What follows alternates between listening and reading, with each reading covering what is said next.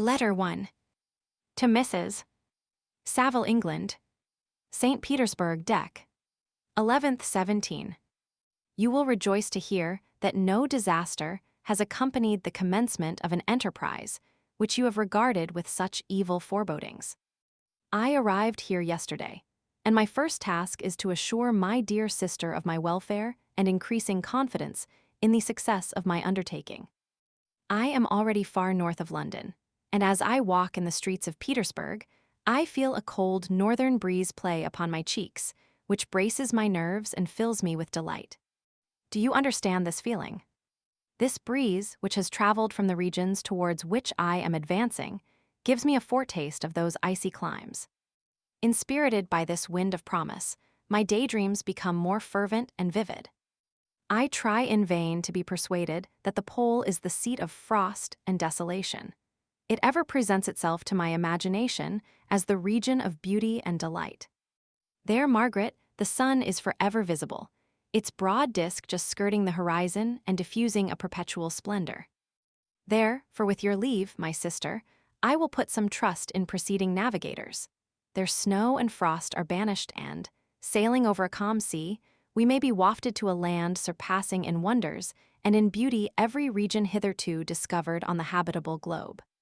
Its productions and features may be without example, as the phenomena of the heavenly bodies undoubtedly are in those undiscovered solitudes. What may not be expected in a country of eternal light? I may there discover the wondrous power which attracts the needle, and may regulate 1,000 celestial observations that require only this voyage to render their seeming eccentricities consistent forever. I shall satiate my ardent curiosity with the sight of a part of the world never before visited, and may tread a land never before imprinted by the foot of man.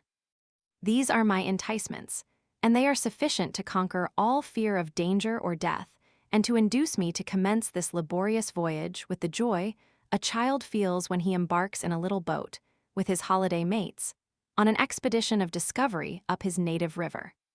But supposing all these conjectures to be false, you cannot contest the inestimable benefit which I shall confer on all mankind to the last generation by discovering a passage near the pole to those countries, to reach which at present so many months are requisite, or by ascertaining the secret of the magnet, which, if at all possible, can only be effected by an undertaking such as mine.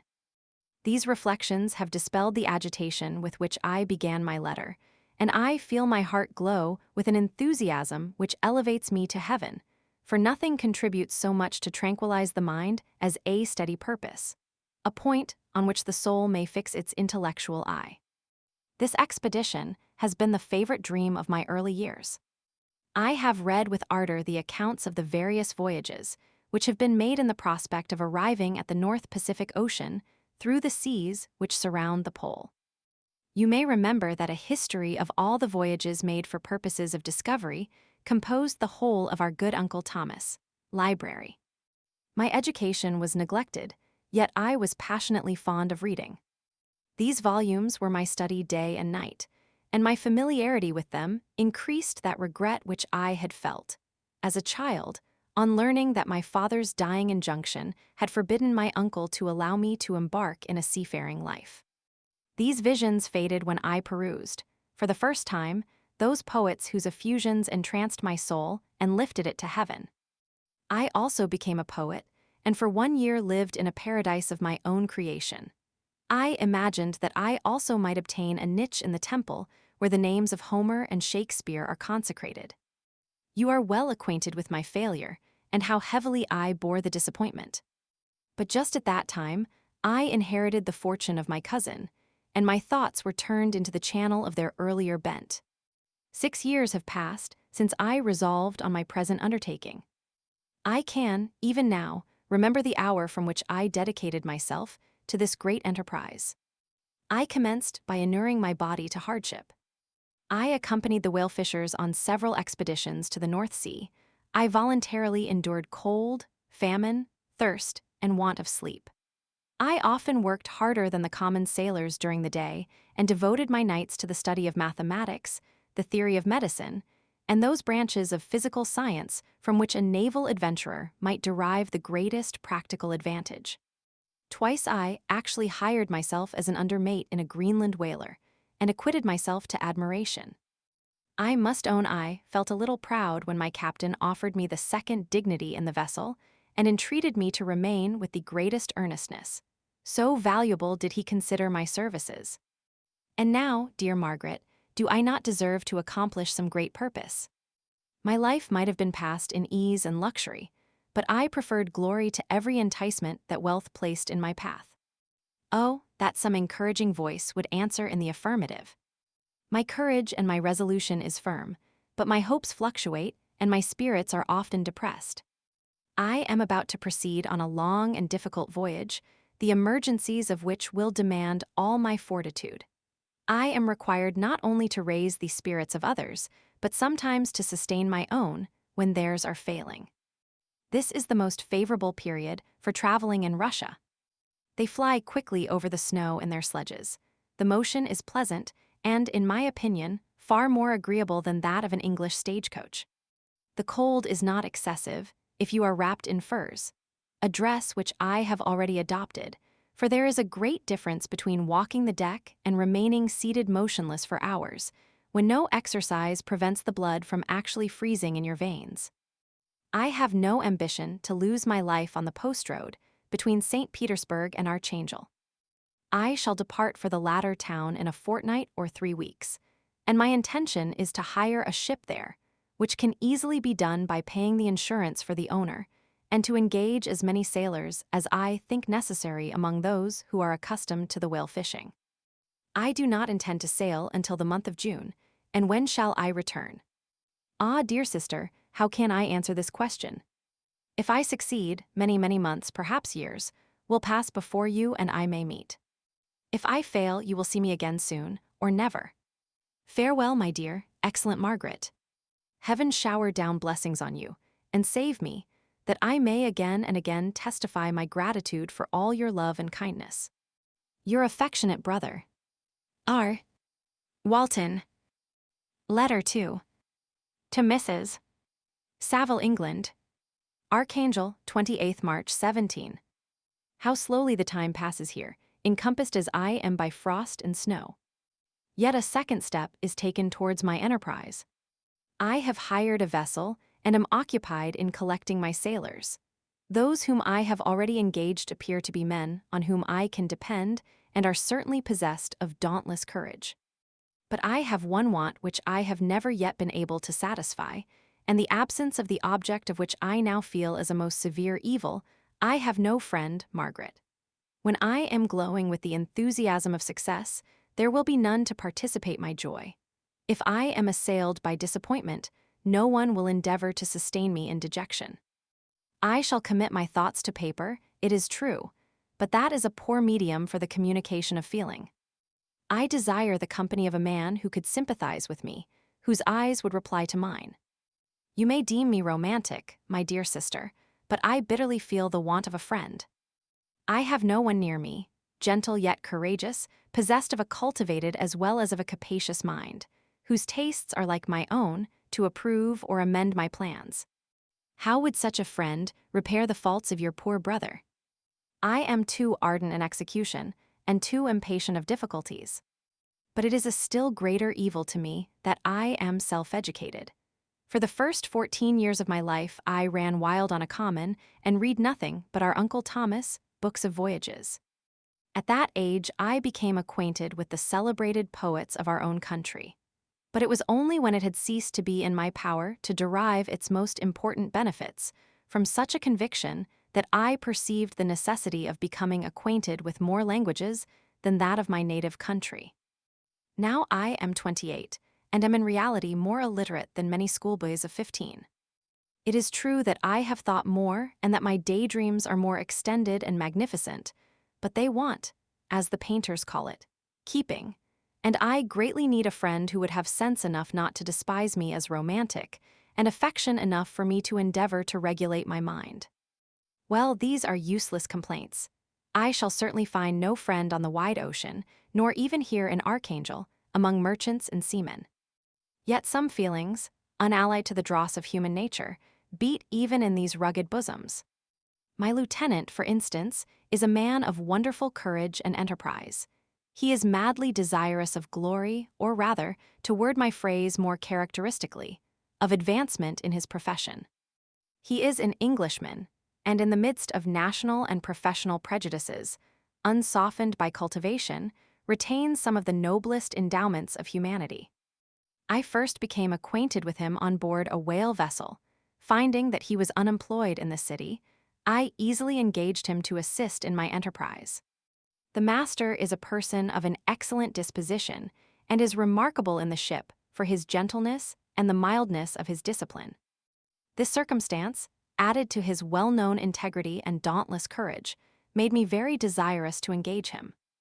A youth passed in solitude, my best years spent under your gentle and feminine fosterage, has so refined the groundwork of my character that I cannot overcome an intense distaste to the usual brutality exercised on board ship. I have never believed it to be necessary, and when I heard of a mariner equally noted for his kindliness of heart and the respect and obedience paid to him by his crew, I felt myself peculiarly fortunate in being able to secure his services. I heard of him first in rather a romantic manner, from a lady who owes to him the happiness of her life. This, briefly, is his story. Some years ago, he loved a young Russian lady of moderate fortune, and having amassed a considerable sum in prize money, the father of the girl consented to the match. He saw his mistress once before the destined ceremony, but she was bathed in tears and, throwing herself at his feet, entreated him to spare her, confessing at the same time that she loved another, but that he was poor, and that her father would never consent to the union. My generous friend reassured the suppliant, and on being informed of the name of her lover, instantly abandoned his pursuit. He had already bought a farm with his money, on which he had designed to pass the remainder of his life, but he bestowed the whole on his rival, together with the remains of his prize money to purchase stock, and then himself solicited the young woman's father to consent to her marriage with her lover. But the old man decidedly refused, thinking himself bound in honor to my friend, who, when he found the father inexorable, quitted his country, nor returned until he heard that his former mistress was married according to her inclinations. What a noble fellow, you will exclaim. He is so, but then he is wholly uneducated. He is as silent as a Turk, and a kind of ignorant carelessness attends him, which, while it renders his conduct the more astonishing, detracts from the interest and sympathy which otherwise he would command. Yet do not suppose, because I complain a little, or because I can conceive a consolation for my toils which I may never know, that I am wavering in my resolutions. Those are as fixed as fate, and my voyage is only now delayed until the weather shall permit my embarkation. The winter has been dreadfully severe, but the spring promises well, and it is considered as a remarkably early season, so that perhaps I may sail sooner than I expected. I shall do nothing rashly. You know me sufficiently to confide in my prudence and considerateness whenever the safety of others is committed to my care. I cannot describe to you my sensations on the near prospect of my undertaking. It is impossible to communicate to you a conception of the trembling sensation, half pleasurable and half fearful, with which I am preparing to depart. I am going to unexplored regions, to the land of mist and snow, but I shall kill no albatross. Therefore do not be alarmed for my safety, or if I should come back to you as worn and woeful as the ancient mariner. You will smile at my illusion, but I will disclose a secret. I have often attributed my attachment to, my passionate enthusiasm for, the dangerous mysteries of ocean to that production of the most imaginative of modern poets. There is something at work in my soul which I do not understand. I am practically industrious, painstaking, a workman to execute with perseverance and labor. But besides this, there is a love for the marvelous, a belief in the marvelous, intertwined in all my projects, which hurries me out of the common pathways of men, even to the wild sea and unvisited regions I am about to explore. But to return to dearer considerations. Shall I meet you again, after having traversed immense seas, and returned by the most southern cape of Africa or America? I dare not expect such success, yet I cannot bear to look on the reverse of the picture. Continue for the present to write to me by every opportunity. I may receive your letters on some occasions when I need them most to support my spirits. I love you very tenderly. Remember me with affection, should you never hear from me again. Your affectionate brother, Robert Walton. Letter 3. To Mrs. Saville, England, July 7th, 17. My dear sister, I write a few lines in haste to say that I am safe and well advanced on my voyage. This letter will reach England by a merchantman now on its homeward voyage from Archangel, more fortunate than I, who may not see my native land, perhaps, for many years. I am, however, in good spirits. My men are bold and apparently firm of purpose, nor do the floating sheets of ice that continually pass us, indicating the dangers of the region towards which we are advancing, appear to dismay them. We have already reached a very high latitude, but it is the height of summer, and although not so warm as in England, the southern gales, which blow us speedily towards those shores which I so ardently desire to attain, breathe a degree of renovating warmth which I had not expected. No incidents have hitherto befallen us that would make a figure in a letter.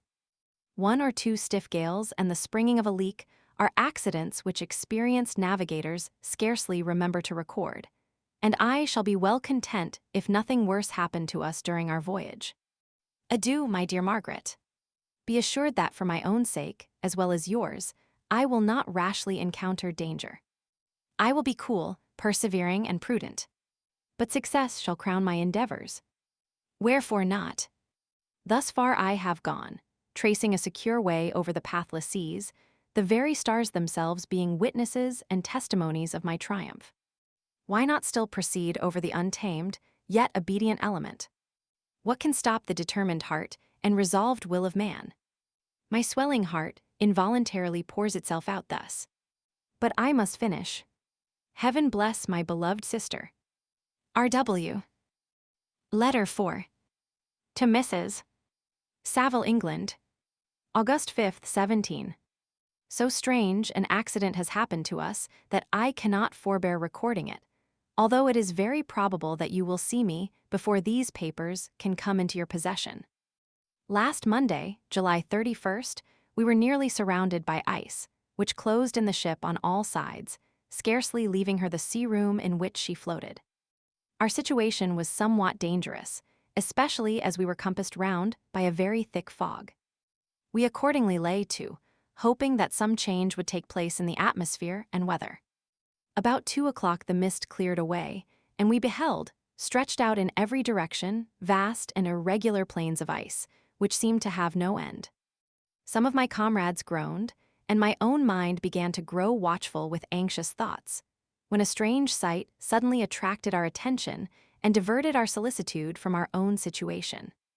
We perceived a low carriage, fixed on a sledge and drawn by dogs, pass on towards the north at the distance of half a mile. A being which had the shape of a man, but apparently of gigantic stature, sat in the sledge and guided the dogs. We watched the rapid progress of the traveler with our telescopes until he was lost among the distant inequalities of the ice. This appearance excited our unqualified wonder. We were, as we believed, many hundred miles from any land, but this apparition seemed to denote that it was not, in reality, so distant as we had supposed. Shut in, however, by ice, it was impossible to follow his track, which we had observed with the greatest attention. About 2 hours after this occurrence, we heard the ground sea, and before night the ice broke and freed our ship. We, however, lay to until the morning, fearing to encounter in the dark those large loose masses which float about after the breaking up of the ice. I profited of this time to rest for a few hours. In the morning, however, as soon as it was light, I went upon deck and found all the sailors busy on one side of the vessel, apparently talking to someone in the sea. It was, in fact, a sledge like that we had seen before, which had drifted towards us in the night on a large fragment of ice. Only one dog remained alive, but there was a human being within it whom the sailors were persuading to enter the vessel. He was not, as the other travelers seemed to be, a savage inhabitant of some undiscovered island, but a European. When I appeared on deck, the master said, Here is our captain, and he will not allow you to perish on the open sea." On perceiving me, the stranger addressed me in English, although with a foreign accent. "Before I come on board your vessel," said he, "will you have the kindness to inform me whither you are bound?" You may conceive my astonishment on hearing such a question addressed to me from a man on the brink of destruction, and to whom I should have supposed that my vessel would have been a resource which he would not have exchanged for the most precious wealth the earth can afford. I replied, however, that we were on a voyage of discovery towards the northern pole. Upon hearing this, he appeared satisfied and consented to come on board. Good God! Margaret, if you had seen the man who thus capitulated for his safety, your surprise would have been boundless. His limbs were nearly frozen, and his body dreadfully emaciated by fatigue and suffering. I never saw a man in so wretched a condition. We attempted to carry him into the cabin, but as soon as he had quitted the fresh air he fainted. We accordingly brought him back to the deck, and restored him to animation by rubbing him with brandy and forcing him to swallow a small quantity. As soon as he showed signs of life, we wrapped him up in blankets and placed him near the chimney of the kitchen stove. By slow degrees he recovered and ate a little soup, which restored him wonderfully. 2 days passed in this manner before he was able to speak, and I often feared that his sufferings had deprived him of understanding. When he had in some measure recovered, I removed him to my own cabin and attended on him as much as my duty would permit. I never saw a more interesting creature. His eyes have generally an expression of wildness and even madness, but there are moments when, if anyone performs an act of kindness towards him or does him any the most trifling service, his whole countenance is lighted up, as it were, with a beam of benevolence and sweetness that I never saw equaled. But he is generally melancholy and despairing, and sometimes he gnashes his teeth, as if impatient of the weight of woes that oppresses him. When my guest was a little recovered, I had great trouble to keep off the men, who wished to ask him 1,000 questions. But I would not allow him to be tormented by their idle curiosity, in a state of body and mind whose restoration evidently depended upon entire repose. Once, however, the lieutenant asked why he had come so far upon the ice in so strange a vehicle. His countenance instantly assumed an aspect of the deepest gloom, and he replied, "To seek one who fled from me." "And did the man whom you pursued travel in the same fashion?" "Yes." "Then I fancy we have seen him, for the day before we picked you up we saw some dogs drawing a sledge, with a man in it, across the ice." This aroused the stranger's attention, and he asked a multitude of questions concerning the route which the demon, as he called him, had pursued. Soon after, when he was alone with me, he said, "I have doubtless excited your curiosity as well as that of these good people, but you are too considerate to make inquiries." "Certainly, it would indeed be very impertinent and inhuman in me to trouble you with any inquisitiveness of mine. And yet you rescued me from a strange and perilous situation. You have benevolently restored me to life." Soon after this, he inquired if I thought that the breaking up of the ice had destroyed the other sledge. I replied that I could not answer with any degree of certainty, for the ice had not broken until near midnight, and the traveler might have arrived at a place of safety before that time. But of this I could not judge. From this time, a new spirit of life animated the decaying frame of the stranger. He manifested the greatest eagerness to be upon deck to watch for the sledge which had before appeared, but I have persuaded him to remain in the cabin, for he is far too weak to sustain the rawness of the atmosphere. I have promised that someone should watch for him and give him instant notice if any new object should appear in sight. Such is my journal of what relates to this strange occurrence up to the present day. The stranger has gradually improved in health, but is very silent and appears uneasy when anyone except myself enters his cabin. Yet his manners are so conciliating and gentle that the sailors are all interested in him, although they have had very little communication with him. For my own part, I begin to love him as a brother, and his constant and deep grief fills me with sympathy and compassion. He must have been a noble creature in his better days, being even now in wreck so attractive and amiable. I said in one of my letters, my dear Margaret, that I should find no friend on the wide ocean. Yet I have found a man who, before his spirit had been broken by misery, I should have been happy to have possessed as the brother of my heart. I shall continue my journal concerning the stranger at intervals, should I have any fresh incidents to record. August 13th, 17. My affection for my guest increases every day. He excites at once my admiration and my pity to an astonishing degree. How can I see so noble a creature destroyed by misery without feeling the most poignant grief? He is so gentle, yet so wise. His mind is so cultivated, and when he speaks, although his words are culled with the choicest art, yet they flow with rapidity and unparalleled eloquence. He is now much recovered from his illness, and is continually on the deck apparently watching for the sledge that preceded his own. Yet, although unhappy, he is not so utterly occupied by his own misery, but that he interests himself deeply in the projects of others. He has frequently conversed with me on mine, which I have communicated to him without disguise. He entered attentively into all my arguments in favor of my eventual success, and into every minute detail of the measures I had taken to secure it. I was easily led by the sympathy which he evinced to use the language of my heart, to give utterance to the burning ardor of my soul, and to say, with all the fervor that warmed me, how gladly I would sacrifice my fortune, my existence, my every hope, to the furtherance of my enterprise. One man's life or death were but a small price to pay for the acquirement of the knowledge which I sought, for the dominion I should acquire and transmit over the elemental foes of our race. As I spoke, a dark gloom spread over my listener's countenance. At first I perceived that he tried to suppress his emotion.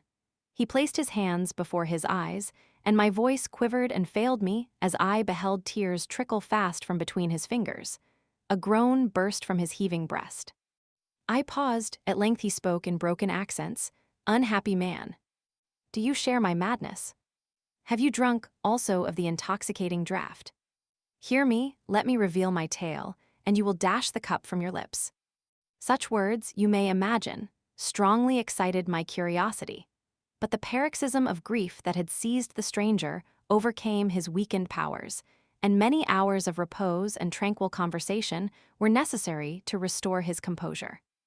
Having conquered the violence of his feelings, he appeared to despise himself for being the slave of passion, and quelling the dark tyranny of despair, he led me again to converse concerning myself personally. He asked me the history of my earlier years. The tale was quickly told, but it awakened various trains of reflection. I spoke of my desire of finding a friend, of my thirst for a more intimate sympathy with a fellow mind than had ever fallen to my lot, and expressed my conviction that a man could boast of little happiness who did not enjoy this blessing. "I agree with you," replied the stranger. "We are unfashioned creatures, but half made up if one wiser, better, dearer than ourselves, such a friend ought to be, do not lend his aid to perfectionate our weak and faulty natures. I once had a friend, the most noble of human creatures, and am entitled, therefore, to judge respecting friendship. You have hope and the world before you, and have no cause for despair. But I have lost everything and cannot begin life anew." As he said this, his countenance became expressive of a calm, settled grief that touched me to the heart. But he was silent and presently retired to his cabin. Even broken in spirit as he is, no one can feel more deeply than he does the beauties of nature. The starry sky, the sea, and every sight afforded by these wonderful regions seems still to have the power of elevating his soul from earth. Such a man has a double existence. He may suffer misery and be overwhelmed by disappointments, yet when he has retired into himself, he will be like a celestial spirit that has a halo around him, within whose circle no grief or folly ventures. Will you smile at the enthusiasm I express concerning this divine wanderer? You would not if you saw him. You have been tutored and refined by books and retirement from the world, and you are therefore somewhat fastidious. But this only renders you the more fit to appreciate the extraordinary merits of this wonderful man. Sometimes I have endeavored to discover what quality it is which he possesses that elevates him so immeasurably above any other person I ever knew. I believe it to be an intuitive discernment, a quick but never-failing power of judgment, a penetration into the causes of things, unequaled for clearness and precision. Add to this a facility of expression and a voice whose varied intonations are soul-subduing music. August 19th, 17. Yesterday the stranger said to me, "You may easily perceive, Captain Walton, that I have suffered great and unparalleled misfortunes. I had determined at one time that the memory of these evils should die with me, but you have won me to alter my determination. You seek for knowledge and wisdom, as I once did, and I ardently hope that the gratification of your wishes may not be a serpent to sting you, as mine has been. I do not know that the relation of my disasters will be useful to you. Yet, when I reflect that you are pursuing the same course, exposing yourself to the same dangers which have rendered me what I am, I imagine that you may deduce an apt moral from my tale, one that may direct you if you succeed in your undertaking and console you in case of failure. Prepare to hear of occurrences which are usually deemed marvelous. Were we among the tamer scenes of nature, I might fear to encounter your unbelief, perhaps your ridicule. But many things will appear possible in these wild and mysterious regions, which would provoke the laughter of those unacquainted with the ever-varied powers of nature. Nor can I doubt but that my tale conveys in its series internal evidence of the truth of the events of which it is composed. You may easily imagine that I was much gratified by the offered communication, yet I could not endure that he should renew his grief by a recital of his misfortunes. I felt the greatest eagerness to hear the promised narrative, partly from curiosity and partly from a strong desire to ameliorate his fate if it were in my power. I expressed these feelings in my answer. "I thank you," he replied, "for your sympathy, but it is useless. My fate is nearly fulfilled. I wait but for one event, and then I shall repose in peace. I understand your feeling," continued he, perceiving that I wished to interrupt him. "But you are mistaken, my friend, if thus you will allow me to name you. Nothing can alter my destiny. Listen to my history, and you will perceive how irrevocably it is determined." He then told me that he would commence his narrative the next day when I should be at leisure. This promise drew from me the warmest thanks. I have resolved every night, when I am not imperatively occupied by my duties, to record, as nearly as possible in his own words, what he has related during the day. If I should be engaged, I will at least make notes. This manuscript will doubtless afford you the greatest pleasure. But to me, who know him, and who hear it from his own lips, with what interest and sympathy shall I read it in some future day? Even now, as I commence my task, his full-toned voice swells in my ears. His lustrous eyes dwell on me with all their melancholy sweetness.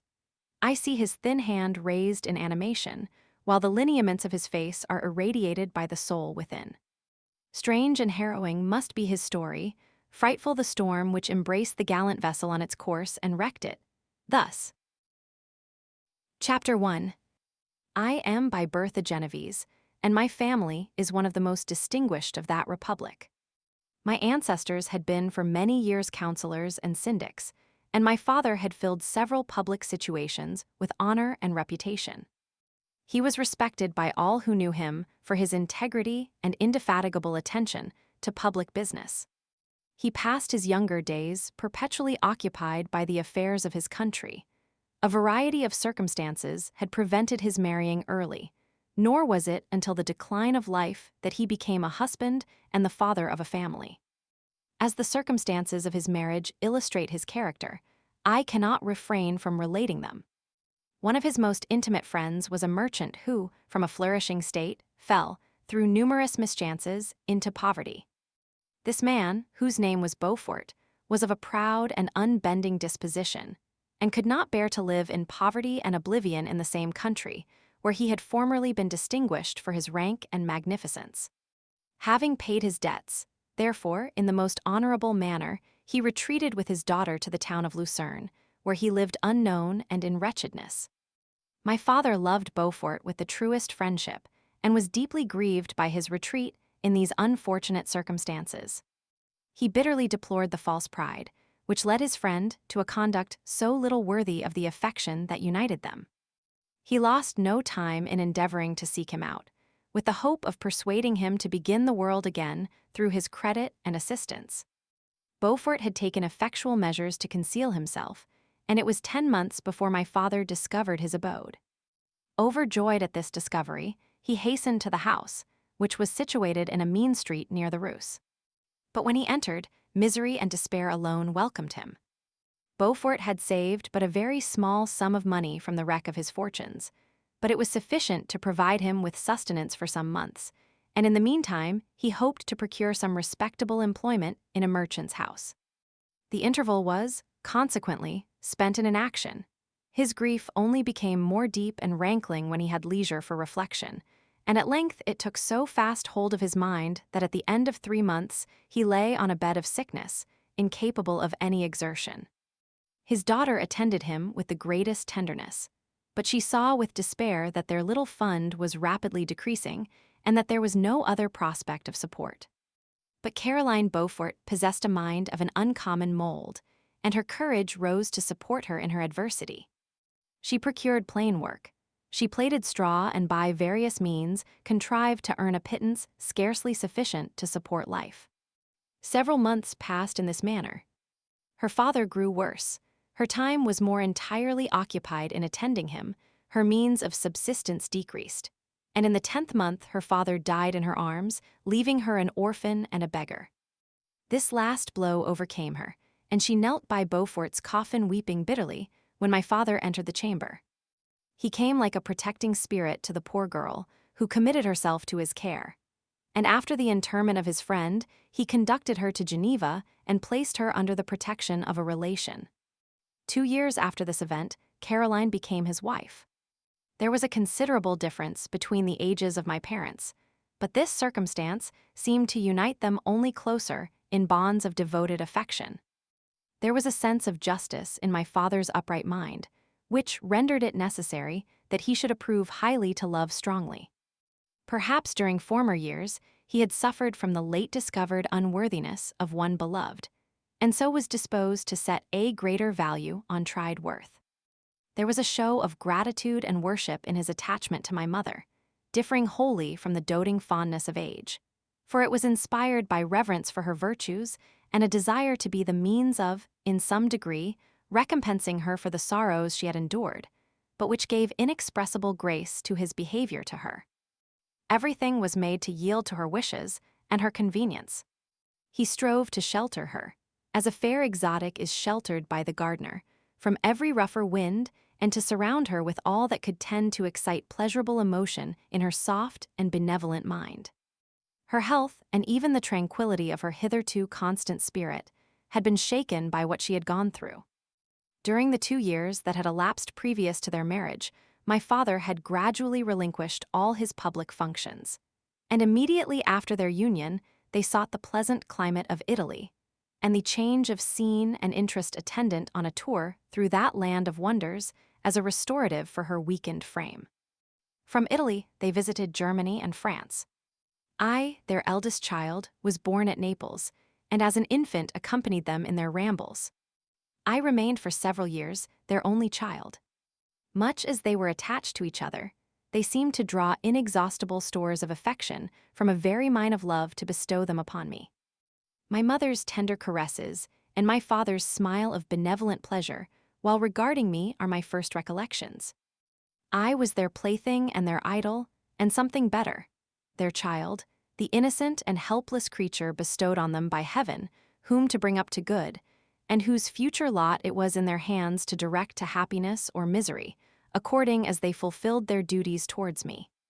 With this deep consciousness of what they owed towards the being to which they had given life, added to the active spirit of tenderness that animated both, it may be imagined that while during every hour of my infant life I received a lesson of patience, of charity, and of self-control, I was so guided by a silken cord that all seemed but one train of enjoyment to me.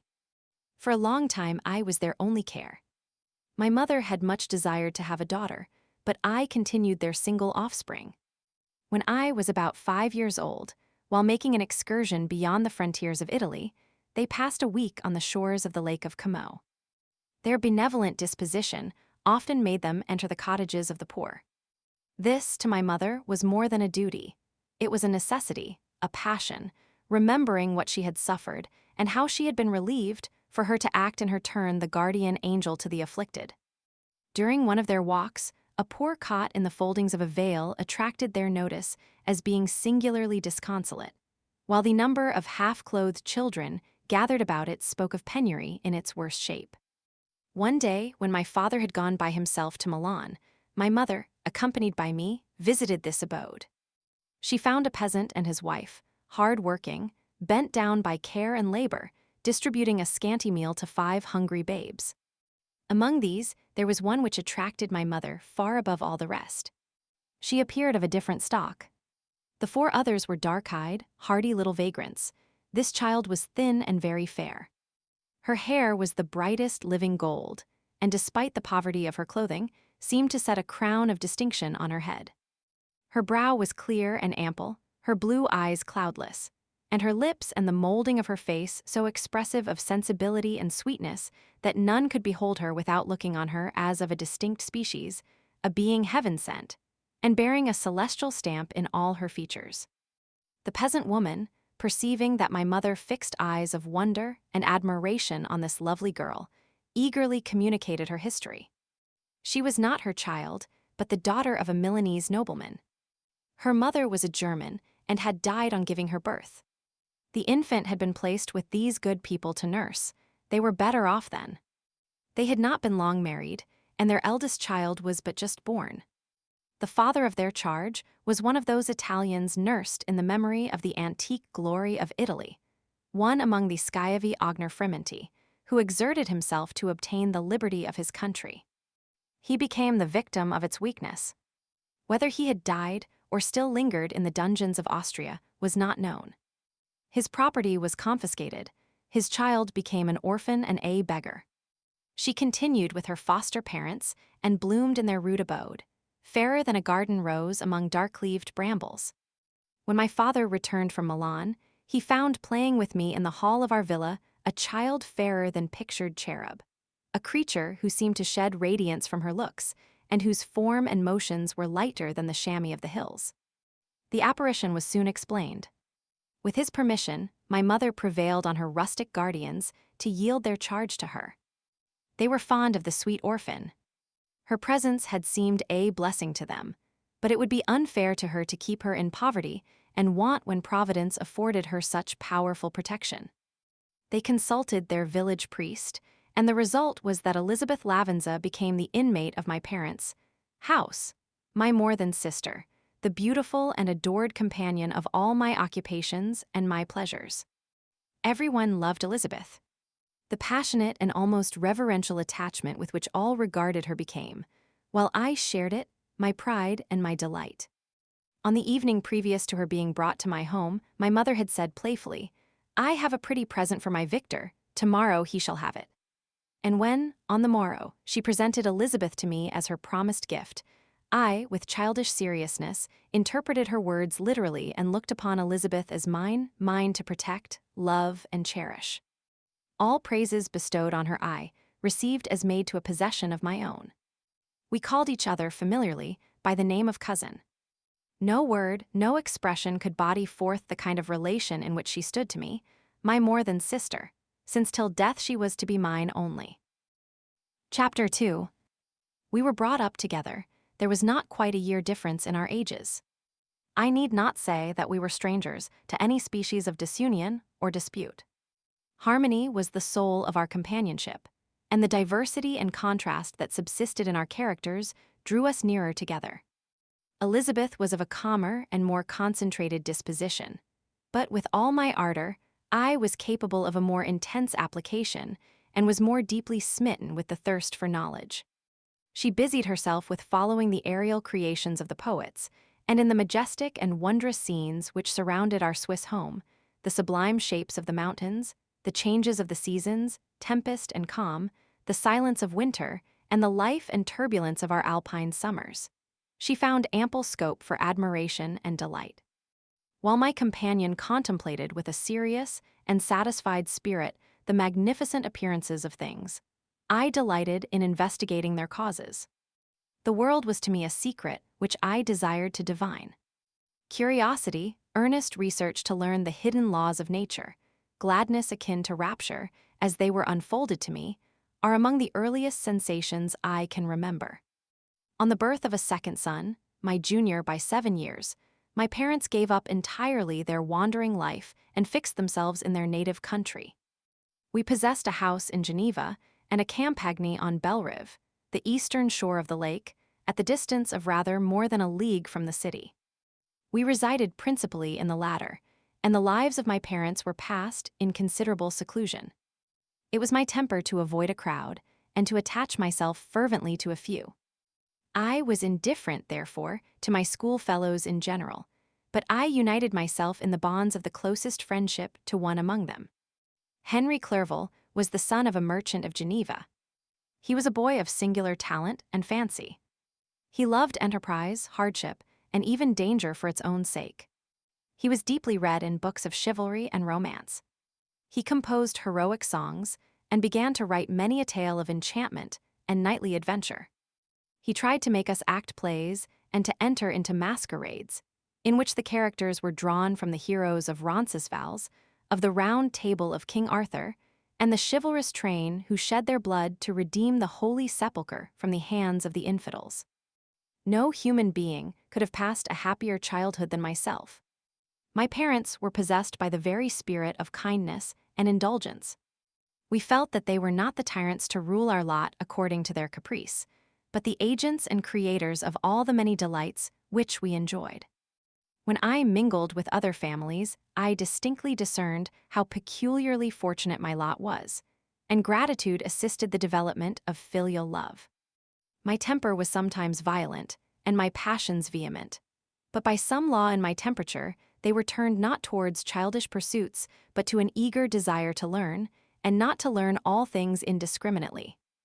I confess that neither the structure of languages, nor the code of governments, nor the politics of various states possessed attractions for me.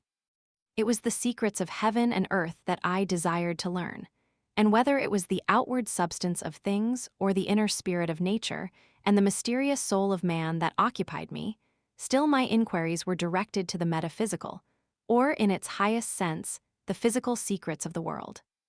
Meanwhile Clerval occupied himself, so to speak, with the moral relations of things. The busy stage of life, the virtues of heroes, and the actions of men were his theme, and his hope and his dream was to become one among those whose names are recorded in story as the gallant and adventurous benefactors of our species. The saintly soul of Elizabeth shone like a shrine-dedicated lamp in our peaceful home. Her sympathy was ours. Her smile, her soft voice, the sweet glance of her celestial eyes were ever there to bless and animate us. She was the living spirit of love to soften and attract. I might have become sullen in my study, rough through the ardor of my nature, but that she was there to subdue me to a semblance of her own gentleness. And Clerval could aught ill entrench on the noble spirit of Clerval. Yet he might not have been so perfectly humane, so thoughtful in his generosity, so full of kindness and tenderness amidst his passion for adventurous exploit, had she not unfolded to him the real loveliness of beneficence and made the doing good the end and aim of his soaring ambition. I feel exquisite pleasure in dwelling on the recollections of childhood, before misfortune had tainted my mind, and changed its bright visions of extensive usefulness into gloomy and narrow reflections upon self. Besides, in drawing the picture of my early days, I also record those events which led, by insensible steps, to my aftertale of misery. For when I would account to myself for the birth of that passion which afterwards ruled my destiny, I find it arise, like a mountain river, from ignoble and almost forgotten sources. But swelling as it proceeded, it became the torrent which, in its course, has swept away all my hopes and joys. Natural philosophy is the genius that has regulated my fate. I desire, therefore, in this narration, to state those facts which led to my predilection for that science. When I was 13 years of age, we all went on a party of pleasure to the baths near Thonon. The inclemency of the weather obliged us to remain a day confined to the inn. In this house, I chanced to find a volume of the works of Cornelius Agrippa. I opened it with apathy. The theory which he attempts to demonstrate and the wonderful facts which he relates soon changed this feeling into enthusiasm. A new light seemed to dawn upon my mind, and bounding with joy, I communicated my discovery to my father. My father looked carelessly at the title page of my book and said, "Ah, Cornelius Agrippa. My dear Victor, do not waste your time upon this. It is sad trash." If, instead of this remark, my father had taken the pains to explain to me that the principles of Agrippa had been entirely exploded, and that a modern system of science had been introduced which possessed much greater powers than the ancient, because the powers of the latter were chimerical, while those of the former were real and practical. Under such circumstances, I should certainly have thrown Agrippa aside and have contented my imagination, warmed as it was, by returning with greater ardor to my former studies. It is even possible that the train of my ideas would never have received the fatal impulse that led to my ruin. But the cursory glance my father had taken of my volume by no means assured me that he was acquainted with its contents, and I continued to read with the greatest avidity. When I returned home, my first care was to procure the whole works of this author, and afterwards of Paracelsus and Albertus Magnus. I read and studied the wild fancies of these writers with delight. They appeared to me treasures known to few besides myself. I have described myself as always having been imbued with a fervent longing to penetrate the secrets of nature. In spite of the intense labor and wonderful discoveries of modern philosophers, I always came from my studies discontented and unsatisfied. Sir Isaac Newton is said to have avowed that he felt like a child picking up shells beside the great and unexplored ocean of truth. Those of his successors in each branch of natural philosophy, with whom I was acquainted, appeared even to my boy's apprehensions as tyros engaged in the same pursuit. The untaught peasant beheld the elements around him and was acquainted with their practical uses. The most learned philosopher knew little more. He had partially unveiled the face of nature, but her immortal lineaments were still a wonder and a mystery. He might dissect, anatomize, and give names, but not to speak of a final cause. Causes in their secondary and tertiary grades were utterly unknown to him. Had gazed upon the fortifications and impediments that seemed to keep human beings from entering the citadel of nature, and rashly and ignorantly I had repined. But here were books, and here were men who had penetrated deeper and knew more. I took their word for all that they averred, and I became their disciple. It may appear strange that such should arise in the 18th century, but while I followed the routine of education in the schools of Geneva, I was, to a great degree, self-taught with regard to my favorite studies. My father was not scientific, and I was left to struggle with a child's blindness, added to a student's thirst for knowledge. Under the guidance of my new preceptors, I entered with the greatest diligence into the search of the philosopher's stone and the elixir of life, but the latter soon obtained my undivided attention. Wealth was an inferior object, but what glory would attend the discovery if I could banish disease from the human frame and render man invulnerable to any but a violent death? Nor were these my only visions. The raising of ghosts or devils was a promise liberally accorded by my favorite authors, the fulfillment of which I most eagerly sought. And if my incantations were always unsuccessful, I attributed the failure rather to my own inexperience and mistake than to a want of skill or fidelity in my instructors. And thus for a time I was occupied by exploded systems, mingling, like an unadept, 1,000 contradictory theories and floundering desperately in a very slough of multifarious knowledge, guided by an ardent imagination and childish reasoning, till an accident again changed the current of my ideas. When I was about 15 years old, we had retired to our house near Belrive, when we witnessed a most violent and terrible thunderstorm. It advanced from behind the mountains of Jura, and the thunder burst at once with frightful loudness from various quarters of the heavens. I remained, while the storm lasted, watching its progress with curiosity and delight. As I stood at the door, on a sudden I beheld a stream of fire issue from an old and beautiful oak which stood about 20 yards from our house. And so soon as the dazzling light vanished, the oak had disappeared, and nothing remained but a blasted stump. When we visited it the next morning, we found the tree shattered in a singular manner. It was not splintered by the shock, but entirely reduced to thin ribbons of wood. I never beheld anything so utterly destroyed. Before this I was not unacquainted with the more obvious laws of electricity. On this occasion, a man of great research in natural philosophy was with us, and excited by this catastrophe, he entered on the explanation of a theory which he had formed on the subject of electricity and galvanism, which was at once new and astonishing to me. All that he said threw greatly into the shade Cornelius Agrippa, Albertus Magnus, and Paracelsus, the lords of my imagination. But by some fatality, the overthrow of these men disinclined me to pursue my accustomed studies. It seemed to me as if nothing would or could ever be known. All that had so long engaged my attention suddenly grew despicable. By one of those caprices of the mind which we are perhaps most subject to in early youth, I at once gave up my former occupations, set down natural history and all its progeny as a deformed and abortive creation, and entertained the greatest disdain for a would-be science which could never even step within the threshold of real knowledge. In this mood of mind, I betook myself to the mathematics and the branches of study appertaining to that science as being built upon secure foundations, and so worthy of my consideration.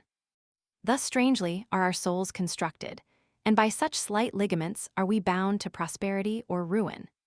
When I look back, it seems to me as if this almost miraculous change of inclination and will was the immediate suggestion of the guardian angel of my life, the last effort made by the spirit of preservation to avert the storm that was even then hanging in the stars and ready to envelop me.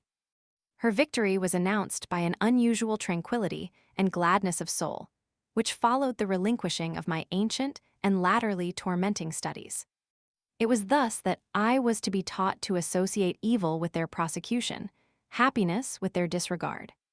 It was a strong effort of the spirit of good, but it was ineffectual. Destiny was too potent, and her immutable laws had decreed my utter and terrible destruction. Chapter 3.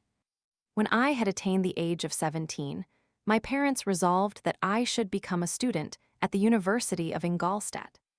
I had hitherto attended the schools of Geneva, but my father thought it necessary, for the completion of my education, that I should be made acquainted with other customs than those of my native country. My departure was therefore fixed at an early date, but before the day resolved upon could arrive, the first misfortune of my life occurred, an omen, as it were, of my future misery. Elizabeth had caught the scarlet fever, her illness was severe, and she was in the greatest danger. During her illness, many arguments had been urged to persuade my mother to refrain from attending upon her. She had at first yielded to our entreaties, but when she heard that the life of her favorite was menaced, she could no longer control her anxiety. She attended her sickbed. Her watchful attentions triumphed over the malignity of the distemper. Elizabeth was saved, but the consequences of this imprudence were fatal to her preserver. On the third day my mother sickened. Her fever was accompanied by the most alarming symptoms, and the looks of her medical attendants prognosticated the worst event. On her deathbed, the fortitude and benignity of this best of women did not desert her. She joined the hands of Elizabeth and myself. "My children," she said, "my firmest hopes of future happiness were placed on the prospect of your union. This expectation will now be the consolation of your father. Elizabeth, my love, you must supply my place to my younger children. Alas, I regret that I am taken from you, and, happy and beloved as I have been, is it not hard to quit you all? But these are not thoughts befitting me. I will endeavor to resign myself cheerfully to death, and will indulge a hope of meeting you in another world." She died calmly, and her countenance expressed affection even in death. I need not describe the feelings of those whose dearest ties are rent by that most irreparable evil, the void that presents itself to the soul, and the despair that is exhibited on the countenance. It is so long before the mind can persuade itself that she whom we saw every day, and whose very existence appeared a part of our own, can have departed forever, that the brightness of a beloved eye can have been extinguished, and the sound of a voice so familiar and dear to the ear can be hushed, never more to be heard. These are the reflections of the first days, but when the lapse of time proves the reality of the evil, then the actual bitterness of grief commences. Yet from whom has not that rude hand run away some dear connection? And why should I describe a sorrow which all have felt, and must feel? The time at length arrives when grief is rather an indulgence than a necessity, and the smile that plays upon the lips, although it may be deemed a sacrilege, is not banished. My mother was dead, but we had still duties which we ought to perform. We must continue our course with the rest, and learn to think ourselves fortunate, whilst one remains whom the spoiler has not seized. My departure for Ingolstadt, which had been deferred by these events, was now again determined upon. I obtained from my father a respite of some weeks. It appeared to me sacrilege so soon to leave the repose, akin to death, of the house of mourning, and to rush into the thick of life. I was new to sorrow, but it did not the less alarm me. I was unwilling to quit the sight of those that remained to me, and above all, I desired to see my sweet Elizabeth in some degree consoled. She indeed veiled her grief and strove to act the comforter to us all. She looked steadily on life and assumed its duties with courage and zeal. She devoted herself to those whom she had been taught to call her uncle and cousins. Never was she so enchanting as at this time, when she recalled the sunshine of her smiles and spent them upon us. She forgot even her own regret in her endeavors to make us forget. The day of my departure at length arrived. Clerval spent the last evening with us. He had endeavored to persuade his father to permit him to accompany me and to become my fellow student, but in vain. His father was a narrow-minded trader, and saw idleness and ruin in the aspirations and ambition of his son. Henry deeply felt the misfortune of being debarred from a liberal education. He said little, but when he spoke I read in his kindling eye, and in his animated glance, a restrained but firm resolve not to be chained to the miserable details of commerce. We sat late. We could not tear ourselves away from each other nor persuade ourselves to say the word farewell. It was said, and we retired under the pretense of seeking repose, each fancying that the other was deceived. But when at morning's dawn I descended to the carriage which was to convey me away, they were all there, my father again to bless me, Clerval to press my hand once more, my Elizabeth to renew her entreaties that I would write often and to bestow the last feminine attentions on her playmate and friend. I threw myself into the chaise that was to convey me away, and indulged in the most melancholy reflections. I, who had ever been surrounded by amiable companions, continually engaged in endeavoring to bestow mutual pleasure. I was now alone. In the university, whither I was going, I must form my own friends and be my own protector. My life had hitherto been remarkably secluded and domestic, and this had given me invincible repugnance to new countenances. I loved my brothers, Elizabeth and Clerval. These were old familiar faces, but I believed myself totally unfitted for the company of strangers. Such were my reflections as I commenced my journey, but as I proceeded, my spirits and hopes rose. I ardently desired the acquisition of knowledge. I had often, when at home, thought it hard to remain during my youth cooped up in one place, and had longed to enter the world and take my station among other human beings. Now my desires were complied with, and it would, indeed, have been folly to repent. I had sufficient leisure for these and many other reflections during my journey to Ingolstadt, which was long and fatiguing. At length the high white steeple of the town met my eyes. I alighted and was conducted to my solitary apartment to spend the evening as I pleased. The next morning I delivered my letters of introduction and paid a visit to some of the principal professors. Chance, or rather the evil influence, the angel of destruction, which asserted omnipotent sway over me from the moment I turned my reluctant steps from my father's door, led me first to M. Krempe, professor of natural philosophy. He was an uncouth man, but deeply imbued in the secrets of his science. He asked me several questions concerning my progress in the different branches of science appertaining to natural philosophy. I replied carelessly, and partly in contempt, mentioned the names of my alchemists as the principal authors I had studied. The professor stared. "Have you," he said, "really spent your time in studying such nonsense?" I replied in the affirmative. "Every minute," continued M. Krempe with warmth, "every instant that you have wasted on those books is utterly and entirely lost. You have burdened your memory with exploded systems and useless names. Good God! In what desert land have you lived, where no one was kind enough to inform you that these fancies which you have so greedily imbibed are 1,000 years old, and as musty as they are ancient?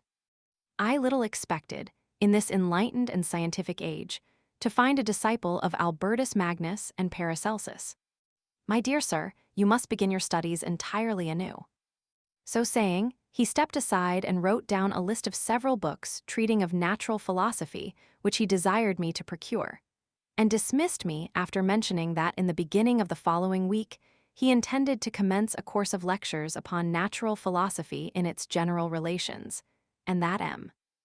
Waldman, a fellow professor, would lecture upon chemistry the alternate days that he omitted. I returned home not disappointed, for I have said that I had long considered those authors useless whom the professor reprobated. But I returned not at all the more inclined to recur to these studies in any shape. M. Krempe was a little squat man with a gruff voice and a repulsive countenance. The teacher, therefore, did not prepossess me in favor of his pursuits. In rather a too philosophical and connected a strain, perhaps, I have given an account of the conclusions I had come to concerning them in my early years. As a child, I had not been content with the results promised by the modern professors of natural science, with a confusion of ideas only to be accounted for by my extreme youth and my want of a guide on such matters. I had retrod the steps of knowledge along the paths of time, and exchanged the discoveries of recent inquirers for the dreams of forgotten alchemists. Besides, I had a contempt for the uses of modern natural philosophy. It was very different when the masters of the science sought immortality and power. Such views, although futile, were grand, but now the scene was changed. The ambition of the inquirer seemed to limit itself to the annihilation of those visions on which my interest in science was chiefly founded. I was required to exchange chimeras of boundless grandeur for realities of little worth. Such were my reflections during the first 2 or 3 days of my residence at Ingolstadt, which were chiefly spent in becoming acquainted with the localities and the principal residents in my new abode. But as the ensuing week commenced, I thought of the information which M. Krempe had given me concerning the lectures. And although I could not consent to go and hear that little conceited fellow deliver sentences out of a pulpit, I recollected what he had said of M. Waldman, whom I had never seen, as he had hitherto been out of town. Partly from curiosity and partly from idleness, I went into the lecturing room, which M. Waldman entered shortly after. This professor was very unlike his colleague. He appeared about 50 years of age, but with an aspect expressive of the greatest benevolence. A few gray hairs covered his temples, but those at the back of his head were nearly black. His person was short but remarkably erect, and his voice the sweetest I had ever heard. He began his lecture by a recapitulation of the history of chemistry and the various improvements made by different men of learning, pronouncing with fervor the names of the most distinguished discoverers. He then took a cursory view of the present state of the science and explained many of its elementary terms. After having made a few preparatory experiments, he concluded with a panegyric upon modern chemistry, the terms of which I shall never forget. The ancient teachers of this science, said he, promised impossibilities and performed nothing. The modern masters promise very little. They know that metals cannot be transmuted and that the elixir of life is a chimera, but these philosophers, whose hands seem only made to dabble in dirt, and their eyes to pore over the microscope or crucible, have indeed performed miracles. They penetrate into the recesses of nature and show how she works in her hiding places. They ascend into the heavens.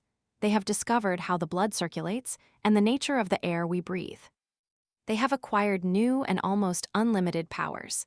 They can command the thunders of heaven, mimic the earthquake, and even mock the invisible world with its own shadows. Such were the professor's words, rather let me say such the words of the fate, announced to destroy me. As he went on, I felt as if my soul were grappling with a palpable enemy. One by one, the various keys were touched which formed the mechanism of my being. Chord after chord was sounded, and soon my mind was filled with one thought, one conception, one purpose. So much has been done, exclaimed the soul of Frankenstein, More, far more, will I achieve. Treading in the steps already marked, I will pioneer a new way, explore unknown powers, and unfold to the world the deepest mysteries of creation. I closed not my eyes that night. My internal being was in a state of insurrection and turmoil. I felt that order would thence arise, but I had no power to produce it. By degrees, after the morning's dawn, sleep came. I awoke, and my yesternight's thoughts were as a dream. There only remained a resolution to return to my ancient studies, and to devote myself to a science for which I believed myself to possess a natural talent. On the same day I paid M. Waldman a visit. His manners in private were even more mild and attractive than in public, for there was a certain dignity in his mien during his lecture, which in his own house was replaced by the greatest affability and kindness. I gave him pretty nearly the same account of my former pursuits as I had given to his fellow professor. He heard with attention the little narration concerning my studies and smiled at the names of Cornelius Agrippa and Paracelsus, but without the contempt that M. Krempe had exhibited. He said that these were men to whose indefatigable zeal modern philosophers were indebted for most of the foundations of their knowledge. They had left to us, as an easier task, to give new names and arrange in connected classifications the facts which they in a great degree had been the instruments of bringing to light. The labors of men of genius, however erroneously directed, scarcely ever fail in ultimately turning to the solid advantage of mankind. I listened to his statement, which was delivered without any presumption or affectation, and then added that his lecture had removed my prejudices against modern chemists. I expressed myself in measured terms, with the modesty and deference due from a youth to his instructor, without letting escape. Inexperience in life would have made me ashamed, any of the enthusiasm which stimulated my intended labors. I requested his advice concerning the books I ought to procure. I am happy, said M. Waldman, to have gained a disciple, and if your application equals your ability, I have no doubt of your success. Chemistry is that branch of natural philosophy in which the greatest improvements have been and may be made. It is on that account that I have made it my peculiar study, but at the same time, I have not neglected the other branches of science. A man would make but a very sorry chemist if he attended to that department of human knowledge alone. If your wish is to become really a man of science and not merely a petty experimentalist, I should advise you to apply to every branch of natural philosophy, including mathematics. He then took me into his laboratory and explained to me the uses of his various machines, instructing me as to what I ought to procure and promising me the use of his own, when I should have advanced far enough in the science not to derange their mechanism. He also gave me the list of books which I had requested, and I took my leave. Thus ended a day memorable to me. It decided my future destiny. Chapter 4. From this day natural philosophy, and particularly chemistry, in the most comprehensive sense of the term, became nearly my sole occupation. I read with ardor those works, so full of genius and discrimination, which modern inquirers have written on these subjects. I attended the lectures and cultivated the acquaintance of the men of science of the university, and I found even in M. Krempe a great deal of sound sense and real information, combined, it is true, with a repulsive physiognomy and manners, but not on that account the less valuable. In M. Waldman I found a true friend. His gentleness was never tinged by dogmatism, and his instructions were given with an air of frankness and good nature that banished every idea of pedantry. In 1,000 ways he smoothed for me the path of knowledge, and made the most abstruse inquiries clear and facile to my apprehension. My application was at first fluctuating and uncertain. It gained strength as I proceeded, and soon became so ardent and eager that the stars often disappeared in the light of morning, whilst I was yet engaged in my laboratory. As I applied so closely, it may be easily conceived that my progress was rapid. My ardor was indeed the astonishment of the students, and my proficiency that of the masters. Professor Krempe often asked me, with a sly smile, how Cornelius Agrippa went on, whilst M. Waldman expressed the most heartfelt exultation in my progress. 2 years passed in this manner, during which I paid no visit to Geneva, but was engaged, heart and soul, in the pursuit of some discoveries which I hoped to make. None but those who have experienced them can conceive of the enticements of science. In other studies, you go as far as others have gone before you, and there is nothing more to know. But in a scientific pursuit, there is continual food for discovery and wonder. A mind of moderate capacity, which closely pursues one study, must infallibly arrive at great proficiency in that study. And I, who continually sought the attainment of one object of pursuit and was solely wrapped up in this, improved so rapidly that at the end of 2 years I made some discoveries in the improvement of some chemical instruments, which procured me great esteem and admiration at the university. When I had arrived at this point, and had become as well acquainted with the theory and practice of natural philosophy as depended on the lessons of any of the professors at Ingolstadt, my residence there being no longer conducive to my improvements, I thought of returning to my friends and my native town, when an incident happened that protracted my stay. One of the phenomena which had peculiarly attracted my attention was the structure of the human frame, and, indeed, any animal endued with life. Whence, I often asked myself, did the principle of life proceed? It was a bold question, and one which has ever been considered as a mystery. Yet with how many things are we upon the brink of becoming acquainted, if cowardice or carelessness did not restrain our inquiries? I revolved these circumstances in my mind, and determined thenceforth to apply myself more particularly to those branches of natural philosophy which relate to physiology. Unless I had been animated by an almost supernatural enthusiasm, my application to this study would have been irksome and almost intolerable. To examine the causes of life, we must first have recourse to death. I became acquainted with the science of anatomy, but this was not sufficient. I must also observe the natural decay and corruption of the human body. In my education, my father had taken the greatest precautions that my mind should be impressed with no supernatural horrors. I do not ever remember to have trembled at a tale of superstition, or to have feared the apparition of a spirit. Darkness had no effect upon my fancy, and a churchyard was to me merely the receptacle of bodies deprived of life, which, from being the seat of beauty and strength, had become food for the worm. Now I was led to examine the cause and progress of this decay, and forced to spend days and nights in vaults and charnel houses.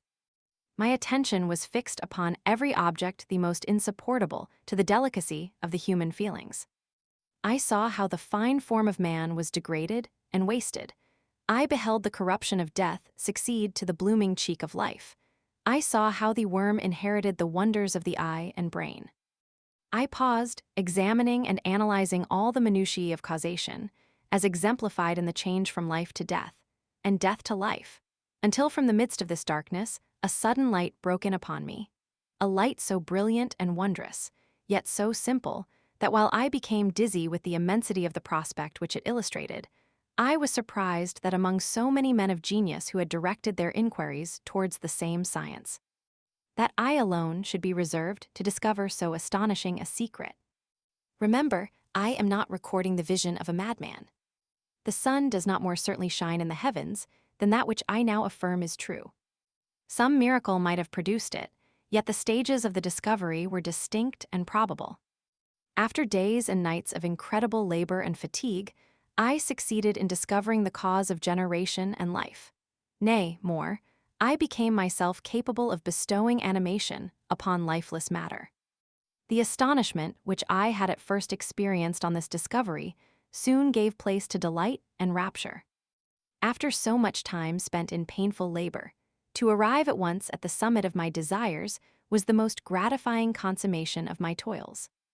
But this discovery was so great and overwhelming that all the steps by which I had been progressively led to it were obliterated, and I beheld only the result. What had been the study and desire of the wisest men since the creation of the world was now within my grasp. Not that, like a magic scene, it all opened upon me at once. The information I had obtained was of a nature rather to direct my endeavors so soon as I should point them towards the object of my search than to exhibit that object already accomplished. I was like the Arabian who had been buried with the dead and found a passage to life, aided only by one glimmering and seemingly ineffectual light. I see by your eagerness and the wonder and hope which your eyes express, my friend, that you expect to be informed of the secret with which I am acquainted. That cannot be. Listen patiently until the end of my story, and you will easily perceive why I am reserved upon that subject. I will not lead you on, unguarded and ardent as I then was, to your destruction and infallible misery. Learn from me, if not by my precepts, at least by my example, how dangerous is the acquirement of knowledge, and how much happier that man is who believes his native town to be the world, than he who aspires to become greater than his nature will allow. When I found so astonishing a power placed within my hands, I hesitated a long time concerning the manner in which I should employ it. Although I possess the capacity of bestowing animation, yet to prepare a frame for the reception of it, with all its intricacies of fibers, muscles, and veins, still remained a work of inconceivable difficulty and labor. I doubted at first whether I should attempt the creation of a being like myself, or one of simpler organization. But my imagination was too much exalted by my first success to permit me to doubt of my ability to give life to an animal as complex and wonderful as man. The materials at present within my command hardly appeared adequate to so arduous an undertaking, but I doubted not that I should ultimately succeed. I prepared myself for a multitude of reverses. My operations might be incessantly baffled, and at last my work be imperfect. Yet when I considered the improvement which every day takes place in science and mechanics, I was encouraged to hope my present attempts would at least lay the foundations of future success. Nor could I consider the magnitude and complexity of my plan as any argument of its impracticability. It was with these feelings that I began the creation of a human being. As the minuteness of the parts formed a great hindrance to my speed, I resolved, contrary to my first intention, to make the being of a gigantic stature, that is to say, about 8 feet in height and proportionably large. After having formed this determination, and having spent some months in successfully collecting and arranging my materials, I began. No one can conceive the variety of feelings which bore me onwards, like a hurricane, in the first enthusiasm of success. Life and death appeared to me ideal bounds, which I should first break through, and pour a torrent of light into our dark world. A new species would bless me as its creator and source. Many happy and excellent natures would owe their being to me. No father could claim the gratitude of his child so completely as I should deserve theirs. Pursuing these reflections, I thought that if I could bestow animation upon lifeless matter, I might in process of time, although I now found it impossible, renew life where death had apparently devoted the body to corruption. These thoughts supported my spirits, while I pursued my undertaking with unremitting ardor. My cheek had grown pale with study, and my person had become emaciated with confinement. Sometimes, on the very brink of certainty, I failed, yet still I clung to the hope which the next day or the next hour might realize. One secret which I alone possessed was the hope to which I had dedicated myself, and the moon gazed on my midnight labors, while, with unrelaxed and breathless eagerness, I pursued nature to her hiding places. Who shall conceive the horrors of my secret toil, as I dabbled among the unhallowed damps of the grave, or tortured the living animal to animate the lifeless clay? My limbs now tremble, and my eyes swim with the remembrance. But then a resistless and almost frantic impulse urged me forward. I seemed to have lost all soul or sensation but for this one pursuit. It was indeed but a passing trance that only made me feel with renewed acuteness so soon as, the unnatural stimulus ceasing to operate, I had returned to my old habits. I collected bones from charnel houses and disturbed, with profane fingers, the tremendous secrets of the human frame. In a solitary chamber, or rather cell, at the top of the house, and separated from all the other apartments by a gallery and staircase, I kept my workshop of filthy creation. My eyeballs were starting from their sockets in attending to the details of my employment. The dissecting room and the slaughterhouse furnished many of my materials, and often did my human nature turn with loathing from my occupation. Whilst, still urged on by an eagerness which perpetually increased, I brought my work near to a conclusion. The summer months passed while I was thus engaged, heart and soul, in one pursuit. It was a most beautiful season. Never did the fields bestow a more plentiful harvest or the vines yield a more luxuriant vintage, but my eyes were insensible to the charms of nature. And the same feelings which made me neglect the scenes around me caused me also to forget those friends who were so many miles absent, and whom I had not seen for so long a time. I knew my silence disquieted them, and I well remembered the words of my father. I know that while you are pleased with yourself, you will think of us with affection, and we shall hear regularly from you. You must pardon me if I regard any interruption in your correspondence as a proof that your other duties are equally neglected. I knew well, therefore, what would be my father's feelings, but I could not tear my thoughts from my employment, loathsome in itself, but which had taken an irresistible hold of my imagination. I wished, as it were, to procrastinate all that related to my feelings of affection until the great object, which swallowed up every habit of my nature, should be completed. I then thought that my father would be unjust if he ascribed my neglect to vice or faultiness on my part, but I am now convinced that he was justified in conceiving that I should not be altogether free from blame.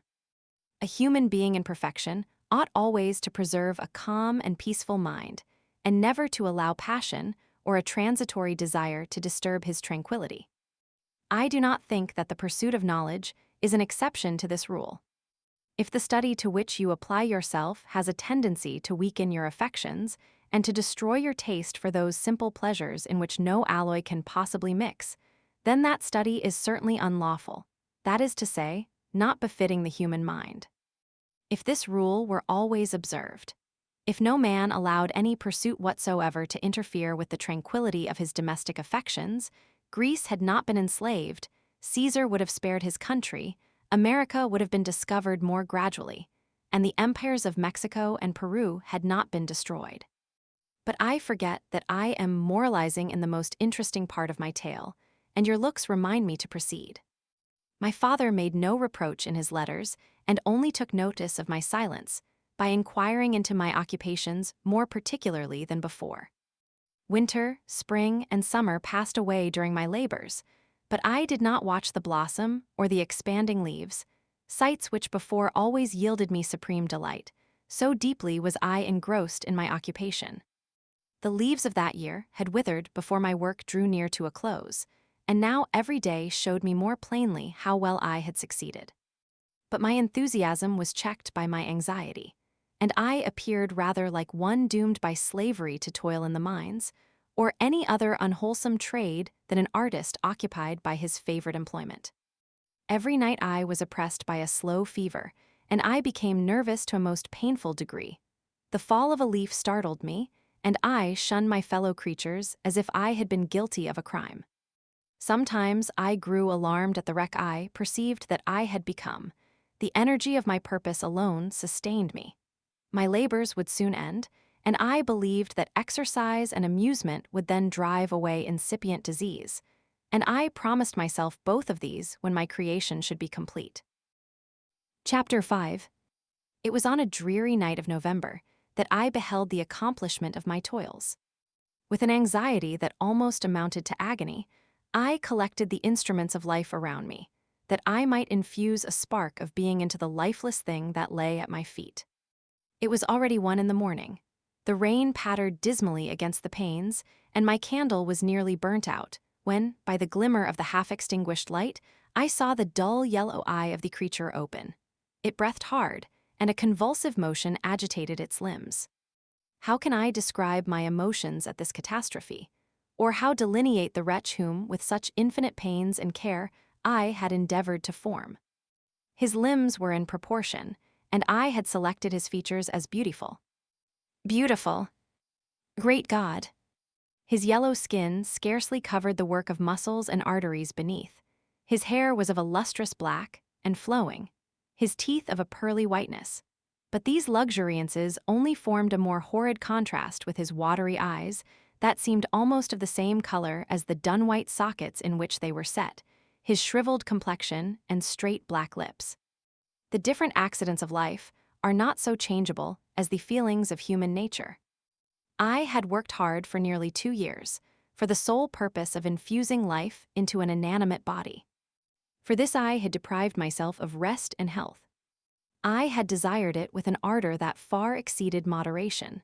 But now that I had finished, the beauty of the dream vanished, and breathless horror and disgust filled my heart.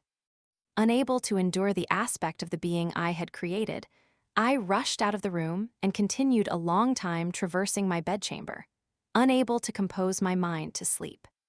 At length, lassitude succeeded to the tumult I had before endured, and I threw myself on the bed in my clothes, endeavoring to seek a few moments of forgetfulness. But it was in vain. I slept indeed, but I was disturbed by the wildest dreams. I thought I saw Elizabeth, in the bloom of health, walking in the streets of Ingolstadt. Delighted and surprised, I embraced her, but as I imprinted the first kiss on her lips, they became livid with the hue of death. Her features appeared to change, and I thought that I held the corpse of my dead mother in my arms. A shroud enveloped her form, and I saw the grave worms crawling in the folds of the flannel. I started from my sleep with horror. A cold dew covered my forehead, my teeth chattered, and every limb became convulsed. When, by the dim and yellow light of the moon, as it forced its way through the window shutters, I beheld the wretch, the miserable monster whom I had created. He held up the curtain of the bed, and his eyes, if eyes they may be called, were fixed on me. His jaws opened, and he muttered some inarticulate sounds, while a grin wrinkled his cheeks. He might have spoken, but I did not hear. One hand was stretched out, seemingly to detain me, but I escaped and rushed downstairs. I took refuge in the courtyard belonging to the house which I inhabited, where I remained during the rest of the night, walking up and down in the greatest agitation, listening attentively, catching and fearing each sound as if it were to announce the approach of the demoniacal corpse to which I had so miserably given life. Oh! No mortal could support the horror of that countenance. A mummy again endued with animation could not be so hideous as that wretch. I had gazed on him while unfinished. He was ugly then, but when those muscles and joints were rendered capable of motion, it became a thing such as even Dante could not have conceived. I passed the night wretchedly. Sometimes my pulse beat so quickly and hardly that I felt the palpitation of every artery. At others, I nearly sank to the ground through languor and extreme weakness. Mingled with this horror, I felt the bitterness of disappointment.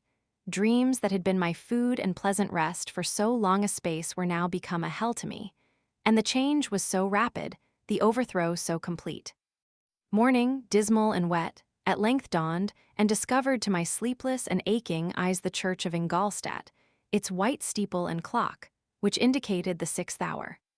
The porter opened the gates of the court, which had that night been my asylum, and I issued into the streets, pacing them with quick steps, as if I sought to avoid the wretch whom I feared every turning of the street would present to my view. I did not dare return to the apartment which I inhabited, but felt impelled to hurry on, although drenched by the rain which poured from a black and comfortless sky.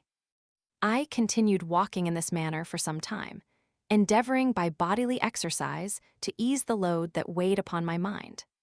I traversed the streets without any clear conception of where I was or what I was doing.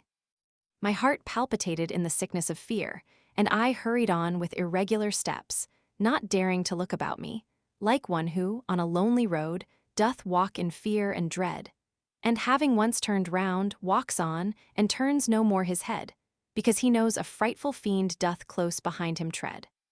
Continuing thus, I came at length opposite to the inn, at which the various diligences and carriages usually stopped.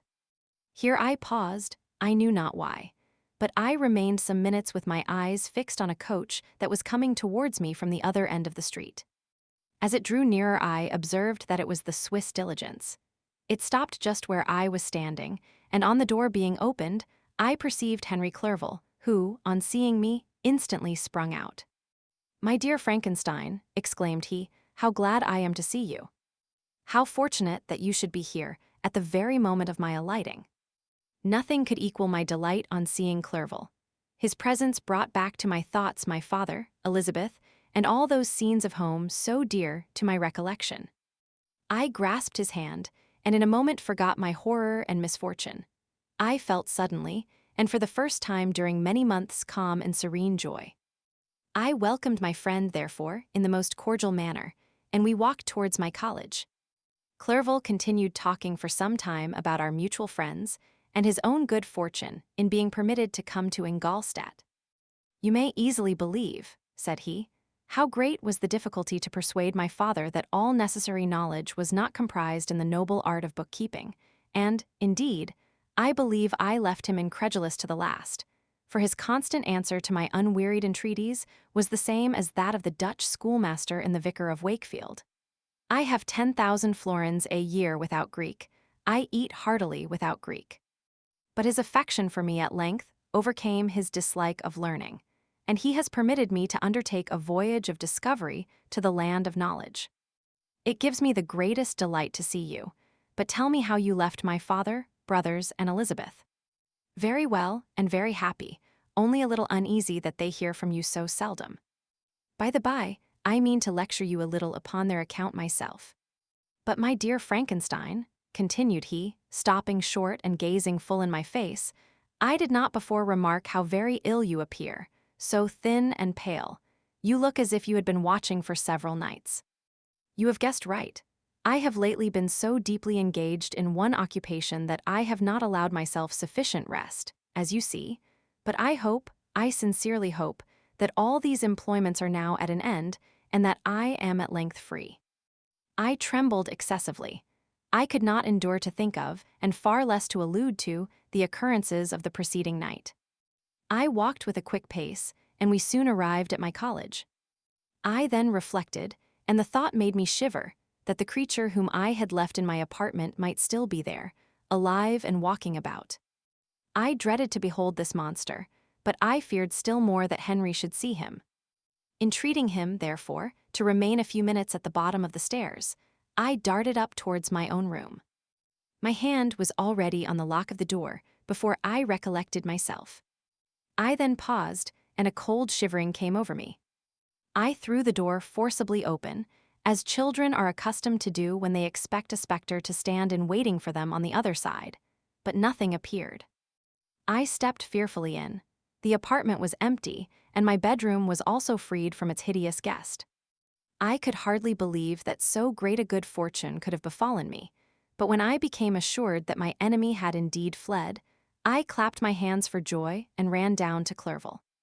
We ascended into my room, and the servant presently brought breakfast, but I was unable to contain myself.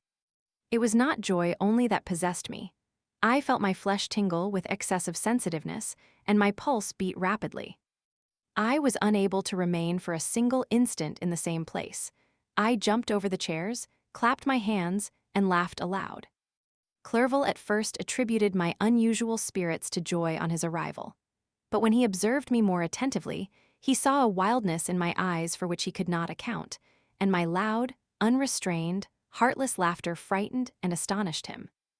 "My dear Victor," cried he, "what for God's sake is the matter? Do not laugh in that manner. How ill you are! What is the cause of all this?" "Do not ask me," cried I, putting my hands before my eyes, for I thought I saw the dreaded spectre glide into the room. "He can tell." "Oh, save me! Save me!" I imagined that the monster seized me. I struggled furiously and fell down in a fit. Poor Clerval! What must have been his feelings? A meeting, which he anticipated with such joy, so strangely turned to bitterness. But I was not the witness of his grief, for I was lifeless and did not recover my senses for a long, long time. This was the commencement of a nervous fever, which confined me for several months. During all that time, Henry was my only nurse. I afterwards learned that, knowing my father's advanced age and unfitness for so long a journey, and how wretched my sickness would make Elizabeth, he spared them this grief by concealing the extent of my disorder.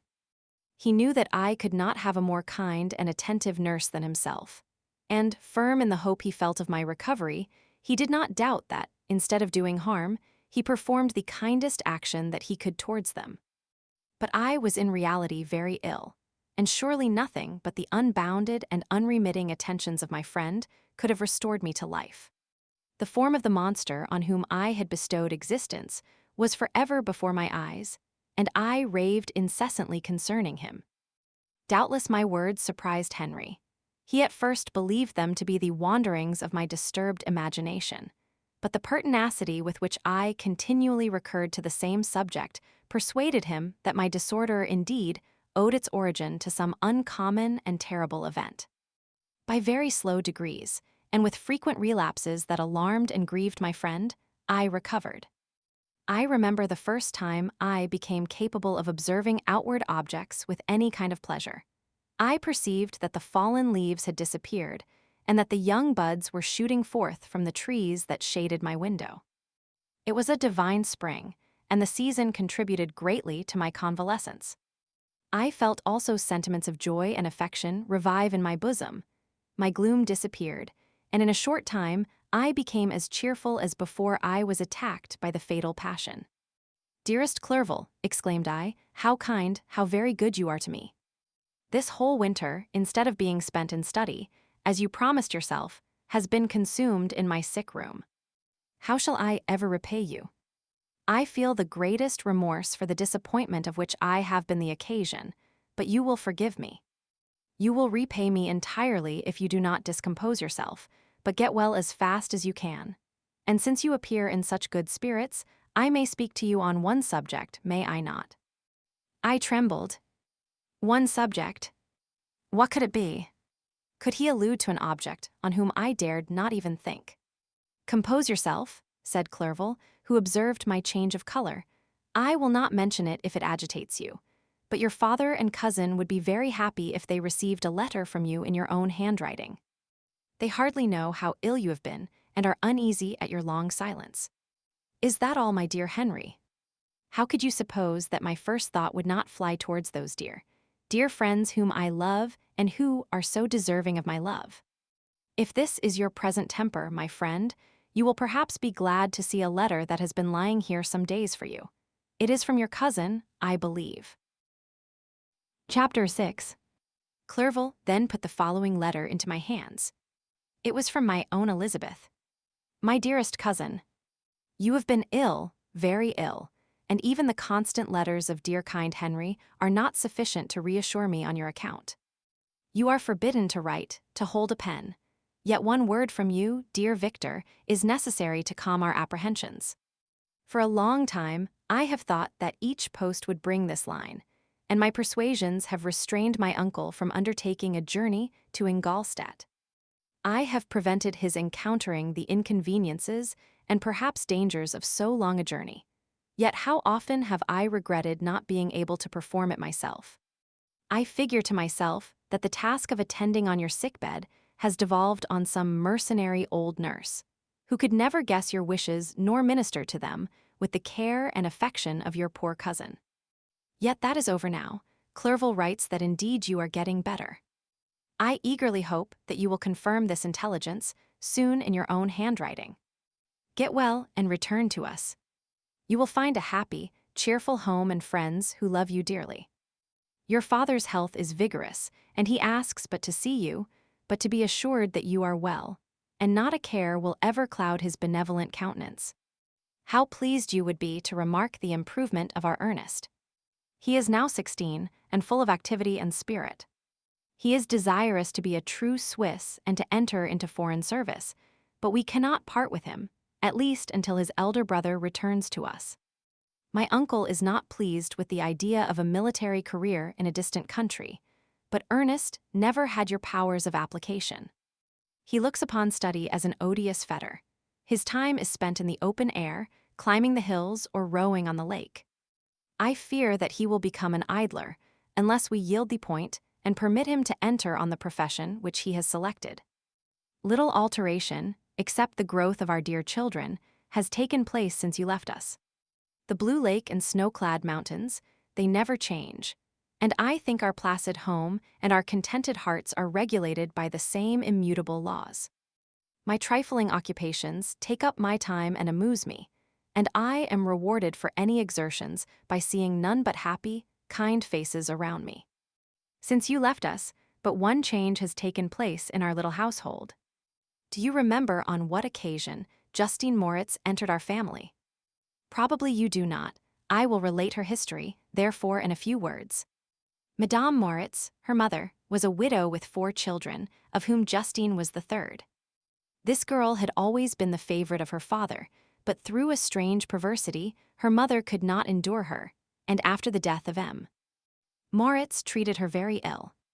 My aunt observed this, and when Justine was 12 years of age, prevailed on her mother to allow her to live at our house. The republican institutions of our country have produced simpler and happier manners than those which prevail in the great monarchies that surround it. Hence, there is less distinction between the several classes of its inhabitants, and the lower orders, being neither so poor nor so despised, their manners are more refined and moral. A servant in Geneva does not mean the same thing as a servant in France and England.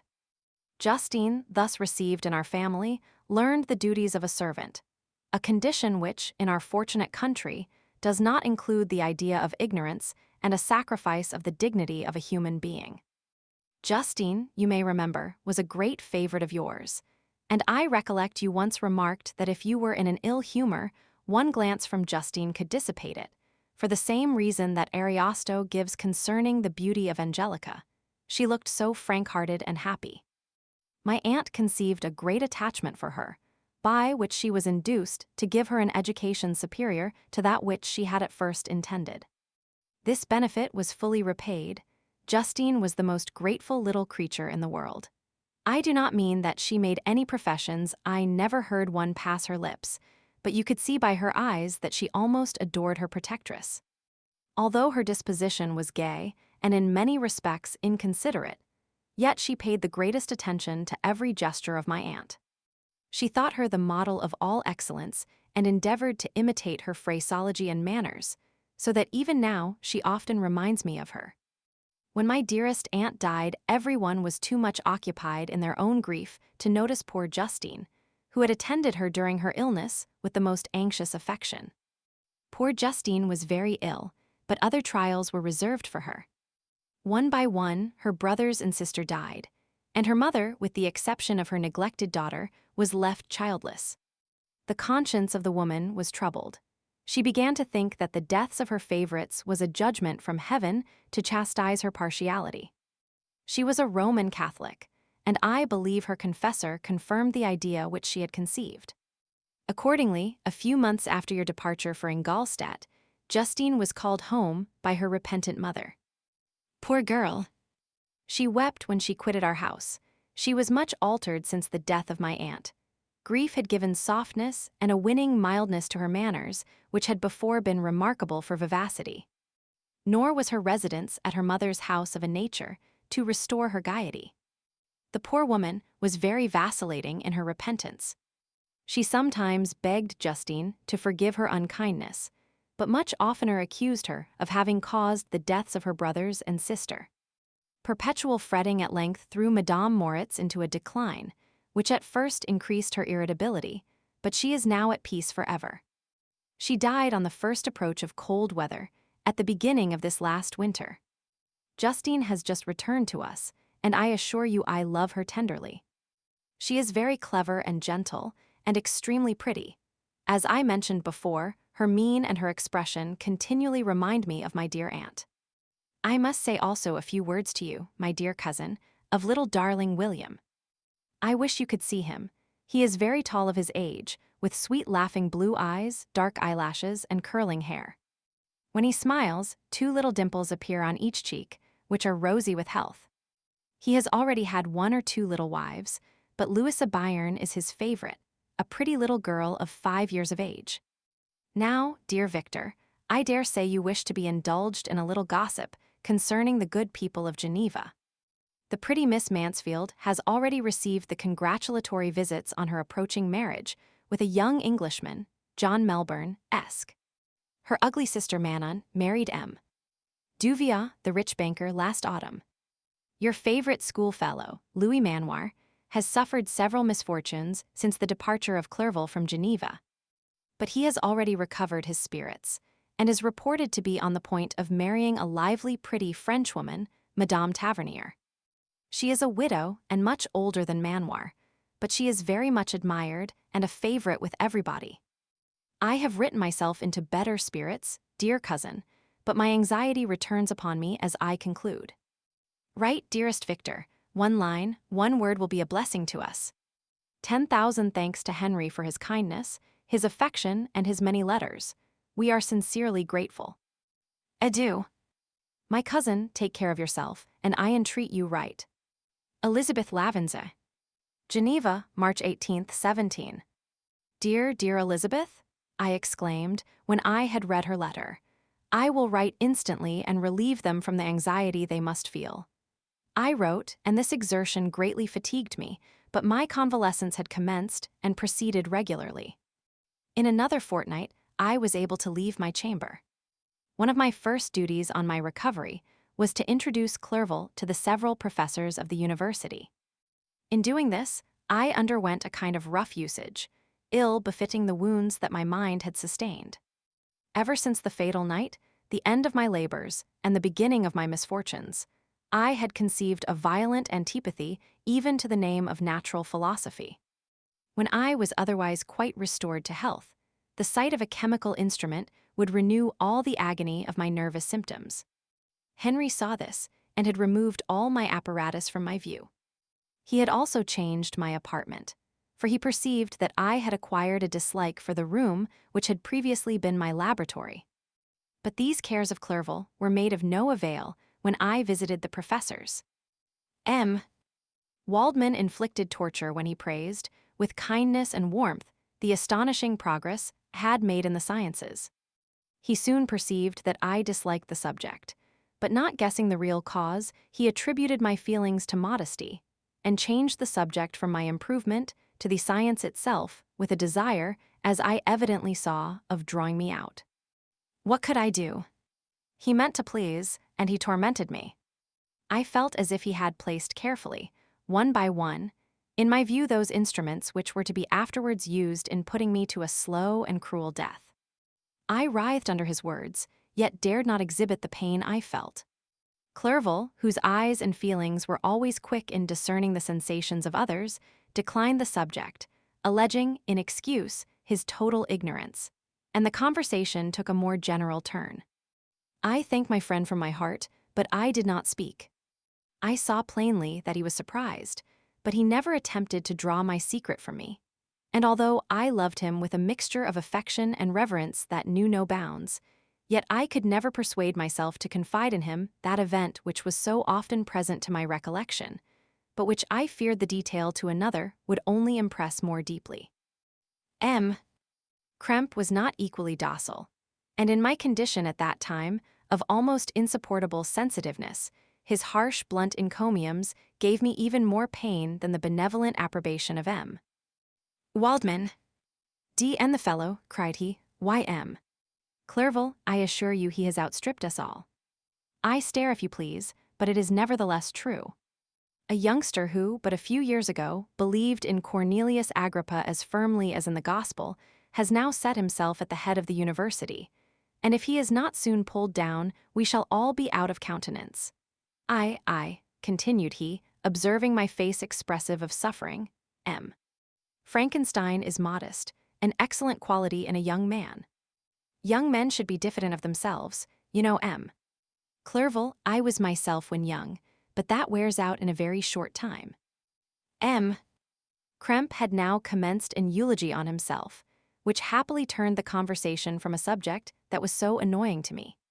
Clerval had never sympathized in my tastes for natural science, and his literary pursuits differed wholly from those which had occupied me. He came to the university with the design of making himself complete master of the Oriental languages, and thus he should open a field for the plan of life he had marked out for himself. Resolved to pursue no inglorious career, he turned his eyes toward the east, as affording scope for his spirit of enterprise. The Persian, Arabic, and Sanskrit languages engaged his attention, and I was easily induced to enter on the same studies. Idleness had ever been irksome to me, and now that I wished to fly from reflection and hated my former studies, I felt great relief in being the fellow pupil with my friend, and found not only instruction, but consolation in the works of the Orientalists. I did not, like him, attempt a critical knowledge of their dialects, for I did not contemplate making any other use of them than temporary amusement. I read merely to understand their meaning, and they well repaid my labors. Their melancholy is soothing, and their joy elevating, to a degree I never experienced in studying the authors of any other country. When you read their writings, life appears to consist in a warm sun and a garden of roses, in the smiles and frowns of a fair enemy, and the fire that consumes your own heart. How different from the manly and heroical poetry of Greece and Rome. Summer passed away in these occupations, and my return to Geneva was fixed for the latter end of autumn. But being delayed by several accidents, winter and snow arrived, the roads were deemed impassable, and my journey was retarded until the ensuing spring. I felt this delay very bitterly, for I longed to see my native town and my beloved friends. My return had only been delayed so long, from an unwillingness to leave Clerval in a strange place, before he had become acquainted with any of its inhabitants. The winter, however, was spent cheerfully, and although the spring was uncommonly late, when it came its beauty compensated for its dilatoriness. The month of May had already commenced, and I expected the letter daily which was to fix the date of my departure, when Henry proposed a pedestrian tour in the environs of Ingolstadt, that I might bid a personal farewell to the country I had so long inhabited. I acceded with pleasure to this proposition. I was fond of exercise, and Clerval had always been my favorite companion in the ramble of this nature that I had taken among the scenes of my native country. We passed a fortnight in these perambulations. My health and spirits had long been restored, and they gained additional strength from the salubrious air I breathed, the natural incidents of our progress, and the conversation of my friend. Study had before secluded me from the intercourse of my fellow creatures, and rendered me unsocial, but Clerval called forth the better feelings of my heart. He again taught me to love the aspect of nature and the cheerful faces of children. Excellent friend, how sincerely you did love me, and endeavor to elevate my mind until it was on a level with your own. A selfish pursuit had cramped and narrowed me, until your gentleness and affection warmed and opened my senses. I became the same happy creature who, a few years ago, loved and beloved by all, had no sorrow or care. When happy, inanimate nature had the power of bestowing on me the most delightful sensations. A serene sky and verdant fields filled me with ecstasy. The present season was indeed divine. The flowers of spring bloomed in the hedges, while those of summer were already in bud. I was undisturbed by thoughts which during the preceding year had pressed upon me, notwithstanding my endeavors to throw them off, with an invincible burden. Henry rejoiced in my gaiety and sincerely sympathized in my feelings. He exerted himself to amuse me, while he expressed the sensations that filled his soul. The resources of his mind on this occasion were truly astonishing. His conversation was full of imagination, and very often, in imitation of the Persian and Arabic writers, he invented tales of wonderful fancy and passion. At other times, he repeated my favorite poems, or drew me out into arguments, which he supported with great ingenuity. We returned to our college on a Sunday afternoon. The peasants were dancing, and everyone we met appeared gay and happy. My own spirits were high, and I bounded along with feelings of unbridled joy and hilarity. Chapter 7. On my return, I found the following letter from my father. My dear Victor, you have probably waited impatiently for a letter to fix the date of your return to us, and I was at first tempted to write only a few lines, merely mentioning the day on which I should expect you. But that would be a cruel kindness, and I dare not do it. What would be your surprise, my son, when you expected a happy and glad welcome, to behold, on the contrary, tears and wretchedness? And how, Victor, can I relate our misfortune? Absence cannot have rendered you callous to our joys and griefs, and how shall I inflict pain on my long-absent son? I wish to prepare you for the woeful news, but I know it is impossible. Even now your eye skims over the page to seek the words which are to convey to you the horrible tidings. William is dead. That sweet child, whose smiles delighted and warmed my heart, who was so gentle yet so gay. Victor, he is murdered. I will not attempt to console you, but will simply relate the circumstances of the transaction. Last Thursday, May 7th, I, my niece, and your 2 brothers went to walk in Plainpalais. The evening was warm and serene, and we prolonged our walk farther than usual. It was already dusk before we thought of returning, and then we discovered that William and Ernest, who had gone on before, were not to be found. We accordingly rested on a seat until they should return. Presently Ernest came and inquired if we had seen his brother. He said that he had been playing with him, that William had run away to hide himself, and that he vainly sought for him, and afterwards waited for a long time, but that he did not return. This account rather alarmed us, and we continued to search for him until night fell, when Elizabeth conjectured that he might have returned to the house. He was not there.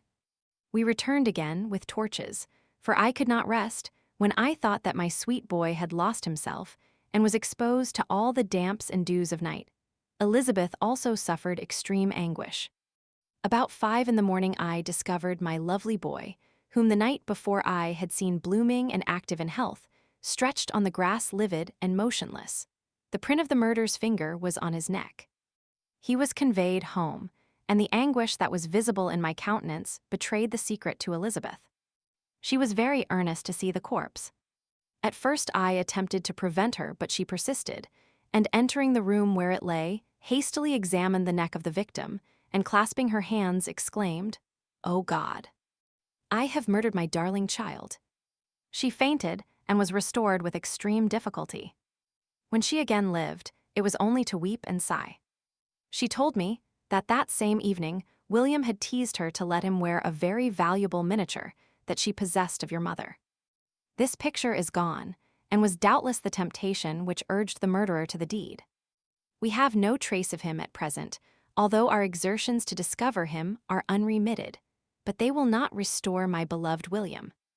Come, dearest Victor, you alone can console Elizabeth. She weeps continually and accuses herself unjustly as the cause of his death. Her words pierce my heart. We are all unhappy, but will not that be an additional motive for you, my son, to return and be our comforter? Your dear mother. Alas, Victor. I now say, thank God she did not live to witness the cruel, miserable death of her youngest darling. Come, Victor, not brooding thoughts of vengeance against the assassin, but with feelings of peace and gentleness, that will heal, instead of festering, the wounds of our minds. Enter the house of mourning, my friend, but with kindness and affection for those who love you, and not with hatred for your enemies. Your affectionate and afflicted father. Alphonse Frankenstein. Geneva, May 12, 17. Clerval, who had watched my countenance as I read this letter, was surprised to observe the despair that succeeded the joy I at first expressed on receiving news from my friends. I threw the letter on the table and covered my face with my hands. "My dear Frankenstein," exclaimed Henry when he perceived me weep with bitterness, "are you always to be unhappy? My dear friend, what has happened?" I motioned him to take up the letter, while I walked up and down the room in the extremest agitation. Tears also gushed from the eyes of Clerval as he read the account of my misfortune. "I can offer you no consolation, my friend," said he. "Your disaster is irreparable. What do you intend to do?" "To go instantly to Geneva. Come with me, Henry, to order the horses." During our walk, Clerval endeavored to say a few words of consolation. He could only express his heartfelt sympathy. "Poor William," said he, "dear lovely child, he now sleeps with his angel mother." Who that had seen him bright and joyous in his young beauty, but must weep over his untimely loss. To die so miserably, to feel the murderer's grasp. How much more a murdered that could destroy radiant innocence? Poor little fellow. One only consolation have we: his friends mourn and weep, but he is at rest. The pang is over, his sufferings are at an end forever. A sod covers his gentle form, and he knows no pain. He can no longer be a subject for pity. We must reserve that for his miserable survivors. Clerval spoke thus as we hurried through the streets. The words impressed themselves on my mind, and I remembered them afterwards in solitude. But now, as soon as the horses arrived, I hurried into a cabriolet and bade farewell to my friend. My journey was very melancholy. At first I wished to hurry on, for I longed to console and sympathize with my loved and sorrowing friends. But when I drew near my native town, I slackened my progress. I could hardly sustain the multitude of feelings that crowded into my mind. I passed through scenes familiar to my youth, but which I had not seen for nearly 6 years. How altered everything might be during that time. One sudden and desolating change had taken place, but 1,000 little circumstances might have by degrees worked other alterations, which, although they were done more tranquilly, might not be the less decisive. Fear overcame me. I dared no advance, dreading 1,000 nameless evils that made me tremble, although I was unable to define them. I remained 2 days at Lausanne, in this painful state of mind. I contemplated the lake. The waters were placid, all around was calm, and the snowy mountains, the palaces of nature, were not changed. By degrees the calm and heavenly scene restored me, and I continued my journey towards Geneva. The road ran by the side of the lake, which became narrower as I approached my native town. I discovered more distinctly the black sides of Jura and the bright summit of Mont Blanc. I wept like a child. Dear mountains, my own beautiful lake, how do you welcome your wanderer? Your summits are clear, the sky and lake are blue and placid. Is this to prognosticate peace, or to mock at my unhappiness? I fear, my friend, that I shall render myself tedious by dwelling on these preliminary circumstances. But they were days of comparative happiness, and I think of them with pleasure. My country, my beloved country. Who but a native can tell the delight I took in again beholding thy streams, thy mountains, and, more than all, thy lovely lake? Yet, as I drew nearer home, grief and fear again overcame me. Night also closed around, and when I could hardly see the dark mountains, I felt still more gloomily. The picture appeared a vast and dim scene of evil, and I foresaw obscurely that I was destined to become the most wretched of human beings. Alas! I prophesied truly, and failed only in one single circumstance, that in all the misery I imagined and dreaded, I did not conceive the 100th part of the anguish I was destined to endure. It was completely dark when I arrived in the environs of Geneva. The gates of the town were already shut, and I was obliged to pass the night at Secherin, a village at the distance of half a league from the city. The sky was serene, and, as I was unable to rest, I resolved to visit the spot where my poor William had been murdered. As I could not pass through the town, I was obliged to cross the lake in a boat to arrive at Plainpalais. During this short voyage, I saw the lightning playing on the summit of Mont Blanc in the most beautiful figures. The storm appeared to approach rapidly, and on landing, I ascended a low hill that I might observe its progress. It advanced, the heavens were clouded, and I soon felt the rain coming slowly in large drops, but its violence quickly increased. I quitted my seat and walked on, although the darkness and storm increased every minute, and the thunder burst with a terrific crash over my head. It was echoed from Salers, the Juras, and the Alps of Savoy. Vivid flashes of lightning dazzled my eyes, illuminating the lake, making it appear like a vast sheet of fire. Then, for an instant, everything seemed of a pitchy darkness, until the eye recovered itself from the preceding flash. The storm, as is often the case in Switzerland, appeared at once in various parts of the heavens. The most violent storm hung exactly north of the town, over the part of the lake which lies between the promontory of Bellerive and the village of Coppert. Another storm enlightened Jura with faint flashes, and another darkened and sometimes disclosed the Mole, a peaked mountain to the east of the lake. While I watched the tempest, so beautiful yet terrific, I wandered on with a hasty step. This noble war in the sky elevated my spirits. I clasped my hands and exclaimed aloud, "William, dear angel, this is thy funeral, this thy dirge." As I said these words, I perceived in the gloom a figure which stole from behind a clump of trees near me. I stood fixed, gazing intently. I could not be mistaken. A flash of lightning illuminated the object, and discovered its shape plainly to me. Its gigantic stature, and the deformity of its aspect more hideous than belongs to humanity. instantly informed me that it was the wretch, the filthy demon, to whom I had given life. What did he there? Could he be, I shuddered at the conception, the murderer of my brother? No sooner did that idea cross my imagination than I became convinced of its truth. My teeth chattered, and I was forced to lean against a tree for support. The figure passed me quickly, and I lost it in the gloom. Nothing in human shape could have destroyed the fair child. He was the murderer. I could not doubt it. The mere presence of the idea was an irresistible proof of the fact. I thought of pursuing the devil, but it would have been in vain, for another flash discovered him to me hanging among the rocks of the nearly perpendicular ascent of Mont Salierve, a hill that bounds Plainpalais on the south. He soon reached the summit and disappeared. I remained motionless.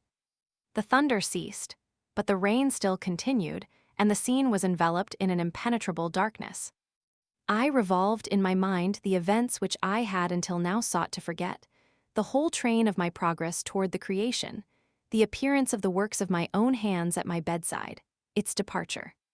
2 years had now nearly elapsed since the night on which he first received life, and was this his first crime? Alas! I had turned loose into the world a depraved wretch, whose delight was in carnage and misery, had he not murdered my brother. No one can conceive the anguish I suffered during the remainder of the night, which I spent, cold and wet, in the open air. But I did not feel the inconvenience of the weather. My imagination was busy in scenes of evil and despair. I considered the being whom I had cast among mankind, and endowed with the will and power to effect purposes of horror, such as the deed which he had now done, nearly in the light of my own vampire, my own spirit let loose from the grave, and forced to destroy all that was dear to me. Day dawned, and I directed my steps towards the town. The gates were open, and I hastened to my father's house. My first thought was to discover what I knew of the murderer, and cause instant pursuit to be made. But I paused when I reflected on the story that I had to tell. A being whom I myself had formed and endued with life had met me at midnight among the precipices of an inaccessible mountain. I remembered also the nervous fever with which I had been seized just at the time that I dated my creation, and which would give an air of delirium to a tale otherwise so utterly improbable. I well knew that if any other had communicated such a relation to me, I should have looked upon it as the ravings of insanity. Besides, the strange nature of the animal would elude all pursuit, even if I were so far credited as to persuade my relatives to commence it. And then, of what use would be pursuit? Who could arrest a creature capable of scaling the overhanging sides of Mont Salierve? These reflections determined me, and I resolved to remain silent. It was about 5 in the morning when I entered my father's house. I told the servants not to disturb the family, and went into the library to attend their usual hour of rising. 6 years had elapsed, passed in a dream but for one indelible trace, and I stood in the same place where I had last embraced my father before my departure for Ingolstadt. Beloved and venerable parent, he still remained to me. I gazed on the picture of my mother, which stood over the mantelpiece. It was an historical subject, painted at my father's desire, and represented Caroline Beaufort in an agony of despair, kneeling by the coffin of her dead father. Her garb was rustic, and her cheek pale, but there was an air of dignity and beauty that hardly permitted the sentiment of pity. Below this picture was a miniature of William, and my tears flowed when I looked upon it. While I was thus engaged, Ernest entered.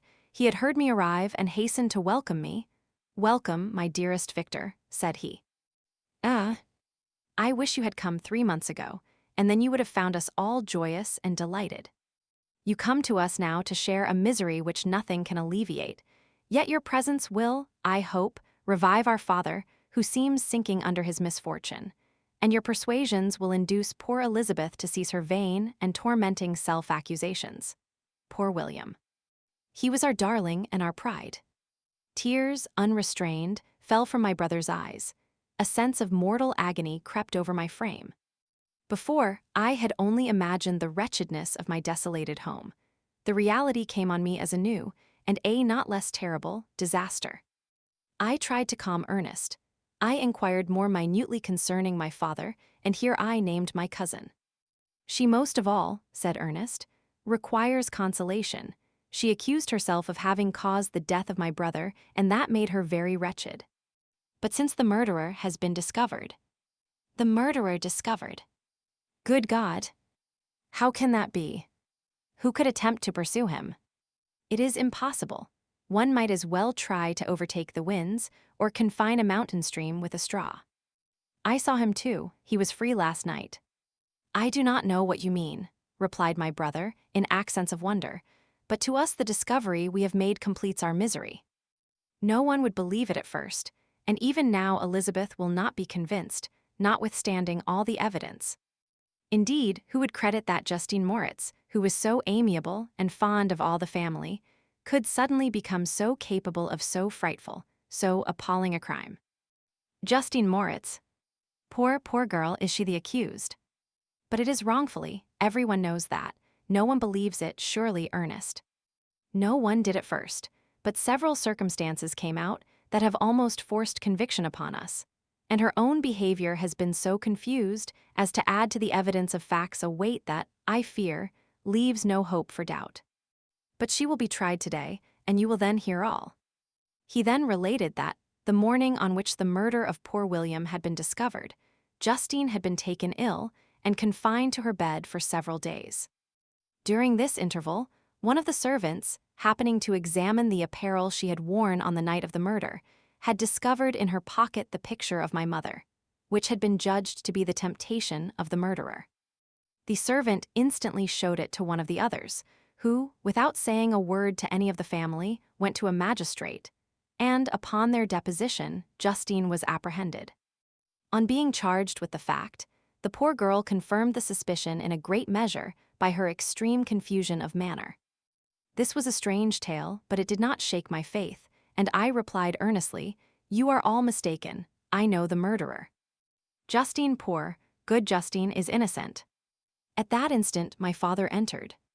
I saw unhappiness deeply impressed on his countenance, but he endeavored to welcome me cheerfully, and after we had exchanged our mournful greeting, would have introduced some other topic than that of our disaster, had not Ernest exclaimed, "Good God, Papa! Victor says that he knows who was the murderer of poor William." "We do also, unfortunately," replied my father, "for indeed I had rather have been forever ignorant than have discovered so much depravity and ingratitude in one I valued so highly. My dear father, you are mistaken. Justine is innocent. If she is, God forbid that she should suffer as guilty. She is to be tried today, and I sincerely hope, that she will be acquitted." This speech calmed me. I was firmly convinced in my own mind that Justine, and indeed every human being, was guiltless of this murder. I had no fear, therefore, that any circumstantial evidence could be brought forward strong enough to convict her. My tale was not one to announce publicly. Its astounding horror would be looked upon as madness by the vulgar. Did anyone indeed exist, except I, the Creator, who would believe, unless his senses convinced him, in the existence of the living monument of presumption and rash ignorance which I had let loose upon the world? We were soon joined by Elizabeth. Time had altered her since I last beheld her. It had endowed her with loveliness surpassing the beauty of her childish years. There was the same candor, the same vivacity, but it was allied to an expression more full of sensibility and intellect. She welcomed me with the greatest affection. "Your arrival, my dear cousin," said she, "fills me with hope. You perhaps will find some means to justify my poor guiltless Justine. Alas! Who is safe if she be convicted of crime? I rely on her innocence as certainly as I do upon my own. Our misfortune is doubly hard to us. We have not only lost that lovely darling boy, but this poor girl, whom I sincerely love, is to be torn away by even a worse fate. If she is condemned, I never shall know joy more. But she will not, I am sure she will not, and then I shall be happy again, even after the sad death of my little William. She is innocent, my Elizabeth," said I, "and that shall be proved. Fear nothing, but let your spirits be cheered by the assurance of her acquittal. How kind and generous you are. Everyone else believes in her guilt, and that made me wretched, for I knew that it was impossible, and to see everyone else prejudiced in so deadly a manner rendered me hopeless and despairing. She wept. "Dearest niece," said my father, "dry your tears. If she is, as you believe, innocent, rely on the justice of our laws, and the activity with which I shall prevent the slightest shadow of partiality." Chapter 8. We passed a few sad hours until 11 o'clock, when the trial was to commence. My father and the rest of the family being obliged to attend as witnesses, I accompanied them to the court. During the whole of this wretched mockery of justice, I suffered living torture. It was to be decided whether the result of my curiosity and lawless devices would cause the death of two of my fellow beings. One a smiling babe full of innocence and joy, the other far more dreadfully murdered, with every aggravation of infamy that could make the murder memorable in horror. Justine also was a girl of merit and possessed qualities which promised to render her life happy. Now all was to be obliterated in an ignominious grave, and I the cause. 1,000 times rather would I have confessed myself guilty of the crime ascribed to Justine, but I was absent when it was committed, and such a declaration would have been considered as the ravings of a madman and would not have exculpated her who suffered through me. The appearance of Justine was calm. She was dressed in mourning, and her countenance, always engaging, was rendered, by the solemnity of her feelings, exquisitely beautiful. Yet she appeared confident in innocence, and did not tremble, although gazed on and execrated by thousands, for all the kindness which her beauty might otherwise have excited was obliterated in the minds of the spectators, by the imagination of the enormity she was supposed to have committed. She was tranquil, yet her tranquillity was evidently constrained. And as her confusion had before been adduced as a proof of her guilt, she worked up her mind to an appearance of courage. When she entered the court, she threw her eyes round it and quickly discovered where we were seated. A tear seemed to dim her eye when she saw us, but she quickly recovered herself, and a look of sorrowful affection seemed to attest her utter guiltlessness. The trial began, and after the advocate against her had stated the charge, several witnesses were called. Several strange facts combined against her, which might have staggered anyone who had not such proof of her innocence as I had. She had been out the whole of the night on which the murder had been committed, and towards morning had been perceived by a market woman not far from the spot where the body of the murdered child had been afterwards found. The woman asked her what she did there, but she looked very strangely and only returned a confused and unintelligible answer. She returned to the house about 8 o'clock, and when one inquired where she had passed the night, she replied that she had been looking for the child and demanded earnestly if anything had been heard concerning him. When shown the body, she fell into violent hysterics and kept her bed for several days.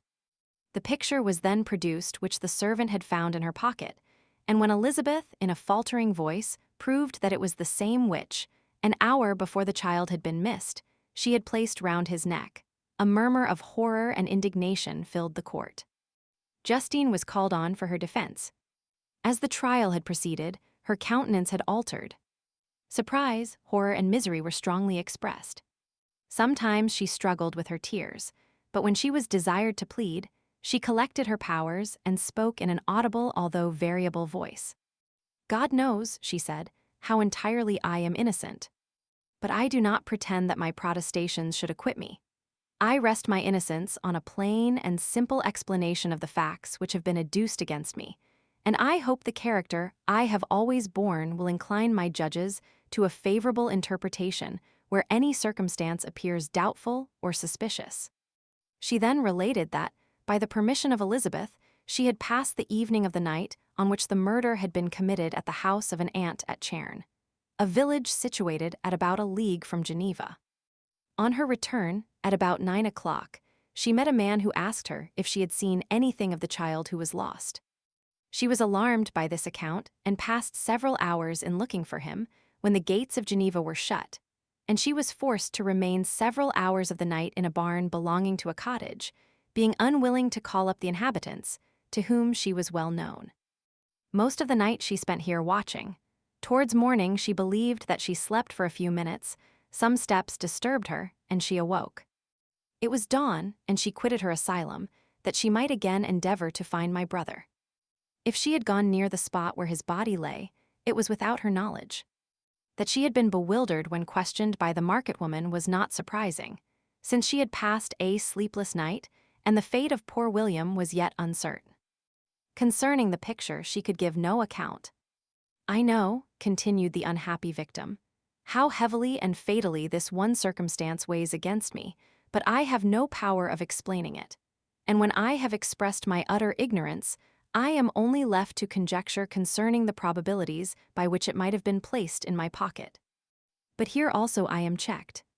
I believe that I have no enemy on earth, and none surely would have been so wicked as to destroy me wantonly. Did the murderer place it there? I know of no opportunity afforded him for so doing, or, if I had, why should he have stolen the jewel, to part with it again so soon? I commit my cause to the justice of my judges, yet I see no room for hope. I beg permission to have a few witnesses examined concerning my character, and if their testimony shall not overweigh my supposed guilt, I must be condemned, although I would pledge my salvation on my innocence." Several witnesses were called who had known her for many years, and they spoke well of her.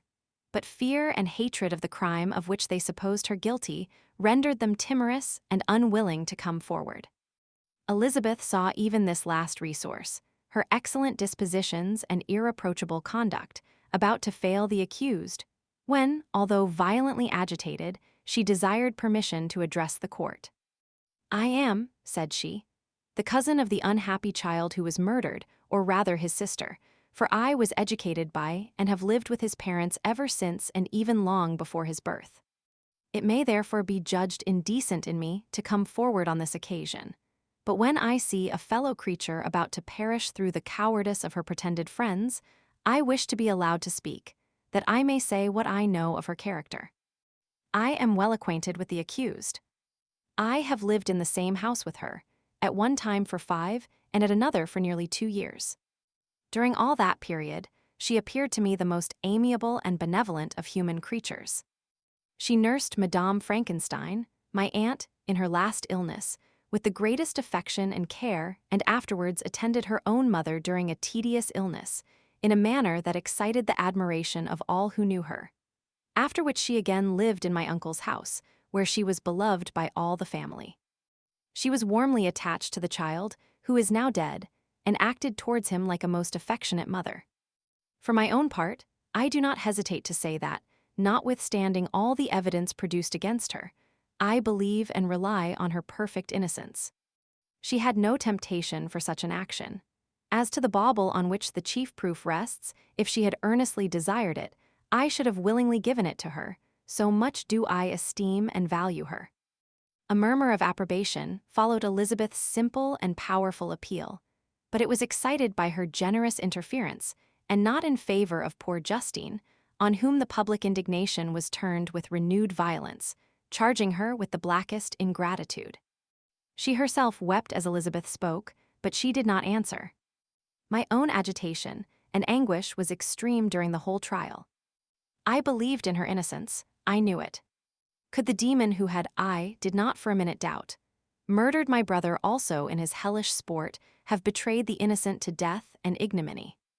I could not sustain the horror of my situation, and when I perceived that the popular voice and the countenances of the judges had already condemned my unhappy victim, I rushed out of the court in agony. The tortures of the accused did not equal mine. She was sustained by innocence, but the fangs of remorse tore my bosom and would not forego their hold.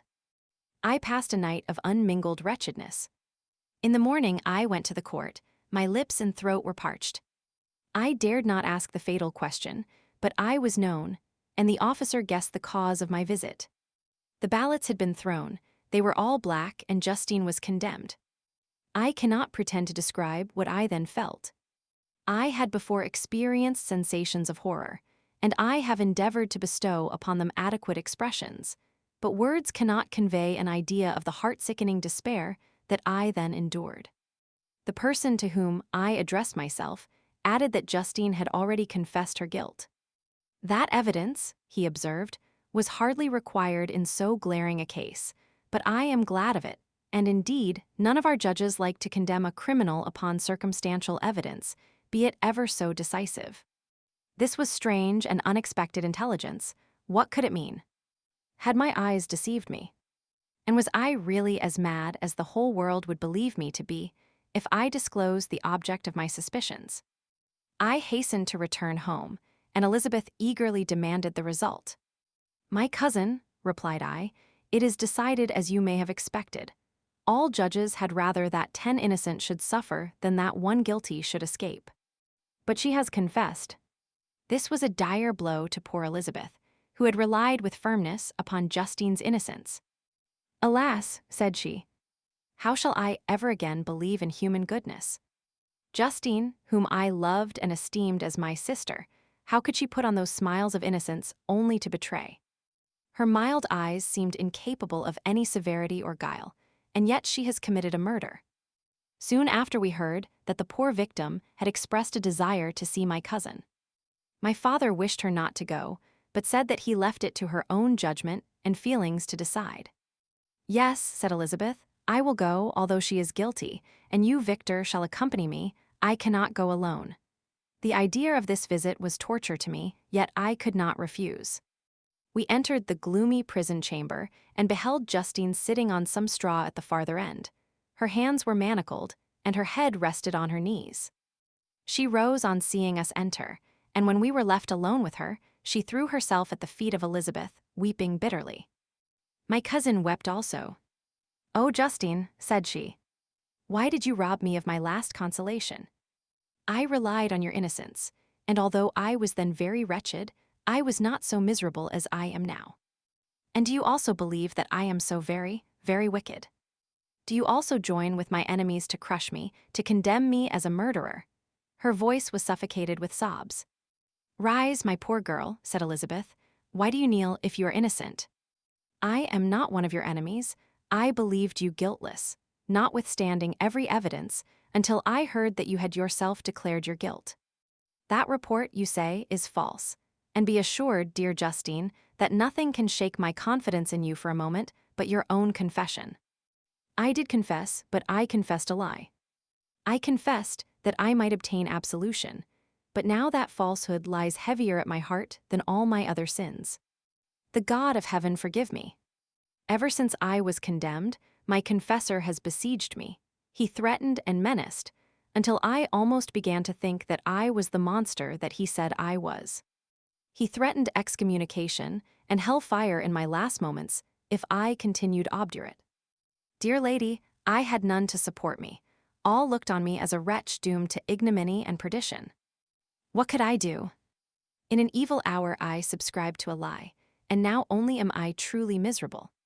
She paused, weeping, and then continued, "I thought with horror, my sweet lady, that you should believe your Justine, whom your blessed aunt had so highly honored, and whom you loved, was a creature capable of a crime which none but the devil himself could have perpetrated. Dear William, dearest blessed child, I soon shall see you again in heaven, where we shall all be happy, and that consoles me, going as I am to suffer ignominy and death.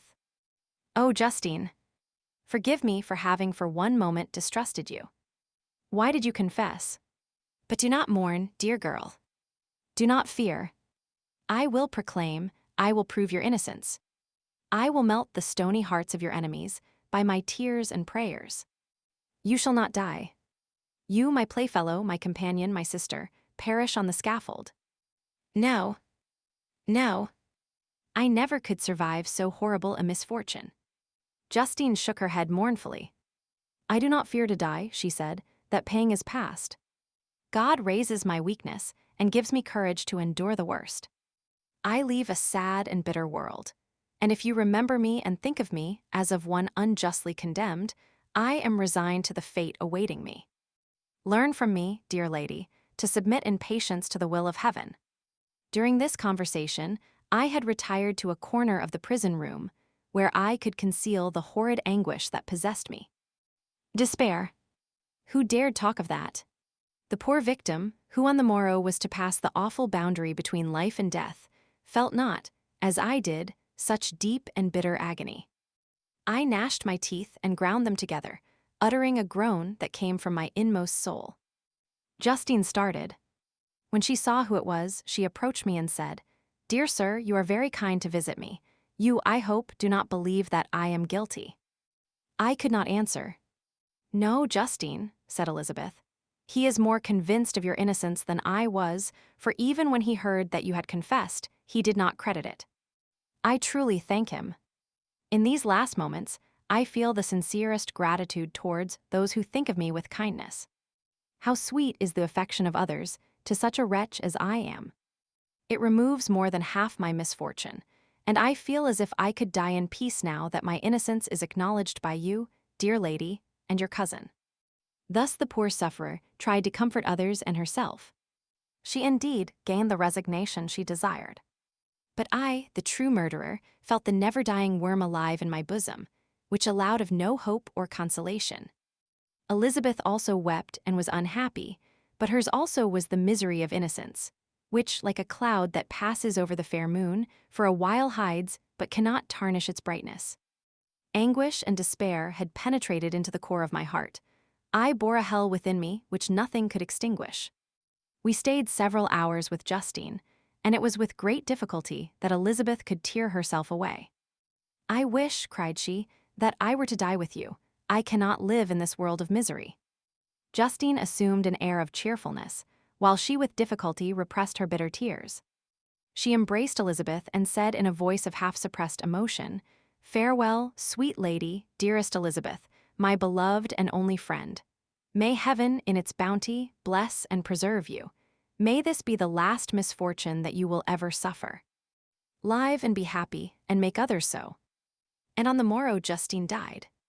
Elizabeth's heart-rending eloquence failed to move the judges from their settled conviction in the criminality of the saintly sufferer. My passionate and indignant appeals were lost upon them. And when I received their cold answers and heard the harsh, unfeeling reasoning of these men, my purposed avowal died away on my lips. Thus I might proclaim myself a madman, but not revoke the sentence passed upon my wretched victim. She perished on the scaffold as a murderess. From the tortures of my own heart, I turned to contemplate the deep and voiceless grief of my Elizabeth. This also was my doing. And my father's woe, and the desolation of that late so smiling home all, was the work of my thrice accursed hands. Ye weep, unhappy ones, but these are not your last tears. Again shall you raise the funeral wail, and the sound of your lamentations shall again and again be heard. Frankenstein, your son, your kinsman, your early, much-loved friend, he who would spend each vital drop of blood for your sakes, who has no thought nor sense of joy except as it is mirrored also in your dear countenances, who would fill the air with blessings and spend his life in serving you, he bids you weep, to shed countless tears, happy beyond his hopes, if thus inexorable fate be satisfied, and if the destruction pause before the peace of the grave have succeeded to your sad torments.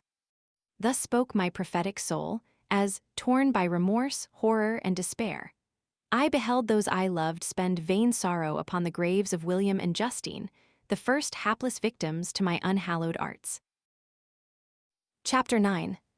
Nothing is more painful to the human mind than, after the feelings have been worked up by a quick succession of events, the dead calmness of inaction and certainty which follows and deprives the soul both of hope and fear. Justine died, she rested, and I was alive. The blood flowed freely in my veins, but a weight of despair and remorse pressed on my heart which nothing could remove. Sleep fled from my eyes, I wandered like an evil spirit, for I had committed deeds of mischief beyond description horrible, and more, much more I persuaded myself, was yet behind. Yet my heart overflowed with kindness and the love of virtue. I had begun life with benevolent intentions, and thirsted for the moment when I should put them in practice and make myself useful to my fellow beings. Now all was blasted. Instead of that serenity of conscience which allowed me to look back upon the past with self-satisfaction, and from thence to gather promise of new hopes, I was seized by remorse and the sense of guilt, which hurried me away to a hell of intense tortures such as no language can describe. This state of mind preyed upon my health, which had perhaps never entirely recovered from the first shock it had sustained. I shunned the face of man. All sound of joy or complacency was torture to me, Solitude was my only consolation, deep, dark, death-like solitude. My father observed with pain the alteration perceptible in my disposition and habits, and endeavored by arguments deduced from the feelings of his serene conscience and guiltless life to inspire me with fortitude and awaken in me the courage to dispel the dark cloud which brooded over me.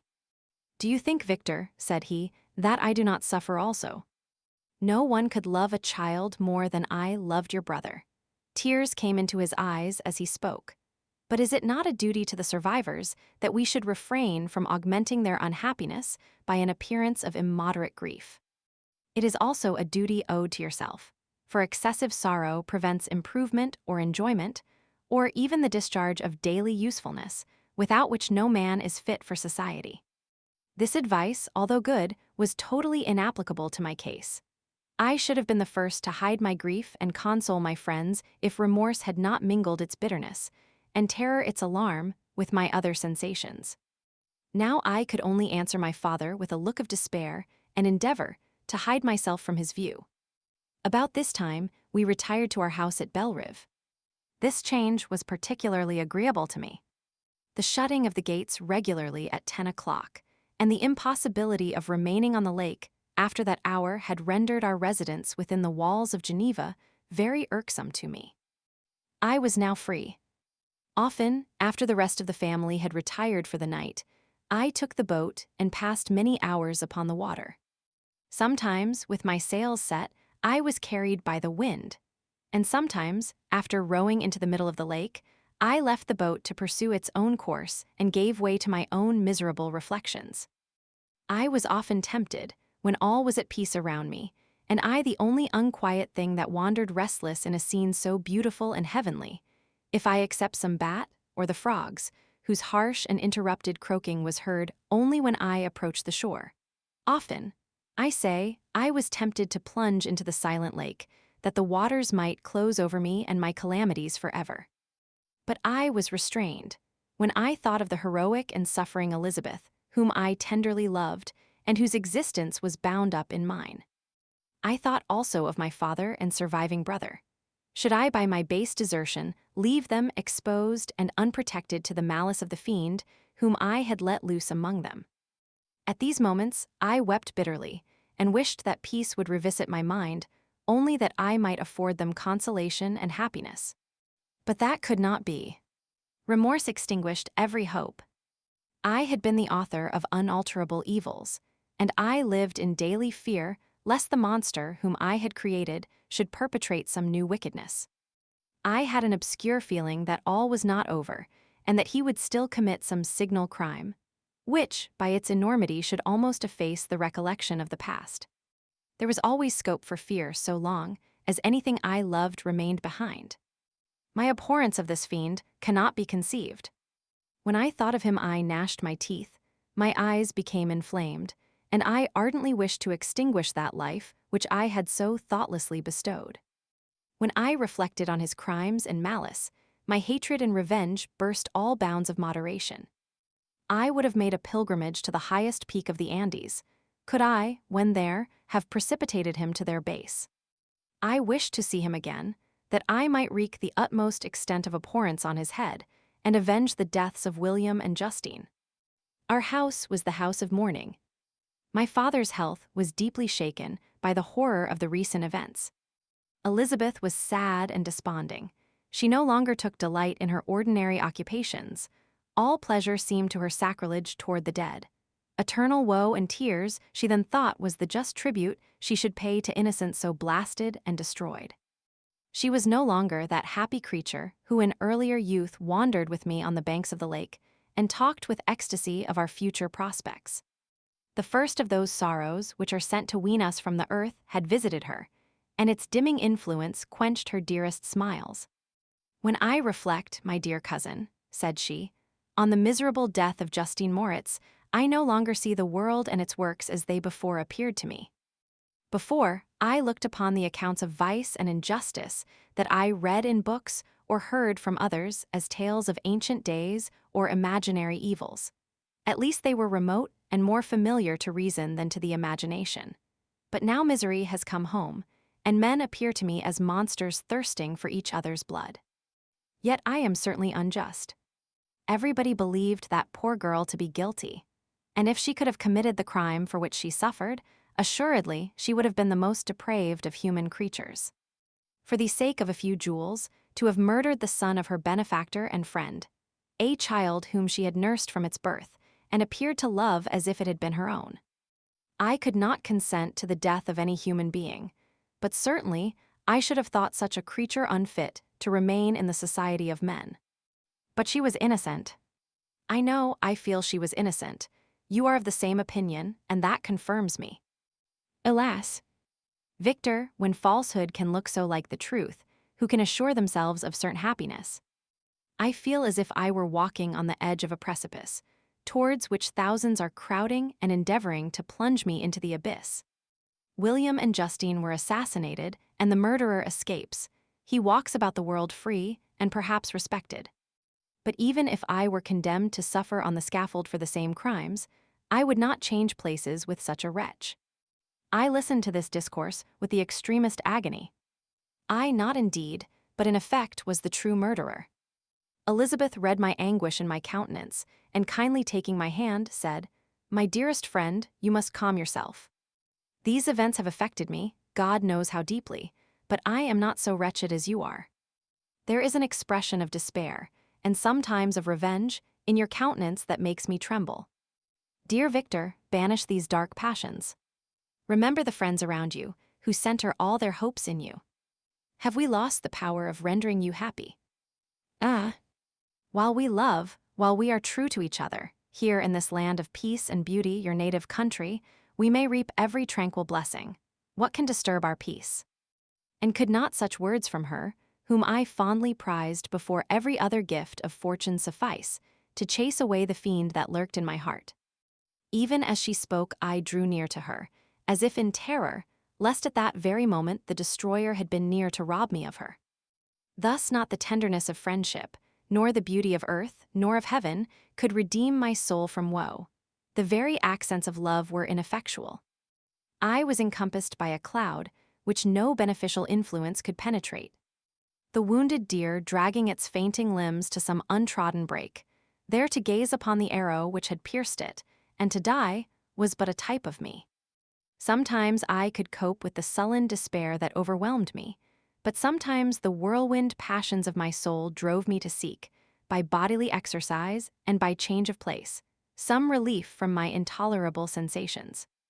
It was during an access of this kind that I suddenly left my home, and bending my steps towards the near alpine valleys, sought in the magnificence, the eternity of such scenes, to forget myself and my ephemeral, because human, sorrows.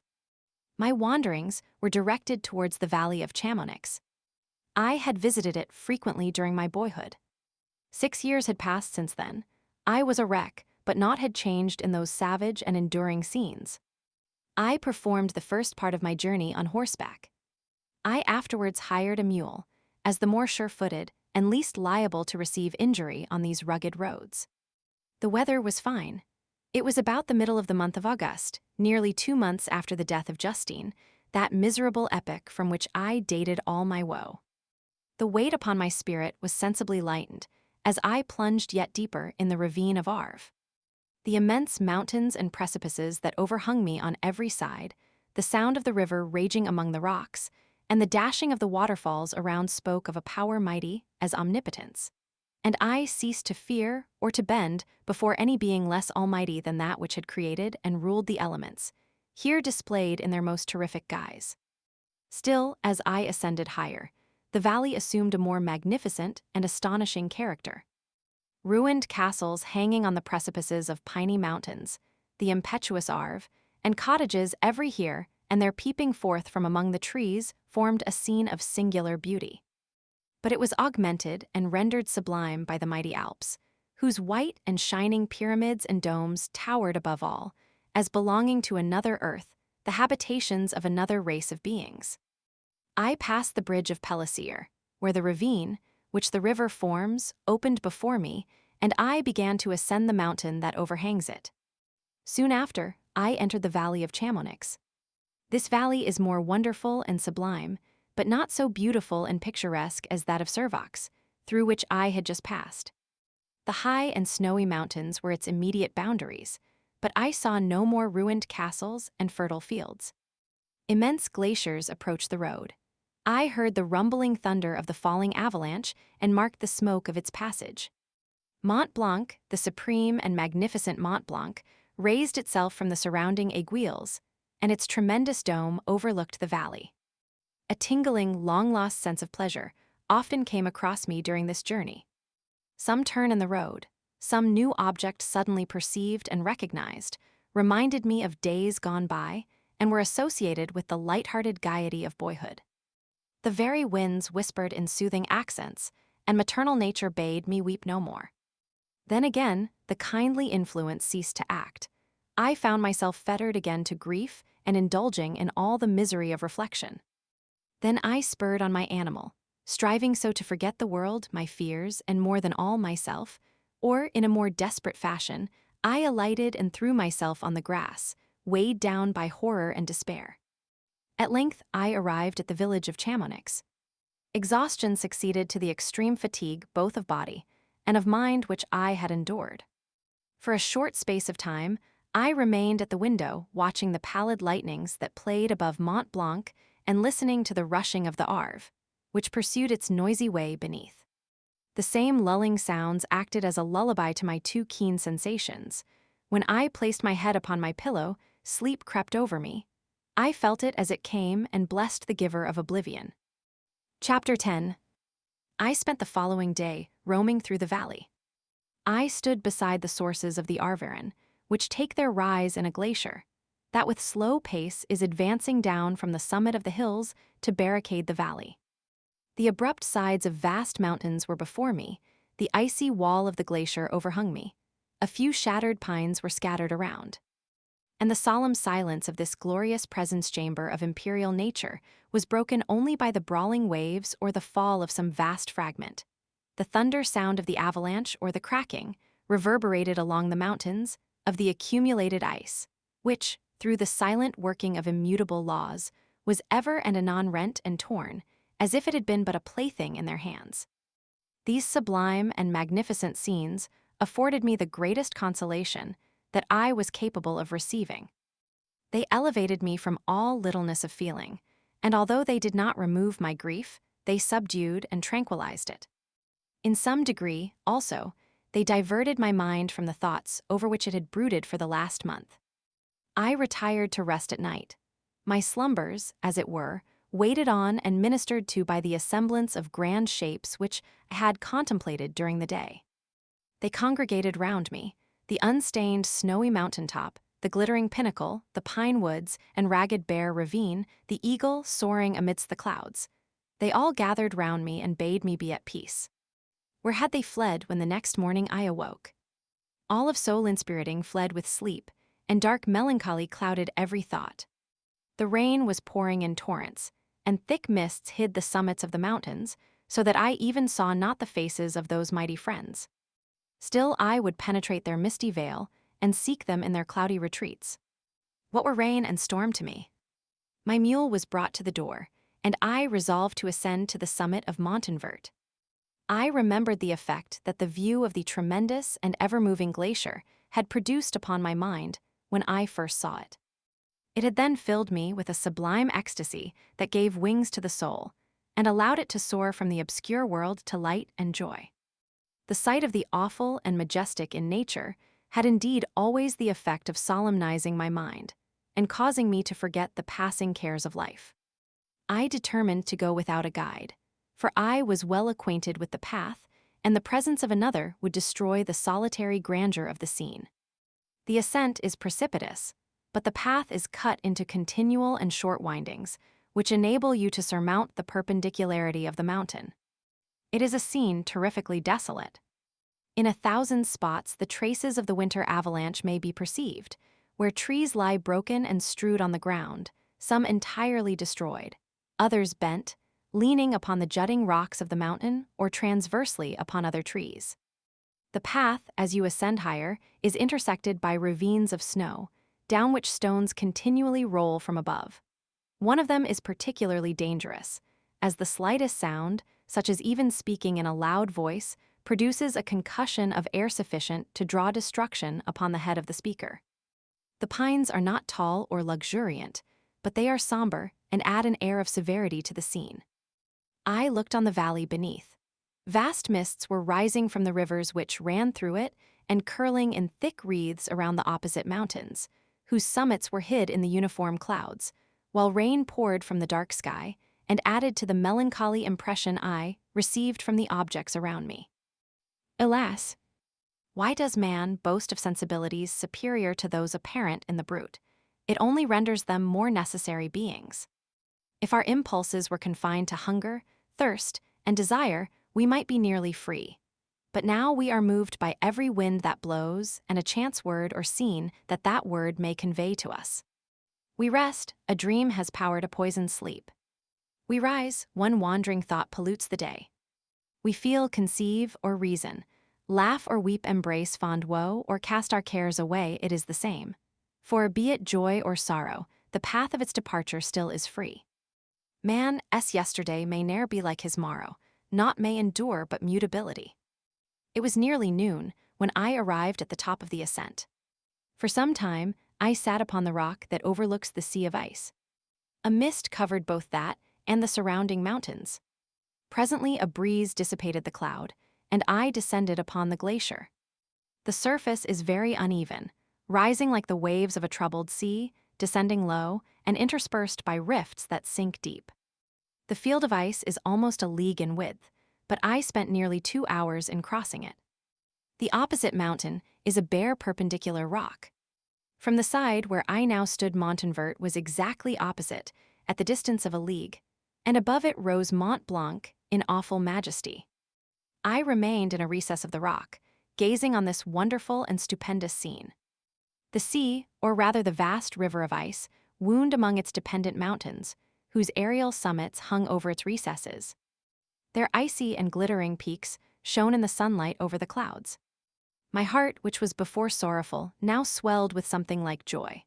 I exclaimed, "Wandering spirits, if indeed ye wander, and do not rest in your narrow beds, allow me this faint happiness, or take me, as your companion, away from the joys of life." As I said this, I suddenly beheld the figure of a man, at some distance, advancing towards me with superhuman speed. He bounded over the crevices in the ice, among which I had walked with caution. His stature, also, as he approached, seemed to exceed that of man. I was troubled. A mist came over my eyes, and I felt a faintness seize me, but I was quickly restored by the cold gale of the mountains. I perceived, as the shape came nearer, sight tremendous and abhorred, that it was the wretch whom I had created. I trembled with rage and horror, resolving to wait his approach, and then close with him in mortal combat. He approached. His countenance bespoke bitter anguish, combined with disdain and malignity, while its unearthly ugliness rendered it almost too horrible for human eyes. But I scarcely observed this. Rage and hatred had at first deprived me of utterance, and I recovered only to overwhelm him with words expressive of furious detestation and contempt. "Devil," I exclaimed, "do you dare approach me? And do not you fear the fierce vengeance of my arm, wreaked on your miserable head? Begone, vile insect. Or rather, stay, that I may trample you to dust. And oh, that I could, with the extinction of your miserable existence, restore those victims whom you have so diabolically murdered." "I expected this reception," said the demon. "All men hate the wretched. How then must I be hated, who am miserable beyond all living things? Yet you, my creator, detest and spurn me, thy creature, to whom thou art bound by ties only dissoluble by the annihilation of one of us. You purpose to kill me. How dare you sport thus with life? Do your duty towards me, and I will do mine towards you and the rest of mankind. If you will comply with my conditions, I will leave them and you at peace. But if you refuse, I will glut the maw of death, until it be satiated with the blood of your remaining friends. Abhorred monster! Fiend that thou art! The tortures of hell are too mild a vengeance for thy crimes. Wretched devil! You reproach me with your creation. Come on then, that I may extinguish the spark which I so negligently bestowed." My rage was without bounds. I sprang on him, impelled by all the feelings which can arm one being against the existence of another.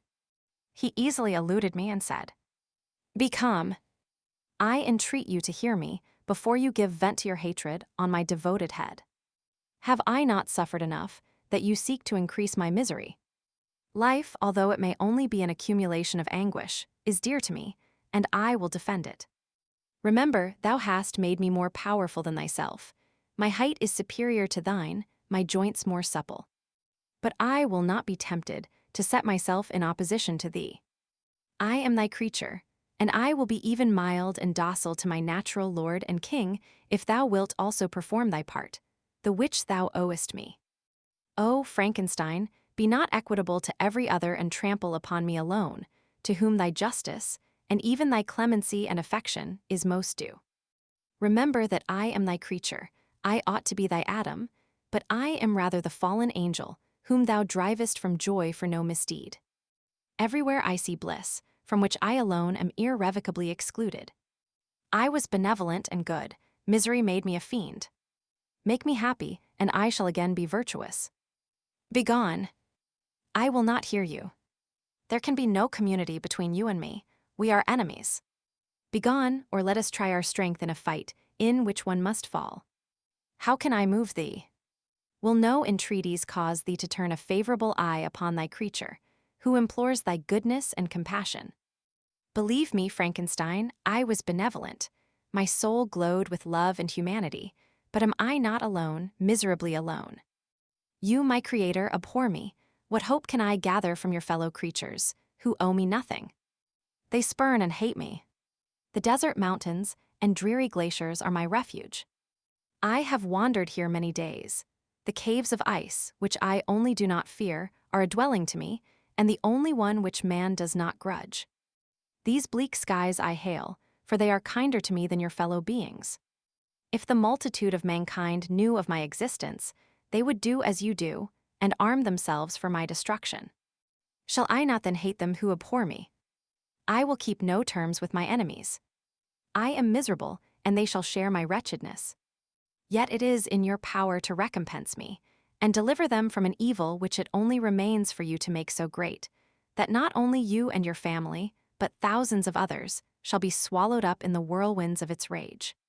Let your compassion be moved, and do not disdain me. Listen to my tale. When you have heard that, abandon or commiserate me, as you shall judge that I deserve. But hear me. The guilty are allowed, by human laws, bloody as they are, to speak in their own defense before they are condemned. Listen to me, Frankenstein. You accuse me of murder, and yet you would, with a satisfied conscience, destroy your own creature. Oh, praise the eternal justice of man. Yet I ask you not to spare me. Listen to me, and then, if you can, and if you will, destroy the work of your hands. Why do you call to my remembrance, I rejoined, circumstances of which I shudder to reflect, that I have been the miserable origin and author? Cursed be the day, abhorred devil, in which you first saw light. Cursed, although I curse myself, be the hands that formed you. You have made me wretched beyond expression. You have left me no power to consider whether I am just to you or not. Begone. Relieve me from the sight of your detested form. Thus I relieve thee, my creator, he said, and placed his hated hands before my eyes, which I flung from me with violence. Thus I take from thee a sight which you abhor. Still thou canst listen to me, and grant me thy compassion. By the virtues that I once possessed, I demand this from you. Hear my tale. It is long and strange, and the temperature of this place is not fitting to your fine sensations. Come to the hut upon the mountain. The sun is yet high in the heavens. Before it descends to hide itself behind your snowy precipices and illuminate another world, you will have heard my story and can decide. On you it rests, whether I quit forever the neighborhood of man and lead a harmless life, or become the scourge of your fellow creatures and the author of your own speedy ruin. As he said this, he led the way across the ice. I followed. My heart was full, and I did not answer him, but as I proceeded, I weighed the various arguments that he had used and determined at least to listen to his tale. I was partly urged by curiosity, and compassion confirmed my resolution. I had hitherto supposed him to be the murderer of my brother, and I eagerly sought a confirmation or denial of this opinion. For the first time, also, I felt what the duties of a creator towards his creature were, and that I ought to render him happy before I complained of his wickedness. These motives urged me to comply with his demand. We crossed the ice, therefore, and ascended the opposite rock. The air was cold, and the rain again began to descend. We entered the hut, the fiend with an air of exultation, I with a heavy heart and depressed spirits. But I consented to listen, and seating myself by the fire which my odious companion had lighted, he thus began his tale. Chapter 11. It is with considerable difficulty that I remember the original era of my being. All the events of that period appear confused and indistinct. A strange multiplicity of sensations seized me, and I saw, felt, heard, and smelt at the same time. And it was, indeed, a long time before I learned to distinguish between the operations of my various senses. By degrees, I remember, a stronger light pressed upon my nerves, so that I was obliged to shut my eyes. Darkness then came over me and troubled me, but hardly had I felt this when, by opening my eyes, as I now suppose, the light poured in upon me again. I walked and, I believe, descended, but I presently found a great alteration in my sensations. Before, dark and opaque bodies had surrounded me, impervious to my touch or sight, but I now found that I could wander on at liberty, with no obstacles which I could not either surmount or avoid. The light became more and more oppressive to me, and the heat wearying me as I walked, I sought a place where I could receive shade. This was the forest near Ingolstadt, and here I lay by the side of a brook resting from my fatigue until I felt tormented by hunger and thirst. This roused me from my nearly dormant state, and I ate some berries which I found hanging on the trees or lying on the ground.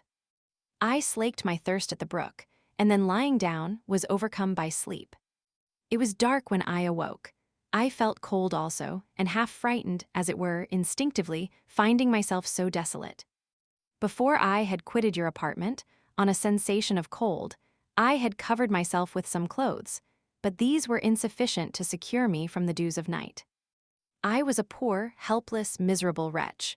I knew and could distinguish nothing, but feeling pain invade me on all sides, I sat down and wept. Soon a gentle light stole over the heavens and gave me a sensation of pleasure. I started up and beheld a radiant form rise from among the trees. I gazed with a kind of wonder. It moved slowly, but it enlightened my path, and I again went out in search of berries.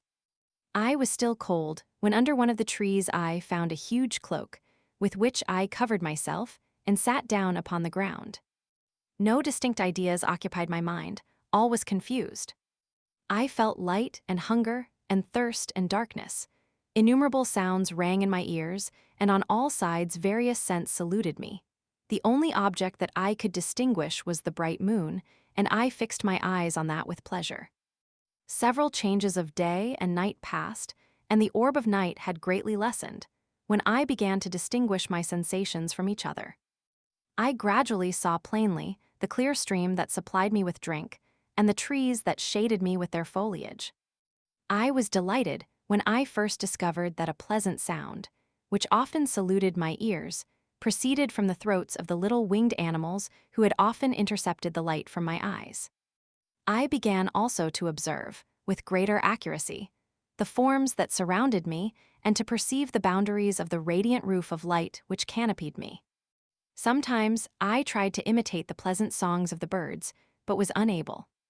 Sometimes I wished to express my sensations in my own mode, but the uncouth and inarticulate sounds which broke from me frightened me into silence again. The moon had disappeared from the night, and again, with a lessened form, showed itself, while I still remained in the forest. My sensations had by this time become distinct, and my mind received every day additional ideas. My eyes became accustomed to the light and to perceive objects in their right forms. I distinguished the insect from the herb, and by degrees, one herb from another. I found that the sparrow uttered none but harsh notes, whilst those of the blackbird and thrush were sweet and enticing. One day, when I was oppressed by cold, I found a fire which had been left by some wandering beggars, and was overcome with delight at the warmth I experienced from it. In my joy I thrust my hand into the live embers, but quickly drew it out again with a cry of pain. How strange, I thought, that the same cause should produce such opposite effects. I examined the materials of the fire, and to my joy found it to be composed of wood. I quickly collected some branches, but they were wet and would not burn. I was pained at this, and sat still watching the operation of the fire. The wet wood which I had placed near the heat dried, and itself became inflamed. I reflected on this, and by touching the various branches, I discovered the cause and busied myself in collecting a great quantity of wood, that I might dry it and have a plentiful supply of fire. When night came on and brought sleep with it, I was in the greatest fear lest my fire should be extinguished. I covered it carefully with dry wood and leaves and placed wet branches upon it. And then, spreading my cloak, I lay on the ground and sank into sleep. It was morning when I awoke, and my first care was to visit the fire. I uncovered it, and a gentle breeze quickly fanned it into a flame. I observed this also, and contrived a fan of branches, which roused the embers when they were nearly extinguished. When night came again, I found, with pleasure, that the fire gave light as well as heat, and that the discovery of this element was useful to me in my food. For I found some of the offals that the travelers had left had been roasted, and tasted much more savory than the berries I gathered from the trees. I tried, therefore, to dress my food in the same manner, placing it on the live embers.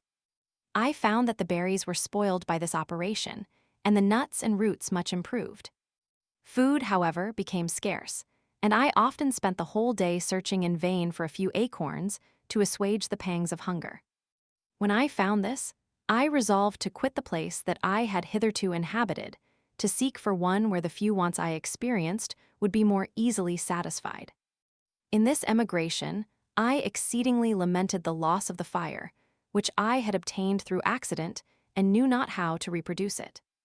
I gave several hours to the serious consideration of this difficulty, but I was obliged to relinquish all attempt to supply it, and wrapping myself up in my cloak, I struck across the wood towards the setting sun.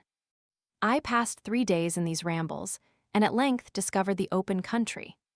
A great fall of snow had taken place the night before, and the fields were of one uniform white. The appearance was disconsolate, and I found my feet chilled by the cold, damp substance that covered the ground. It was about 7 in the morning, and I longed to obtain food and shelter. At length, I perceived a small hut on a rising ground, which had doubtless been built for the convenience of some shepherd. This was a new sight to me, and I examined the structure with great curiosity. Finding the door open, I entered. An old man sat in it, near a fire, over which he was preparing his breakfast. He turned on hearing a noise, and perceiving me, shrieked loudly, and quitting the hut, ran across the fields with a speed of which his debilitated form hardly appeared capable. His appearance, different from any I had ever before seen, and his flight somewhat surprised me. But I was enchanted by the appearance of the hut. Here the snow and rain could not penetrate, the ground was dry, and it presented to me then as exquisite and divine a retreat as pandemonium appeared to the demons of hell after their sufferings in the lake of fire. I greedily devoured the remnants of the shepherd's breakfast, which consisted of bread, cheese, milk, and wine. The latter, however, I did not like. Then, overcome by fatigue, I lay down among some straw and fell asleep. It was noon when I awoke, and allured by the warmth of the sun, which shone brightly on the white ground, I determined to recommence my travels, and depositing the remains of the peasant's breakfast in a wallet I found, I proceeded across the fields for several hours, until at sunset I arrived at a village. How miraculous did this appear!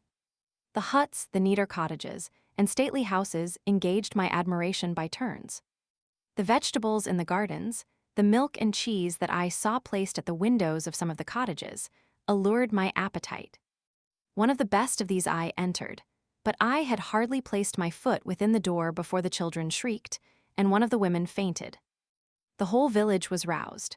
Some fled, some attacked me, until, grievously bruised by stones and many other kinds of missile weapons, I escaped to the open country and fearfully took refuge in a low hovel, quite bare, and making a wretched appearance after the palaces I had beheld in the village. This hovel, however, joined a cottage of a neat and pleasant appearance, but after my late dearly bought experience, I dared not enter it. My place of refuge was constructed of wood, but so low that I could with difficulty sit upright in it. No wood, however, was placed on the earth, which formed the floor, but it was dry, and although the wind entered it by innumerable chinks, I found it an agreeable asylum from the snow and rain. Here, then, I retreated and lay down happy to have found a shelter, however miserable, from the inclemency of the season, and still more from the barbarity of man. As soon as morning dawned, I crept from my kennel, that I might view the adjacent cottage and discover if I could remain in the habitation I had found. It was situated against the back of the cottage, and surrounded on the sides, which were exposed by a pigsty and a clear pool of water. One part was open, and by that I had crept in, but now I covered every crevice by which I might be perceived with stones and wood, yet in such a manner that I might move them on occasion to pass out. All the light I enjoyed came through the sty, and that was sufficient for me. Having thus arranged my dwelling and carpeted it with clean straw, I retired, for I saw the figure of a man at a distance, and I remembered too well my treatment the night before to trust myself in his power. I had first, however, provided for my sustenance for that day by a loaf of coarse bread, which I purloined, and a cup with which I could drink more conveniently than from my hand of the pure water which flowed by my retreat. The floor was a little raised, so that it was kept perfectly dry, and by its vicinity to the chimney of the cottage it was tolerably warm. Being thus provided, I resolved to reside in this hovel until something should occur which might alter my determination. It was indeed a paradise compared to the bleak forest, my former residence, the rain-dropping branches and dank earth. I ate my breakfast with pleasure and was about to remove a plank to procure myself a little water when I heard a step, and looking through a small chink, I beheld a young creature, with a pail on her head, passing before my hovel. The girl was young and of gentle demeanor, unlike what I have since found cottagers and farmhouse servants to be. Yet she was meanly dressed, a coarse blue petticoat and a linen jacket being her only garb. Her fair hair was plaited but not adorned. She looked patient yet sad. I lost sight of her, and in about a quarter of an hour she returned bearing the pail, which was now partly filled with milk. As she walked along, seemingly incommoded by the burden, a young man met her, whose countenance expressed a deeper despondence. Uttering a few sounds with an air of melancholy, he took the pail from her head and bore it to the cottage himself. She followed, and they disappeared. Presently I saw the young man again, with some tools in his hand, cross the field behind the cottage, and the girl was also busied, sometimes in the house and sometimes in the yard. On examining my dwelling, I found that one of the windows of the cottage had formerly occupied a part of it, but the panes had been filled up with wood. In one of these was a small and almost imperceptible chink, through which the eye could just penetrate. Through this crevice, a small room was visible, whitewashed and clean but very bare of furniture. In one corner, near a small fire, sat an old man, leaning his head on his hands in a disconsolate attitude.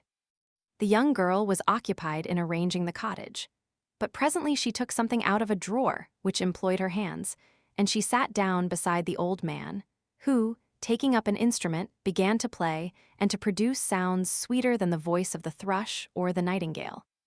It was a lovely sight, even to me, poor wretch, who had never beheld aught beautiful before. The silver hair and benevolent countenance of the aged cottager won my reverence, while the gentle manners of the girl enticed my love. He played a sweet, mournful air which I perceived drew tears from the eyes of his amiable companion, of which the old man took no notice until she sobbed audibly. He then pronounced a few sounds, and the fair creature, leaving her work, knelt at his feet. He raised her and smiled with such kindness and affection that I felt sensations of a peculiar and overpowering nature. They were a mixture of pain and pleasure, such as I had never before experienced, either from hunger or cold, warmth or food, and I withdrew from the window, unable to bear these emotions. Soon after this, the young man returned, bearing on his shoulders a load of wood. The girl met him at the door, helped to relieve him of his burden, and taking some of the fuel into the cottage, placed it on the fire. Then she and the youth went apart into a nook of the cottage, and he showed her a large loaf and a piece of cheese. She seemed pleased and went into the garden for some roots and plants, which she placed in water, and then upon the fire. She afterwards continued her work, whilst the young man went into the garden and appeared busily employed in digging and pulling up roots. After he had been employed thus about an hour, the young woman joined him, and they entered the cottage together.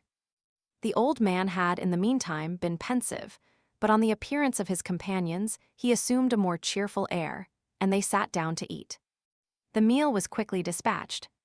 The young woman was again occupied in arranging the cottage. The old man walked before the cottage in the sun for a few minutes, leaning on the arm of the youth. Nothing could exceed in beauty the contrast between these two excellent creatures. One was old, with silver hairs and a countenance beaming with benevolence and love. The younger was slight and graceful in his figure, and his features were molded with the finest symmetry, yet his eyes and attitude expressed the utmost sadness and despondency. The old man returned to the cottage, and the youth, with tools different from those he had used in the morning, directed his steps across the fields. Night quickly shut in, but to my extreme wonder, I found that the cottagers had a means of prolonging light by the use of tapers, and was delighted to find that the setting of the sun did not put an end to the pleasure I experienced in watching my human neighbors. In the evening, the young girl and her companion were employed in various occupations which I did not understand, and the old man again took up the instrument which produced the divine sounds that had enchanted me in the morning. So soon as he had finished, the youth began, not to play, but to utter sounds that were monotonous and neither resembling the harmony of the old man's instrument nor the songs of the birds. I since found that he read aloud, but at that time I knew nothing of the science of words or letters. The family, after having been thus occupied for a short time, extinguished their lights and retired, as I conjectured, to rest. Chapter 12. I lay on my straw, but I could not sleep. I thought of the occurrences of the day. What chiefly struck me was the gentle manners of these people, and I longed to join them, but dared not. I remembered too well the treatment I had suffered the night before from the barbarous villagers, and resolved, whatever course of conduct I might hereafter think it right to pursue, that for the present I would remain quietly in my hovel, watching and endeavoring to discover the motives which influenced their actions. The cottagers arose the next morning before the sun. The young woman arranged the cottage and prepared the food, and the youth departed after the first meal. This day was passed in the same routine as that which preceded it. The young man was constantly employed out of doors, and the girl in various laborious occupations within. The old man, whom I soon perceived to be blind, employed his leisure hours on his instrument or in contemplation. Nothing could exceed the love and respect which the younger cottagers exhibited towards their venerable companion. They performed towards him every little office of affection and duty with gentleness, and he rewarded them by his benevolent smiles. They were not entirely happy. The young man and his companion often went apart and appeared to weep. I saw no cause for their unhappiness, but I was deeply affected by it. If such lovely creatures were miserable, it was less strange that I, an imperfect and solitary being, should be wretched. Yet why were these gentle beings unhappy? They possessed a delightful house, for such it was in my eyes, and every luxury. They had a fire to warm them when chill and delicious viands when hungry. They were dressed in excellent clothes, and, still more, they enjoyed one another's company and speech, interchanging each day looks of affection and kindness. What did their tears imply? Did they really express pain? I was at first unable to solve these questions, but perpetual attention and time explained to me many appearances which were at first enigmatic. A considerable period elapsed before I discovered one of the causes of the uneasiness of this amiable family. It was poverty, and they suffered that evil in a very distressing degree. Their nourishment consisted entirely of the vegetables of their garden and the milk of one cow, which gave very little during the winter, when its masters could scarcely procure food to support it. They often, I believe, suffered the pangs of hunger very poignantly, especially the two younger cottagers. For several times they placed food before the old man when they reserved none for themselves. This trait of kindness moved me sensibly. I had been accustomed during the night to steal a part of their store for my own consumption.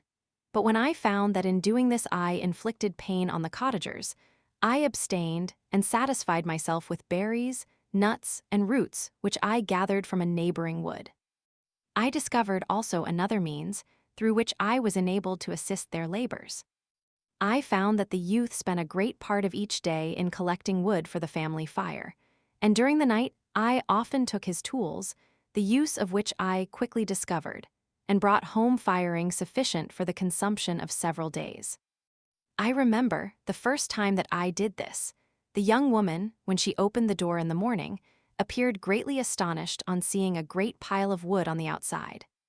She uttered some words in a loud voice, and the youth joined her, who also expressed surprise. I observed with pleasure that he did not go to the forest that day, but spent it in repairing the cottage and cultivating the garden. By degrees I made a discovery of still greater moment. I found that these people possessed a method of communicating their experience and feelings to one another by articulate sounds.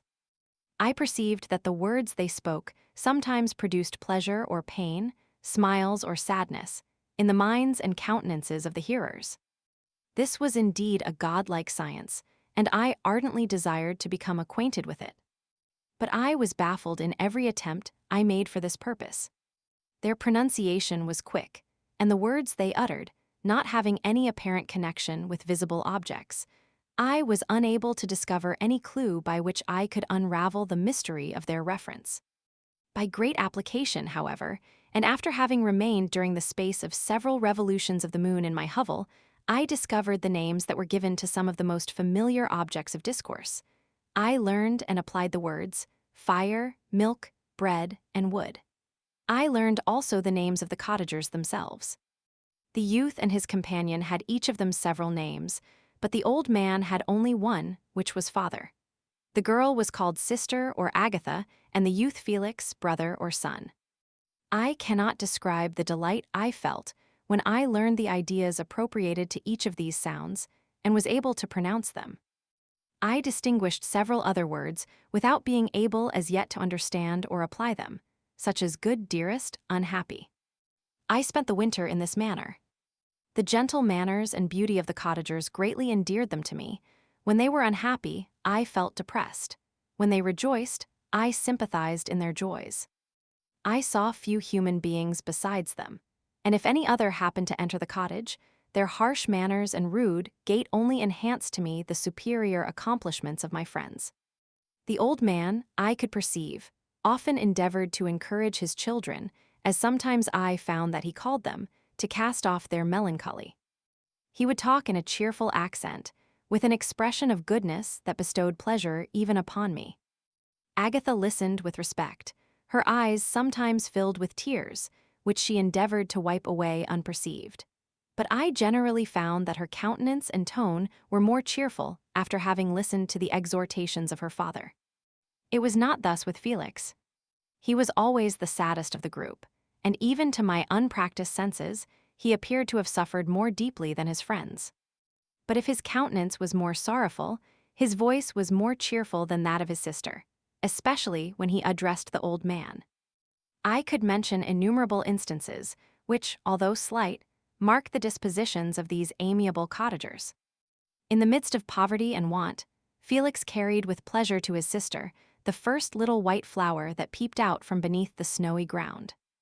Early in the morning, before she had risen, he cleared away the snow that obstructed her path to the milk-house, drew water from the well, and brought the wood from the outhouse, where, to his perpetual astonishment, he found his store always replenished by an invisible hand. In the day, I believe, he worked sometimes for a neighboring farmer, because he often went forth and did not return until dinner, yet brought no wood with him. At other times he worked in the garden, but as there was little to do in the frosty season, he read to the old man and Agatha.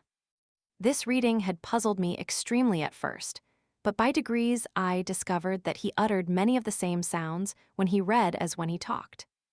I conjectured, therefore, that he found on the paper signs for speech which he understood, and I ardently longed to comprehend these also.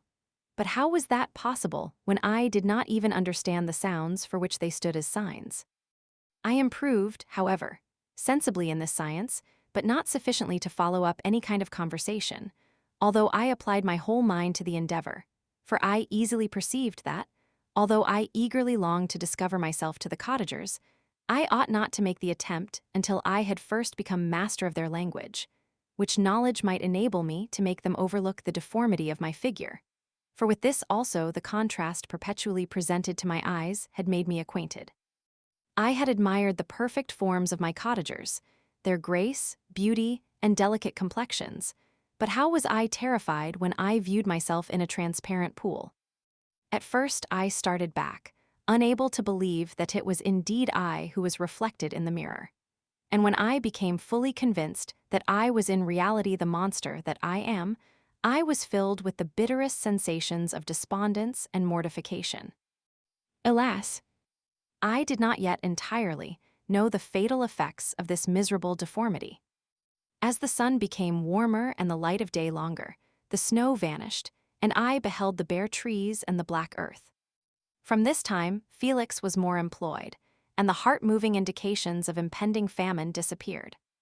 Their food, as I afterwards found, was coarse, but it was wholesome, and they procured a sufficiency of it. Several new kinds of plants sprang up in the garden, which they dressed, and these signs of comfort increased daily as the season advanced. The old man, leaning on his son, walked each day at noon, when it did not rain, as I found it was called when the heavens poured forth its waters.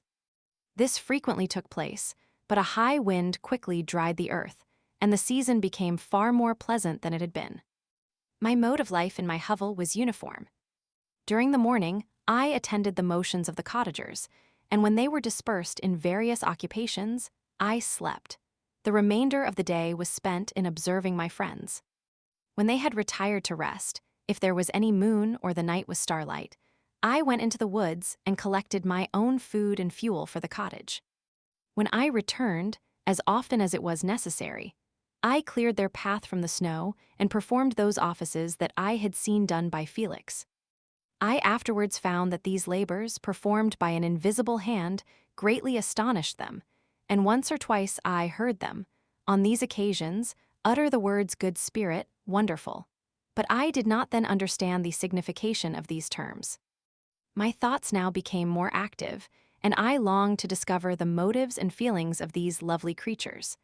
I was inquisitive to know why Felix appeared so miserable and Agatha so sad.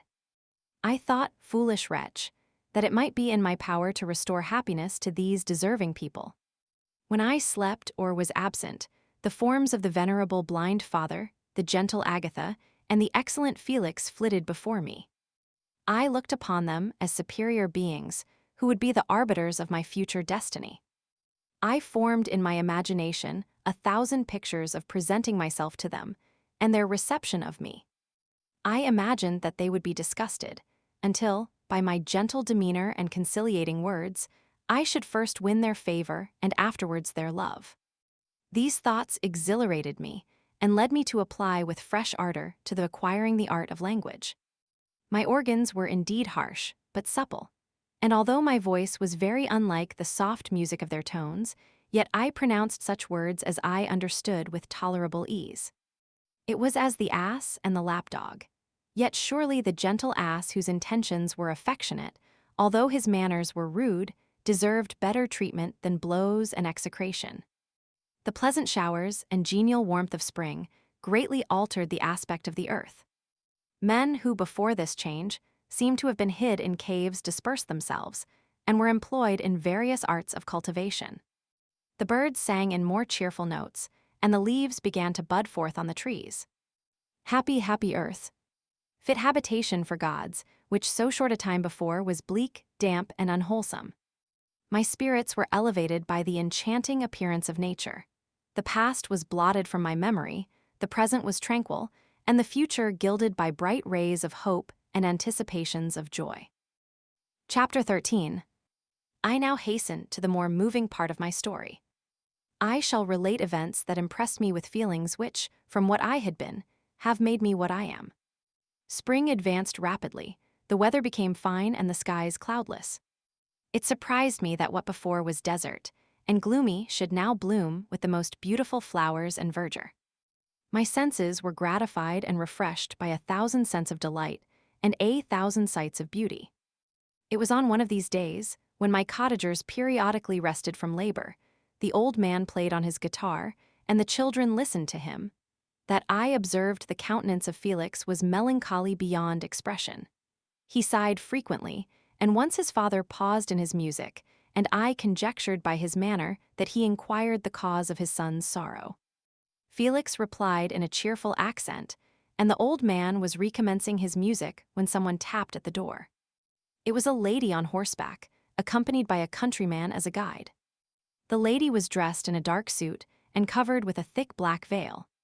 Agatha asked a question, to which the stranger only replied by pronouncing, in a sweet accent, the name of Felix. Her voice was musical, but unlike that of either of my friends. On hearing this word, Felix came up hastily to the lady, who, when she saw him, threw up her veil, and I beheld a countenance of angelic beauty and expression. Her hair of a shining raven black and curiously braided, her eyes were dark, but gentle, although animated, her features of a regular proportion, and her complexion wondrously fair, each cheek tinged with a lovely pink. Felix seemed ravished with delight when he saw her. Every trait of sorrow vanished from his face, and it instantly expressed a degree of ecstatic joy, of which I could hardly have believed it capable. His eyes sparkled, as his cheek flushed with pleasure, and at that moment I thought him as beautiful as the stranger.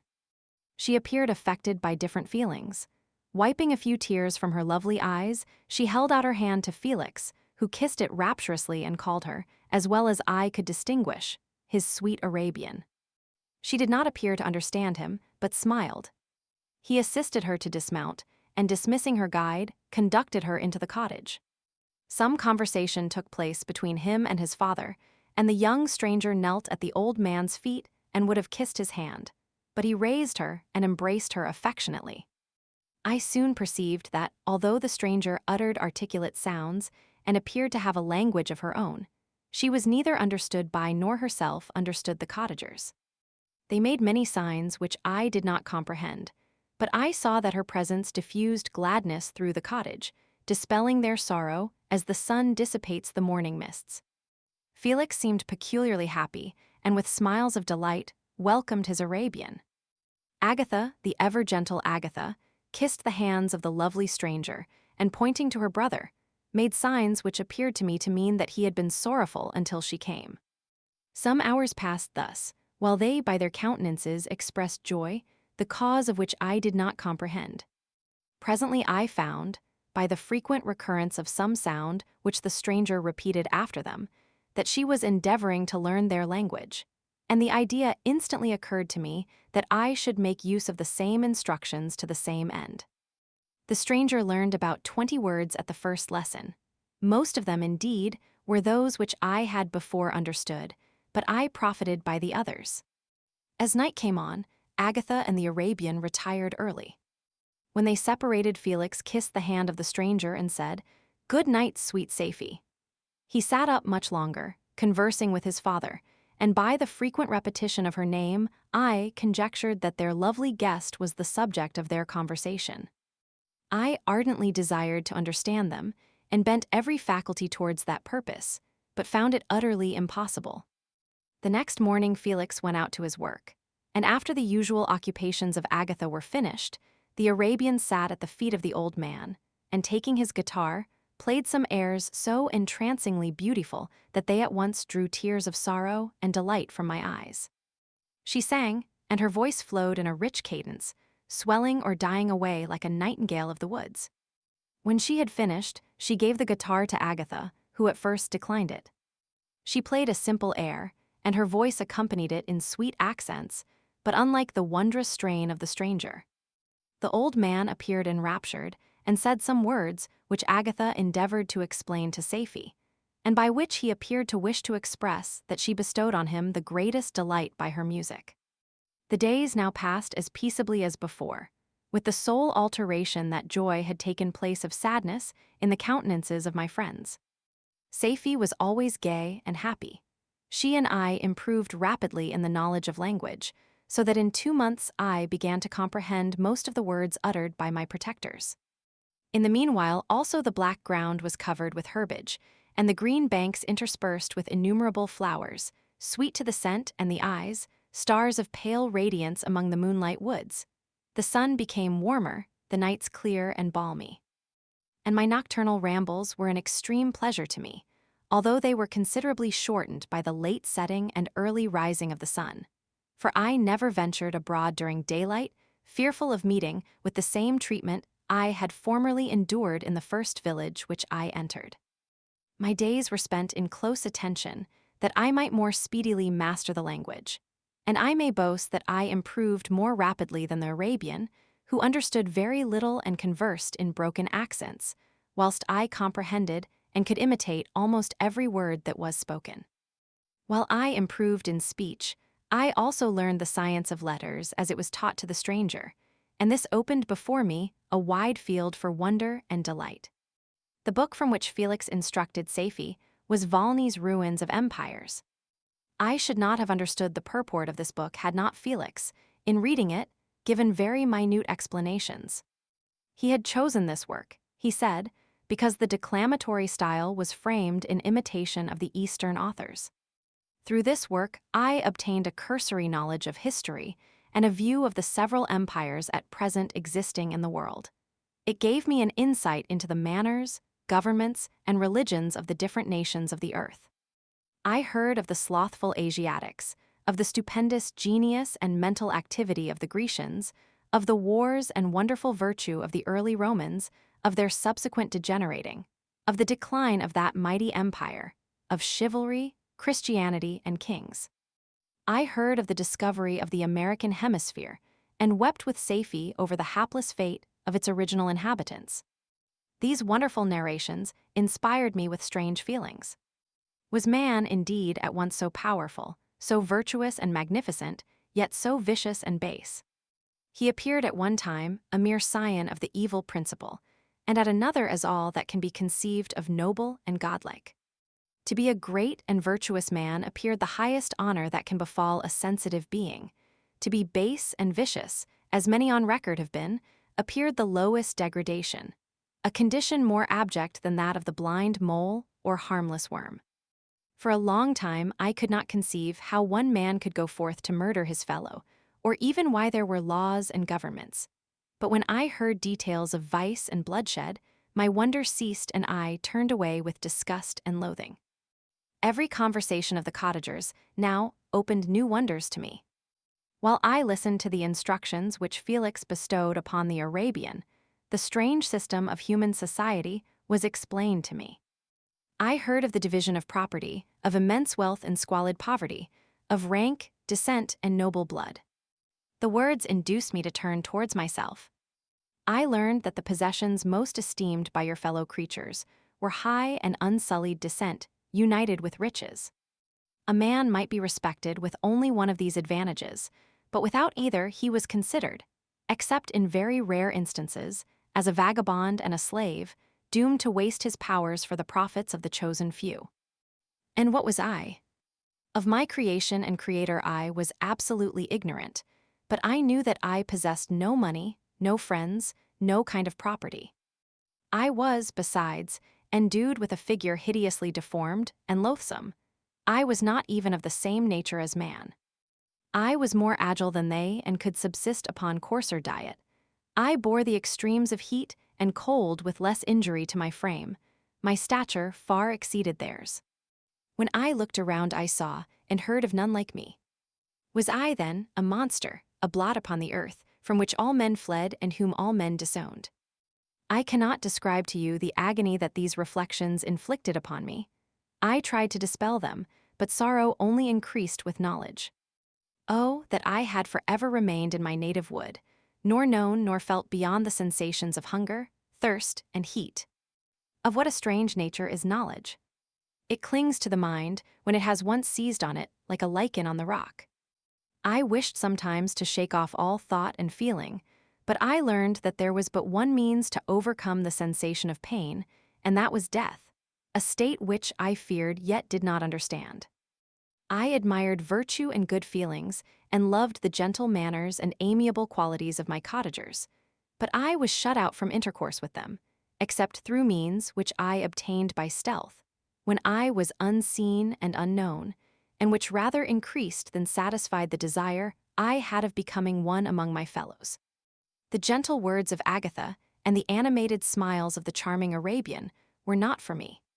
The mild exhortations of the old man and the lively conversation of the loved Felix were not for me. Miserable, unhappy wretch! Other lessons were impressed upon me even more deeply. I heard of the difference of sexes, and the birth and growth of children, how the father doted on the smiles of the infant, and the lively sallies of the older child, how all the life and cares of the mother were wrapped up in the precious charge, how the mind of youth expanded and gained knowledge of brother, sister, and all the various relationships which bind one human being to another in mutual bonds. But where were my friends and relations? No father had watched my infant days, no mother had blessed me with smiles and caresses, or if they had, all my past life was now a blot, a blind vacancy in which I distinguished nothing. From my earliest remembrance, I had been as I then was in height and proportion. I had never yet seen a being resembling me, or who claimed any intercourse with me. What was I? The question again recurred, to be answered only with groans. I will soon explain to what these feelings tended, but allow me now to return to the cottagers, whose story excited in me such various feelings of indignation, delight, and wonder, but which all terminated in additional love and reverence for my protectors, for so I loved, in an innocent, half-painful self-deceit, to call them. Chapter 14. Some time elapsed before I learned the history of my friends. It was one which could not fail to impress itself deeply on my mind, unfolding as it did a number of circumstances, each interesting and wonderful to one so utterly inexperienced as I was. The name of the old man was de Lacy. He was descended from a good family in France, where he had lived for many years in affluence, respected by his superiors and beloved by his equals. His son was bred in the service of his country, and Agatha had ranked with ladies of the highest distinction. A few months before my arrival, they had lived in a large and luxurious city called Paris, surrounded by friends and possessed of every enjoyment which virtue, refinement of intellect, or taste, accompanied by a moderate fortune, could afford. The father of Safie had been the cause of their ruin. He was a Turkish merchant and had inhabited Paris for many years, when, for some reason which I could not learn, he became obnoxious to the government. He was seized and cast into prison the very day that Safie arrived from Constantinople to join him. He was tried and condemned to death. The injustice of his sentence was very flagrant. All Paris was indignant, and it was judged that his religion and wealth, rather than the crime alleged against him, had been the cause of his condemnation. Felix had accidentally been present at the trial. His horror and indignation were uncontrollable when he heard the decision of the court. He made, at that moment, a solemn vow to deliver him, and then looked around for the means. After many fruitless attempts to gain admittance to the prison, he found a strongly grated window in an unguarded part of the building, which lighted the dungeon of the unfortunate Mohammedan, who, loaded with chains, waited in despair the execution of the barbarous sentence. Felix visited the grate at night and made known to the prisoner his intentions in his favor.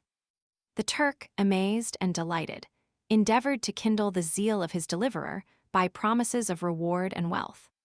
Felix rejected his offers with contempt, yet when he saw the lovely Safie, who was allowed to visit her father, and who by her gestures expressed her lively gratitude, the youth could not help owning to his own mind that the captive possessed a treasure which would fully reward his toil and hazard. The Turk quickly perceived the impression that his daughter had made on the heart of Felix, and endeavored to secure him more entirely in his interests by the promise of her hand in marriage so soon as he should be conveyed to a place of safety. Felix was too delicate to accept this offer, Yet he looked forward to the probability of the event as to the consummation of his happiness. During the ensuing days, while the preparations were going forward for the escape of the merchant, the zeal of Felix was warmed by several letters that he received from this lovely girl, who found means to express her thoughts in the language of her lover by the aid of an old man, a servant of her father who understood French. She thanked him in the most ardent terms for his intended services towards her parent, and at the same time she gently deplored her own fate.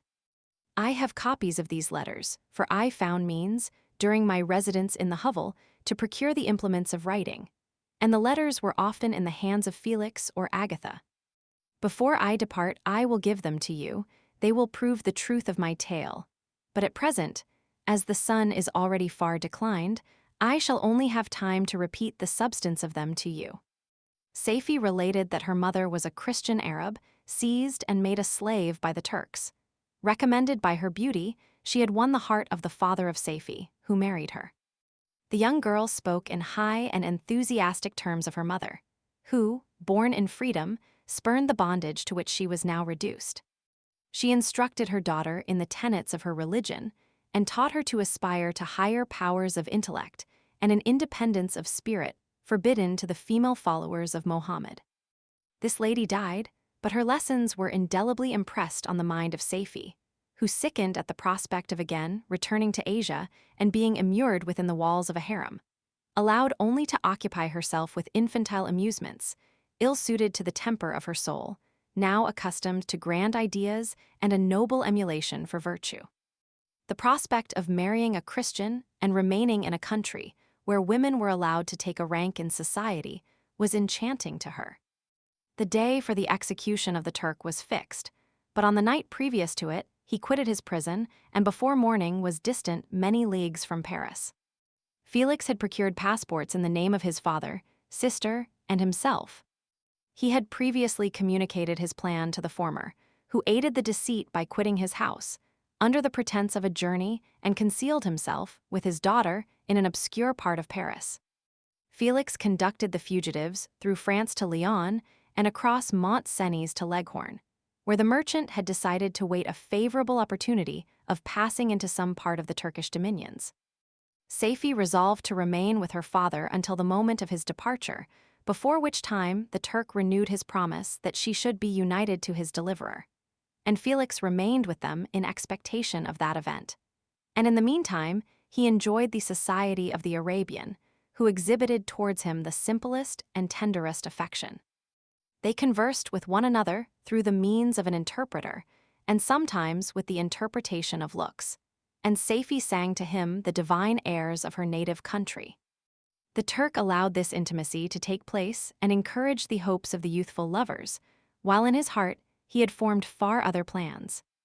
He loathed the idea that his daughter should be united to a Christian, but he feared the resentment of Felix if he should appear lukewarm, for he knew that he was still in the power of his deliverer if he should choose to betray him to the Italian state which they inhabited. He revolved 1,000 plans by which he should be enabled to prolong the deceit until it might be no longer necessary, and secretly to take his daughter with him when he departed. His plans were facilitated by the news which arrived from Paris. The government of France were greatly enraged at the escape of their victim and spared no pains to detect and punish his deliverer. The plot of Felix was quickly discovered, and de Lacy and Agatha were thrown into prison. The news reached Felix and roused him from his dream of pleasure. His blind and aged father and his gentle sister lay in a noisome dungeon, while he enjoyed the free air and the society of her whom he loved. This idea was torture to him. He quickly arranged with the Turk that if the latter should find a favorable opportunity for escape before Felix could return to Italy, Saifi should remain as a boarder at a convent at Leghorn. And then, quitting the lovely Arabian, he hastened to Paris and delivered himself up to the vengeance of the law, hoping to free de Lacy and Agatha by this proceeding. He did not succeed. They remained confined for 5 months before the trial took place, the result of which deprived them of their fortune and condemned them to a perpetual exile from their native country. They found a miserable asylum in the cottage in Germany, where I discovered them. Felix soon learned that the treacherous Turk, for whom he and his family endured such unheard-of oppression, on discovering that his deliverer was thus reduced to poverty and ruin, became a traitor to good feeling and honor, and had quitted Italy with his daughter, insultingly sending Felix a pittance of money to aid him, as he said, in some plan of future maintenance. Such were the events that preyed on the heart of Felix and rendered him, when I first saw him, the most miserable of his family. He could have endured poverty, and while this distress had been the meed of his virtue, he gloried in it. But the ingratitude of the Turk and the loss of his beloved Safie were misfortunes more bitter and irreparable. The arrival of the Arabian now infused new life into his soul. When the news reached Leghorn that Felix was deprived of his wealth and rank, the merchant commanded his daughter to think no more of her lover, but to prepare to return to her native country. The generous nature of Safie was outraged by this command. She attempted to expostulate with her father, but he left her angrily, reiterating his tyrannical mandate. A few days after, the Turk entered his daughter's apartment and told her hastily that he had reason to believe that his residence at Leghorn had been divulged, and that he should speedily be delivered up to the French government. He had consequently hired a vessel to convey him to Constantinople, for which city he should sail in a few hours. He intended to leave his daughter under the care of a confidential servant, to follow at her leisure with the greater part of his property, which had not yet arrived at Leghorn. When alone, Safie resolved in her own mind the plan of conduct that it would become her to pursue in this emergency. A residence in Turkey was abhorrent to her. Her religion and her feelings were alike averse to it. By some papers of her father which fell into her hands, she heard of the exile of her lover, and learnt the name of the spot where he then resided. She hesitated some time, but at length she formed her determination. Taking with her some jewels that belonged to her and a sum of money, she quitted Italy with an attendant, a native of Leghorn but who understood the common language of Turkey, and departed for Germany. She arrived in safety at a town about 20 leagues from the cottage of de Lacy, when her attendant fell dangerously ill. Safie nursed her with the most devoted affection, but the poor girl died, and the Arabian was left alone, unacquainted with the language of the country and utterly ignorant of the customs of the world. She fell, however, into good hands. The Italian had mentioned the name of the spot for which they were bound, and after her death, the woman of the house in which they had lived took care that Safie should arrive in safety at the cottage of her lover. Chapter 15. Such was the history of my beloved cottagers. It impressed me deeply. I learned, from the views of social life which it developed, to admire their virtues and to deprecate the vices of mankind. As yet I looked upon crime as a distant evil. Benevolence and generosity were ever present before me, inciting within me a desire to become an actor in the busy scene where so many admirable qualities were called forth and displayed. But in giving an account of the progress of my intellect, I must not omit a circumstance which occurred in the beginning of the month of August of the same year. One night during my accustomed visit to the neighboring wood where I collected my own food and brought home firing for my protectors, I found on the ground a leathern portmanteau containing several articles of dress and some books. I eagerly seized the prize and returned with it to my hovel. Fortunately, the books were written in the language, the elements of which I had acquired at the cottage. They consisted of Paradise Lost, a volume of Plutarch's Lives, and the Sorrows of Werter. The possession of these treasures gave me extreme delight. I now continually studied and exercised my mind upon these histories, whilst my friends were employed in their ordinary occupations. I can hardly describe to you the effect of these books. They produced in me an infinity of new images and feelings that sometimes raised me to ecstasy, but more frequently sunk me into the lowest dejection.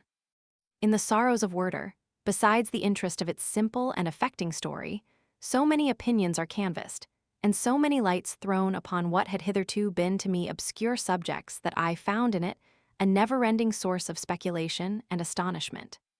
The gentle and domestic manners it described, combined with lofty sentiments and feelings, which had for their object something out of self, accorded well with my experience among my protectors, and with the wants which were forever alive in my own bosom.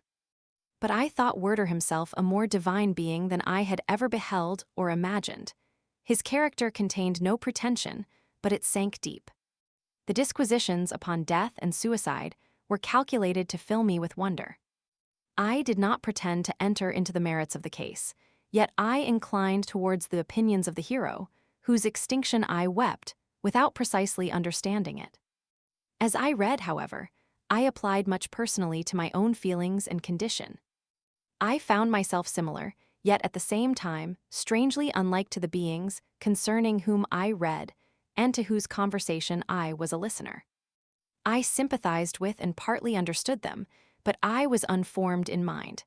I was dependent on none and related to none. The path of my departure was free, and there was none to lament my annihilation. My person was hideous, and my stature gigantic. What did this mean? Who was I? What was I? Whence did I come? What was my destination? These questions continually recurred, but I was unable to solve them. The volume of Plutarch's Lives, which I possessed, contained the histories of the first founders of the ancient republics. This book had a far different effect upon me from the sorrows of Werther. I learned from Werther's imaginations despondency and gloom, but Plutarch taught me high thoughts. He elevated me above the wretched sphere of my own reflections, to admire and love the heroes of past ages. Many things I read surpassed my understanding and experience. I had a very confused knowledge of kingdoms, wide extents of country, mighty rivers, and boundless seas.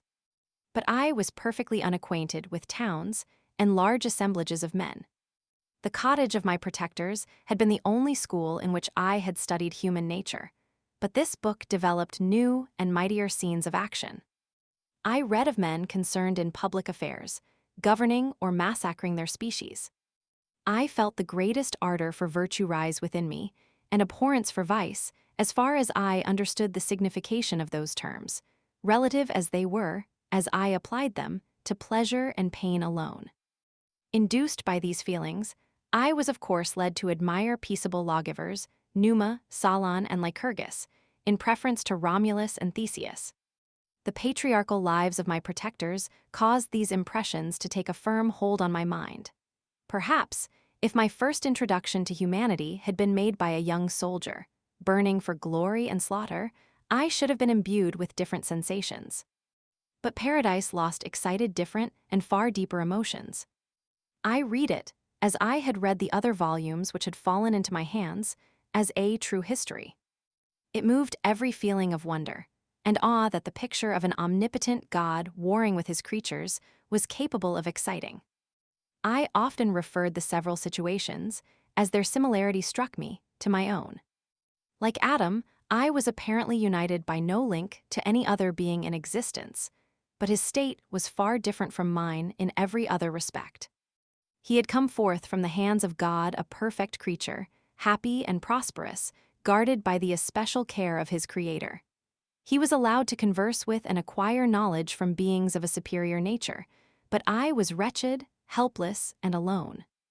Many times I considered Satan as the fitter emblem of my condition, for often, like him, when I viewed the bliss of my protectors, the bitter gall of envy rose within me. Another circumstance strengthened and confirmed these feelings. Soon after my arrival in the hovel, I discovered some papers in the pocket of the dress, which I had taken from your laboratory. At first I had neglected them, but now that I was able to decipher the characters in which they were written, I began to study them with diligence. It was your journal of the 4 months that preceded my creation. You minutely described in these papers every step you took in the progress of your work. This history was mingled with accounts of domestic occurrences. You doubtless recollect these papers. Here they are. Everything is related in them which bears reference to my accursed origin. The whole detail of that series of disgusting circumstances which produced it is set in view.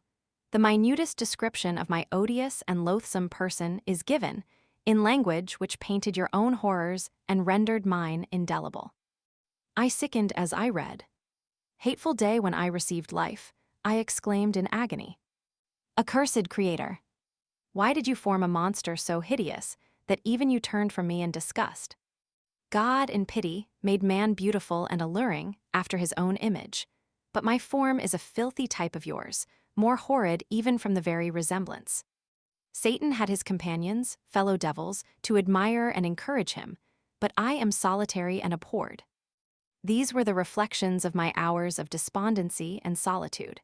But when I contemplated the virtues of the cottagers, their amiable and benevolent dispositions, I persuaded myself that when they should become acquainted with my admiration of their virtues, they would compassionate me and overlook my personal deformity. Could they turn from their door one, however monstrous, who solicited their compassion and friendship? I resolved, at least, not to despair, but in every way to fit myself for an interview with them, which would decide my fate. I postponed this attempt for some months longer, for the importance attached to its success inspired me with a dread lest I should fail. Besides, I found that my understanding improved so much with every day's experience that I was unwilling to commence this undertaking until a few more months should have added to my sagacity. Several changes in the meantime took place in the cottage. The presence of Safie diffused happiness among its inhabitants, and I also found that a greater degree of plenty reigned there.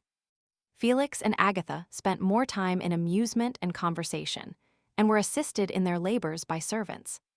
They did not appear rich, but they were contented and happy. Their feelings were serene and peaceful, while mine became every day more tumultuous. Increase of knowledge only discovered to me more clearly what a wretched outcast I was. I cherished hope, it is true, but it vanished when I beheld my person reflected in water or my shadow in the moonshine, even as that frail image and that inconstant shade. I endeavored to crush these fears and to fortify myself for the trial which in a few months I resolved to undergo. And sometimes I allowed my thoughts, unchecked by reason, to ramble in the fields of paradise, and dared to fancy amiable and lovely creatures sympathizing with my feelings and cheering my gloom. Their angelic countenances breathed smiles of consolation. But it was all a dream. No Eve soothed my sorrows nor shared my thoughts. I was alone.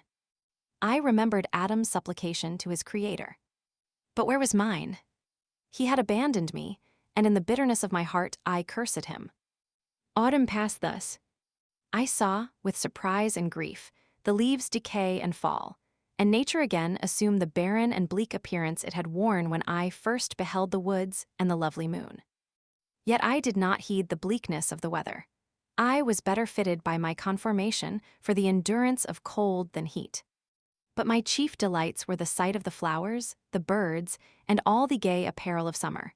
When those deserted me, I turned with more attention towards the cottagers. Their happiness was not decreased by the absence of summer. They loved and sympathized with one another, and their joys, depending on each other, were not interrupted by the casualties that took place around them. The more I saw of them, the greater became my desire to claim their protection and kindness. My heart yearned to be known and loved by these amiable creatures. To see their sweet looks directed towards me with affection was the utmost limit of my ambition. I dared not think that they would turn them from me with disdain and horror. The poor that stopped at their door were never driven away. I asked, it is true, for greater treasures than a little food or rest. I required kindness and sympathy, but I did not believe myself utterly unworthy of it. The winter advanced, and an entire revolution of the seasons had taken place since I awoke into life. My attention at this time was solely directed towards my plan of introducing myself into the cottage of my protectors. I revolved many projects, but that on which I finally fixed was to enter the dwelling when the blind old man should be alone. I had sagacity enough to discover that the unnatural hideousness of my person was the chief object of horror with those who had formerly beheld me. My voice, although harsh, had nothing terrible in it. I thought, therefore, that if in the absence of his children I could gain the good-will and mediation of the old de Lacy, I might by his means be tolerated by my younger protectors. One day, when the sun shone on the red leaves that strewed the ground and diffused cheerfulness, although it denied warmth, Safie, Agatha, and Felix departed on a long country walk, and the old man, at his own desire, was left alone in the cottage. When his children had departed, He took up his guitar and played several mournful but sweet airs, more sweet and mournful than I had ever heard him play before. At first his countenance was illuminated with pleasure, but as he continued, thoughtfulness and sadness succeeded. At length, laying aside the instrument, he sat absorbed in reflection. My heart beat quick. This was the hour and moment of trial, which would decide my hopes or realize my fears. The servants were gone to a neighboring fair. All was silent in and around the cottage. It was an excellent opportunity. Yet, when I proceeded to execute my plan, my limbs failed me and I sank to the ground. Again I rose, and exerting all the firmness of which I was master, removed the planks which I had placed before my hovel to conceal my retreat. The fresh air revived me, and with renewed determination I approached the door of their cottage. I knocked. "Who is there?" said the old man. "Come in." I entered. "Pardon this intrusion," said I. "I am a traveler in want of a little rest. You would greatly oblige me if you would allow me to remain a few minutes before the fire." "Enter," said de Lacy, "and I will try in what manner I can to relieve your wants. But unfortunately my children are from home, and as I am blind, I am afraid I shall find it difficult to procure food for you." "Do not trouble yourself, my kind host. I have food. It is warmth and rest only that I need." I sat down, and a silence ensued. I knew that every minute was precious to me, yet I remained irresolute in what manner to commence the interview, when the old man addressed me. "By your language, stranger, I suppose you are my countryman. Are you French?" "No, but I was educated by a French family, and understand that language only. I am now going to claim the protection of some friends, whom I sincerely love, and of whose favor I have some hopes." "Are they Germans?" "No, they are French. But let us change the subject. I am an unfortunate and deserted creature. I look around, and I have no relation or friend upon earth. These amiable people to whom I go have never seen me, and know little of me. I am full of fears, for if I fail there, I am an outcast in the world forever. Do not despair. To be friendless is indeed to be unfortunate, but the hearts of men, when unprejudiced by any obvious self-interest, are full of brotherly love and charity. Rely, therefore, on your hopes, and if these friends are good and amiable, do not despair. They are kind, they are the most excellent creatures in the world, but unfortunately they are prejudiced against me. I have good dispositions. My life has been hitherto harmless and in some degree beneficial, but a fatal prejudice clouds their eyes, and where they ought to see a feeling and kind friend, they behold only a detestable monster. That is indeed unfortunate, but if you are really blameless, cannot you undeceive them? I am about to undertake that task, and it is on that account that I feel so many overwhelming terrors. I tenderly love these friends. I have, unknown to them, been for many months in the habits of daily kindness towards them, but they believe that I wish to injure them, and it is that prejudice which I wish to overcome. Where do these friends reside? Near this spot. The old man paused and then continued. If you will unreservedly confide to me the particulars of your tale, I perhaps may be of use in undeceiving them. I am blind and cannot judge of your countenance, but there is something in your words which persuades me that you are sincere. I am poor and an exile, but it will afford me true pleasure to be in any way serviceable to a human creature. Excellent man. I thank you and accept your generous offer. You raise me from the dust by this kindness, and I trust that, by your aid, I shall not be driven from the society and sympathy of your fellow creatures. Heaven forbid. Even if you were really criminal, for that can only drive you to desperation and not instigate you to virtue. I also am unfortunate. I and my family have been condemned, although innocent. Judge, therefore, if I do not feel for your misfortunes. How can I thank you, my best and only benefactor? From your lips first have I heard the voice of kindness directed towards me. I shall be forever grateful, and your present humanity assures me of success with those friends whom I am on the point of meeting. May I know the names and residence of those friends? I paused. This, I thought, was the moment of decision, which was to rob me of or bestow happiness on me forever. I struggled vainly for firmness sufficient to answer him, but the effort destroyed all my remaining strength. I sank on the chair and sobbed aloud. At that moment, I heard the steps of my younger protectors. I had not a moment to lose, but seizing the hand of the old man, I cried, "Now is the time. Save and protect me. You and your family are the friends whom I seek. Do not you desert me in the hour of trial." "Great God!" exclaimed the old man. "Who are you?" At that instant the cottage door was opened, and Felix, Safie, and Agatha entered. Who can describe their horror and consternation on beholding me? Agatha fainted, and Safie, unable to attend to her friend, rushed out of the cottage. Felix darted forward, and with supernatural force tore me from his father, to whose knees I clung in a transport of fury. He dashed me to the ground and struck me violently with a stick. I could have torn him limb from limb, as the lion rends the antelope. But my heart sank within me as with bitter sickness, and I refrained. I saw him on the point of repeating his blow, when, overcome by pain and anguish, I quitted the cottage, and in the general tumult escaped unperceived to my hovel. Chapter 16. Cursed, cursed Creator. Why did I live? Why, in that instant, did I not extinguish the spark of existence which you had so wantonly bestowed? I know not. Despair had not yet taken possession of me. My feelings were those of rage and revenge. I could with pleasure have destroyed the cottage and its inhabitants, and have glutted myself with their shrieks and misery. When night came, I quitted my retreat and wandered in the wood. And now, no longer restrained by the fear of discovery, I gave vent to my anguish in fearful howlings. I was like a wild beast that had broken the toils, destroying the objects that obstructed me and ranging through the wood with a stag-like swiftness. Oh, what a miserable night I passed! The cold stars shone in mockery, and the bare trees waved their branches above me. Now and then the sweet voice of a bird burst forth amidst the universal stillness. All save I were at rest or in enjoyment. I, like the arch-fiend, bore a hell within me, and finding myself unsympathized with, wished to tear up the trees, spread havoc and destruction around me, and then to have sat down and enjoyed the ruin. But this was a luxury of sensation that could not endure. I became fatigued with excess of bodily exertion and sank on the damp grass in the sick impotence of despair.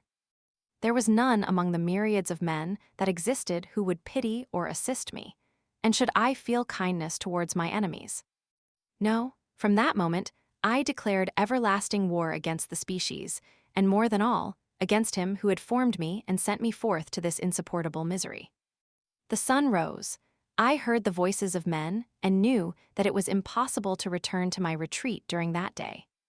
Accordingly, I hid myself in some thick underwood, determining to devote the ensuing hours to reflection on my situation. The pleasant sunshine and the pure air of day restored me to some degree of tranquility, and when I considered what had passed at the cottage, I could not help believing that I had been too hasty in my conclusions. I had certainly acted imprudently. It was apparent that my conversation had interested the father in my behalf, and I was a fool in having exposed my person to the horror of his children. I ought to have familiarized the old De Lacy to me, and by degrees to have discovered myself to the rest of his family, when they should have been prepared for my approach. But I did not believe my errors to be irretrievable, and after much consideration, I resolved to return to the cottage, seek the old man, and by my representations win him to my party. These thoughts calmed me, and in the afternoon I sank into a profound sleep, but the fever of my blood did not allow me to be visited by peaceful dreams. The horrible scene of the preceding day was forever acting before my eyes. The females were flying, and the enraged Felix tearing me from his father's feet. I awoke exhausted, and finding that it was already night, I crept forth from my hiding place and went in search of food. When my hunger was appeased, I directed my steps towards the well-known path that conducted to the cottage. All there was at peace. I crept into my hovel and remained in silent expectation of the accustomed hour when the family arose. That hour passed, the sun mounted high in the heavens, but the cottagers did not appear. I trembled violently, apprehending some dreadful misfortune, The inside of the cottage was dark, and I heard no motion. I cannot describe the agony of this suspense. Presently 2 countrymen passed by, but pausing near the cottage, they entered into conversation, using violent gesticulations. But I did not understand what they said, as they spoke the language of the country, which differed from that of my protectors. Soon after, however, Felix approached with another man. I was surprised, as I knew that he had not quitted the cottage that morning, and waited anxiously to discover from his discourse the meaning of these unusual appearances. "Do you consider," said his companion to him, "that you will be obliged to pay 3 months' rent and to lose the produce of your garden? I do not wish to take any unfair advantage, and I beg therefore that you will take some days to consider of your determination." "It is utterly useless," replied Felix. "We can never again inhabit your cottage. The life of my father is in the greatest danger, owing to the dreadful circumstance that I have related. My wife and my sister will never recover from their horror. I entreat you not to reason with me any more. Take possession of your tenement, and let me fly from this place." Felix trembled violently as he said this. He and his companion entered the cottage, in which they remained for a few minutes, and then departed. I never saw any of the family of de Lacy more. I continued for the remainder of the day in my hovel, in a state of utter and stupid despair. My protectors had departed, and had broken the only link that held me to the world. For the first time, the feelings of revenge and hatred filled my bosom, and I did not strive to control them, but allowing myself to be borne away by the stream, I bent my mind towards injury and death. When I thought of my friends, of the mild voice of de Lacy, the gentle eyes of Agatha, and the exquisite beauty of the Arabian, these thoughts vanished, and a gush of tears somewhat soothed me. But again, when I reflected that they had spurned and deserted me, anger returned, a rage of anger, and unable to injure anything human, I turned my fury towards inanimate objects. As night advanced, I placed a variety of combustibles around the cottage, and after having destroyed every vestige of cultivation in the garden, I waited with forced impatience until the moon had sunk to commence my operations. As the night advanced, a fierce wind arose from the woods and quickly dispersed the clouds that had loitered in the heavens. The blast tore along like a mighty avalanche and produced a kind of insanity in my spirits that burst all bounds of reason and reflection. I lighted the dry branch of a tree and danced with fury around the devoted cottage, my eyes still fixed on the western horizon, the edge of which the moon nearly touched.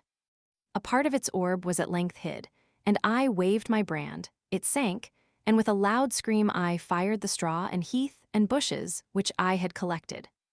The wind fanned the fire, and the cottage was quickly enveloped by the flames, which clung to it and licked it with their forked and destroying tongues. As soon as I was convinced that no assistance could save any part of the habitation, I quitted the scene and sought for refuge in the woods. And now, with the world before me, whither should I bend my steps? I resolved to fly far from the scene of my misfortunes, but to me, hated and despised, every country must be equally horrible. At length, the thought of you crossed my mind. I learned from your papers that you were my father, my creator, and to whom could I apply with more fitness than to him who had given me life? Among the lessons that Felix had bestowed upon Safie, geography had not been omitted. I had learned from these the relative situations of the different countries of the earth.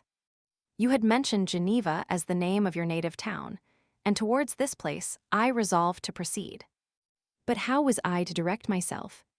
I knew that I must travel in a southwesterly direction to reach my destination, but the sun was my only guide. I did not know the names of the towns that I was to pass through, nor could I ask information from a single human being, but I did not despair. From you only could I hope for succor, although towards you I felt no sentiment but that of hatred. Unfeeling, heartless creator. You had endowed me with perceptions and passions, and then cast me abroad an object for the scorn and horror of mankind. But on you only had I any claim for pity and redress, and from you I determined to seek that justice which I vainly attempted to gain from any other being that wore the human form.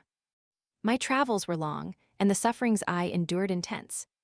It was late in autumn when I quitted the district where I had so long resided.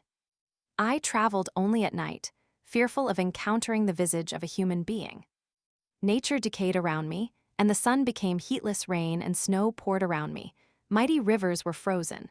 The surface of the earth was hard and chill and bare, and I found no shelter. O earth! How often did I imprecate curses on the cause of my being? The mildness of my nature had fled, and all within me was turned to gall and bitterness. The nearer I approached to your habitation, the more deeply did I feel the spirit of revenge enkindled in my heart. Snow fell and the waters were hardened, but I rested not. A few incidents now and then directed me, and I possessed a map of the country, but I often wandered wide from my path. The agony of my feelings allowed me no respite. No incident occurred from which my rage and misery could not extract its food. But a circumstance that happened when I arrived on the confines of Switzerland, when the sun had recovered its warmth and the earth again began to look green, confirmed in an especial manner the bitterness and horror of my feelings. I generally rested during the day, and traveled only when I was secured by night from the view of man. One morning, however, finding that my path lay through a deep wood, I ventured to continue my journey after the sun had risen. The day, which was one of the first of spring, cheered even me by the loveliness of its sunshine and the balminess of the air.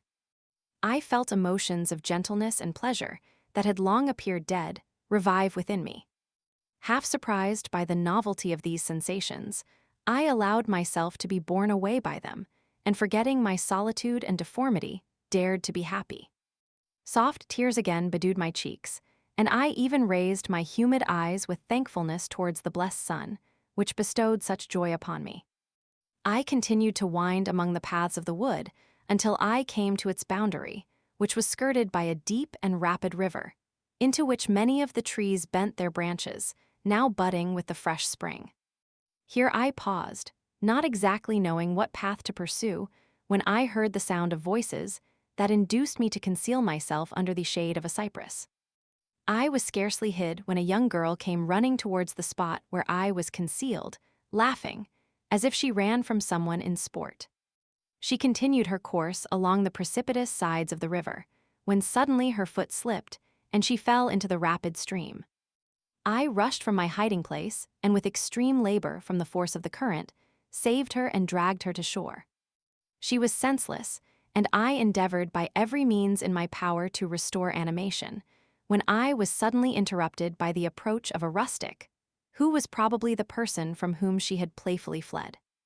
On seeing me, he darted towards me, and tearing the girl from my arms, hastened towards the deeper parts of the wood. I followed speedily, I hardly knew why, but when the man saw me draw near, he aimed a gun, which he carried, at my body and fired. I sank to the ground, and my injurer, with increased swiftness, escaped into the wood. This was then the reward of my benevolence. I had saved a human being from destruction, and as a recompense, I now writhed under the miserable pain of a wound which shattered the flesh and bone. The feelings of kindness and gentleness which I had entertained, but a few moments before gave place to hellish rage and gnashing of teeth. Inflamed by pain, I vowed eternal hatred and vengeance to all mankind. But the agony of my wound overcame me. My pulses paused, and I fainted. For some weeks I led a miserable life in the woods, endeavoring to cure the wound which I had received. The ball had entered my shoulder, and I knew not whether it had remained there or passed through. At any rate, I had no means of extracting it.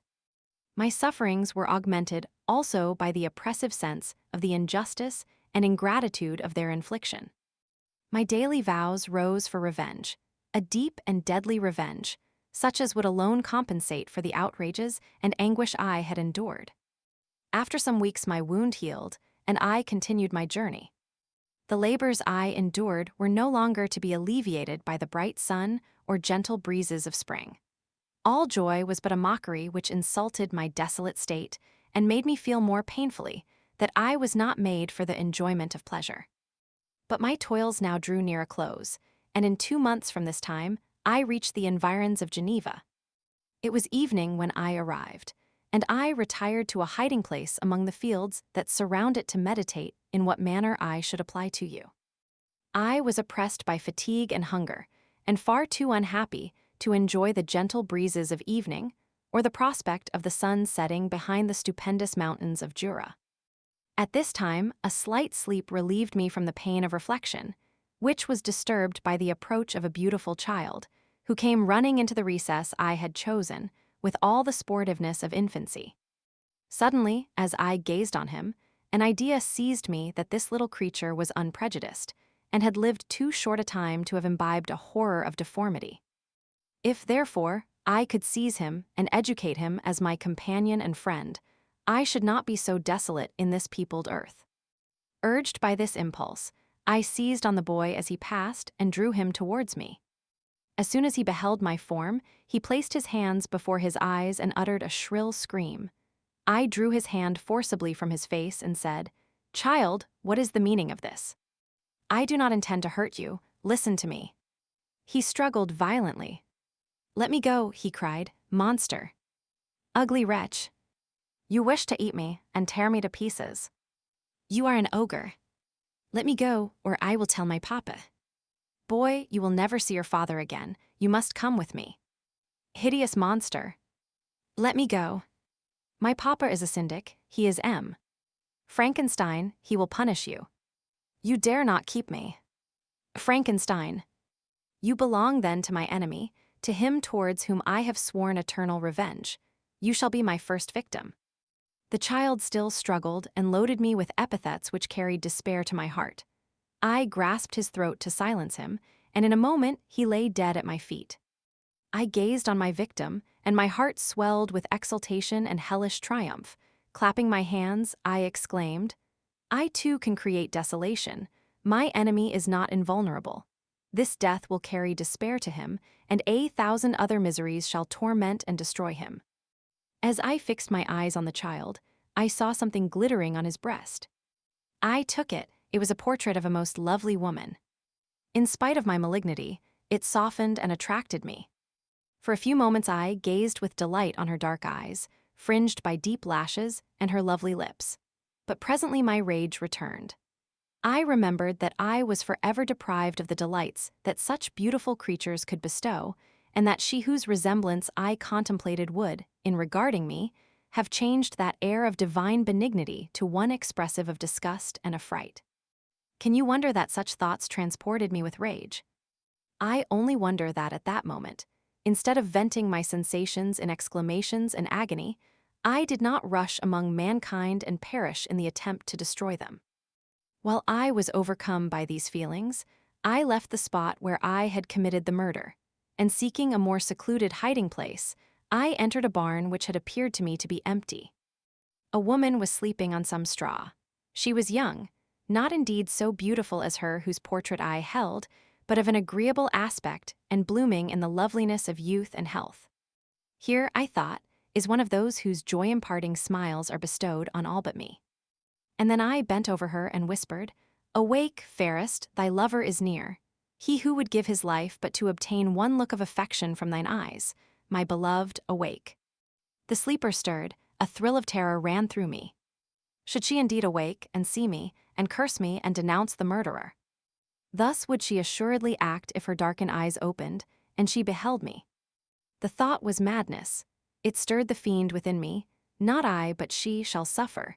The murder I have committed because I am forever robbed of all that she could give me, she shall atone.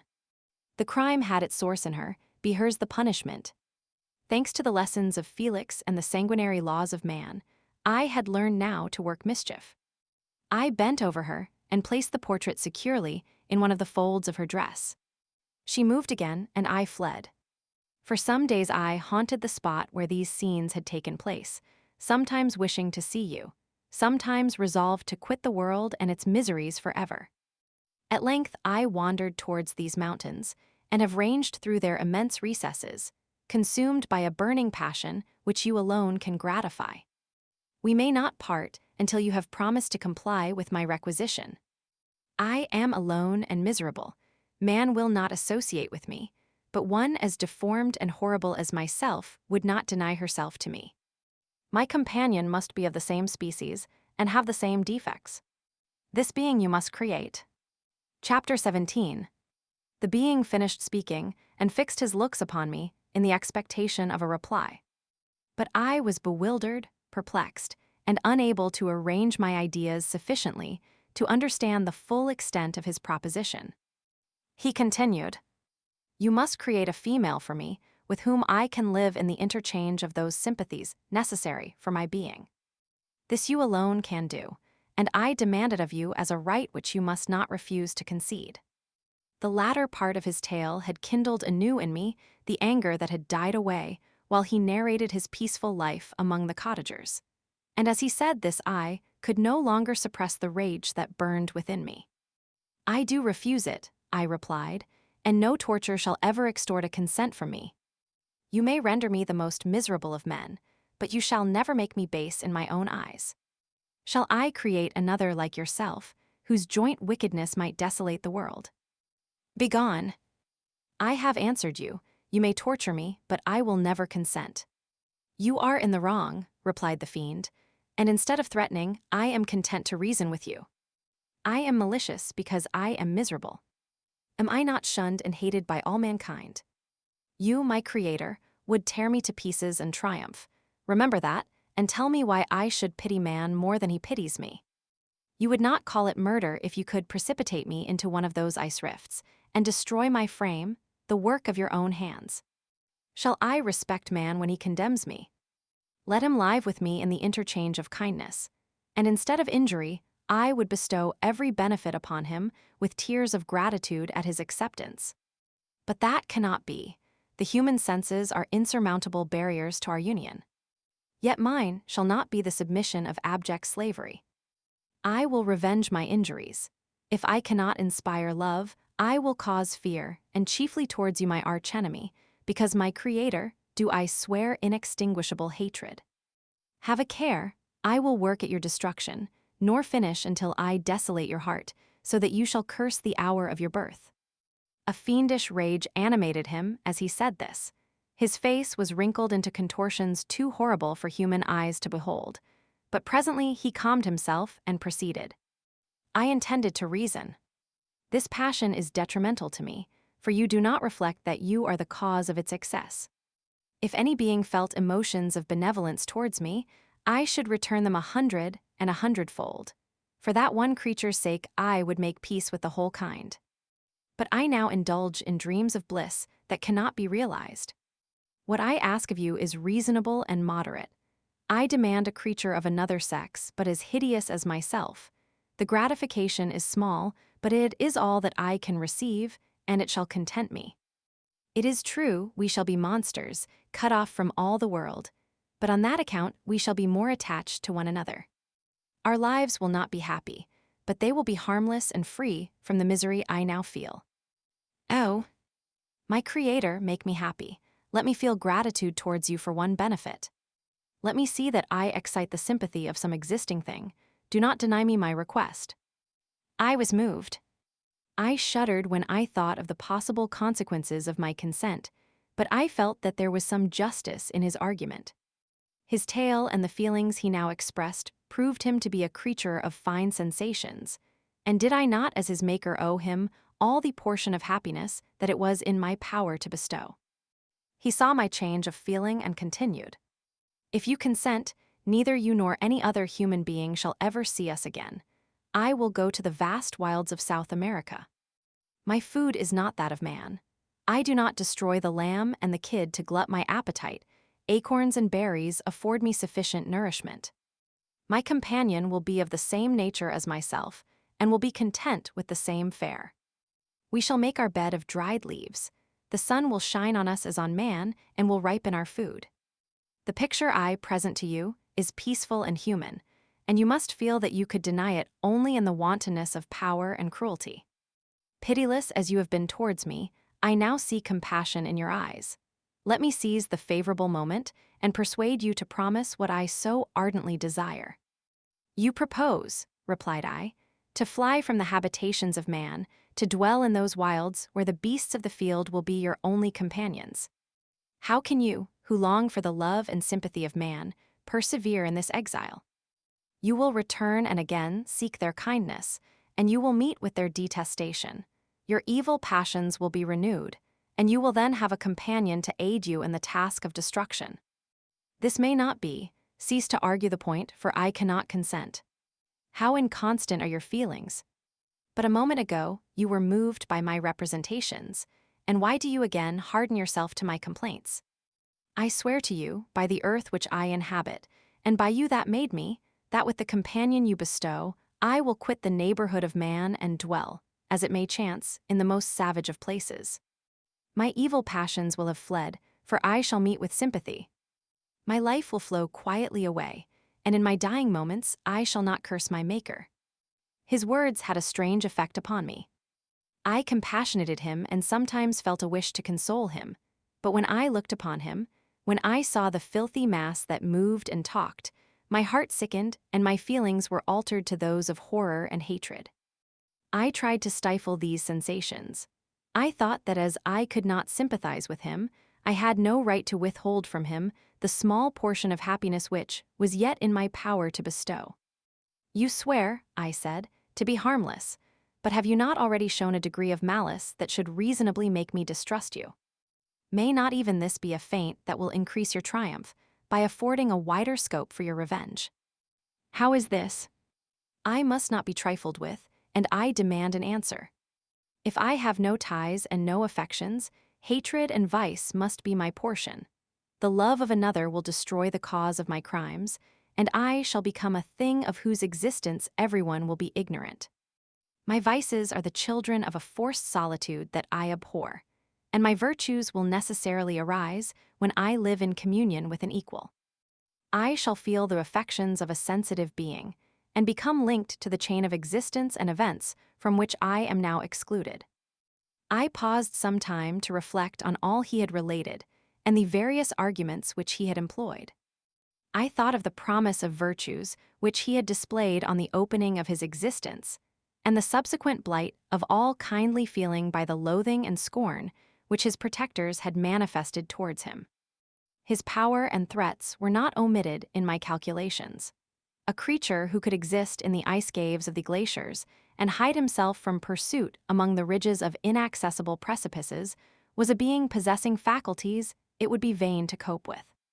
After a long pause of reflection, I concluded that the justice due both to him and my fellow creatures demanded of me that I should comply with his request. Turning to him, therefore, I said, I consent to your demand, on your solemn oath to quit Europe forever, and every other place in the neighborhood of man, as soon as I shall deliver into your hands a female who will accompany you in your exile. I swear, he cried, by the sun, and by the blue sky of heaven, and by the fire of love that burns my heart, that if you grant my prayer, while they exist you shall never behold me again. Depart to your home and commence your labors. I shall watch their progress with unutterable anxiety, and fear not but that when you are ready I shall appear. Saying this, he suddenly quitted me, fearful, perhaps, of any change in my sentiments.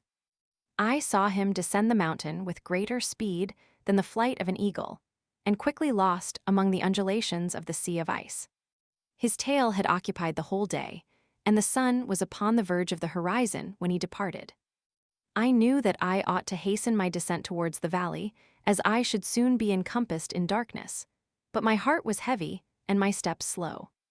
The labor of winding among the little paths of the mountain and fixing my feet firmly as I advanced perplexed me, occupied as I was by the emotions which the occurrences of the day had produced.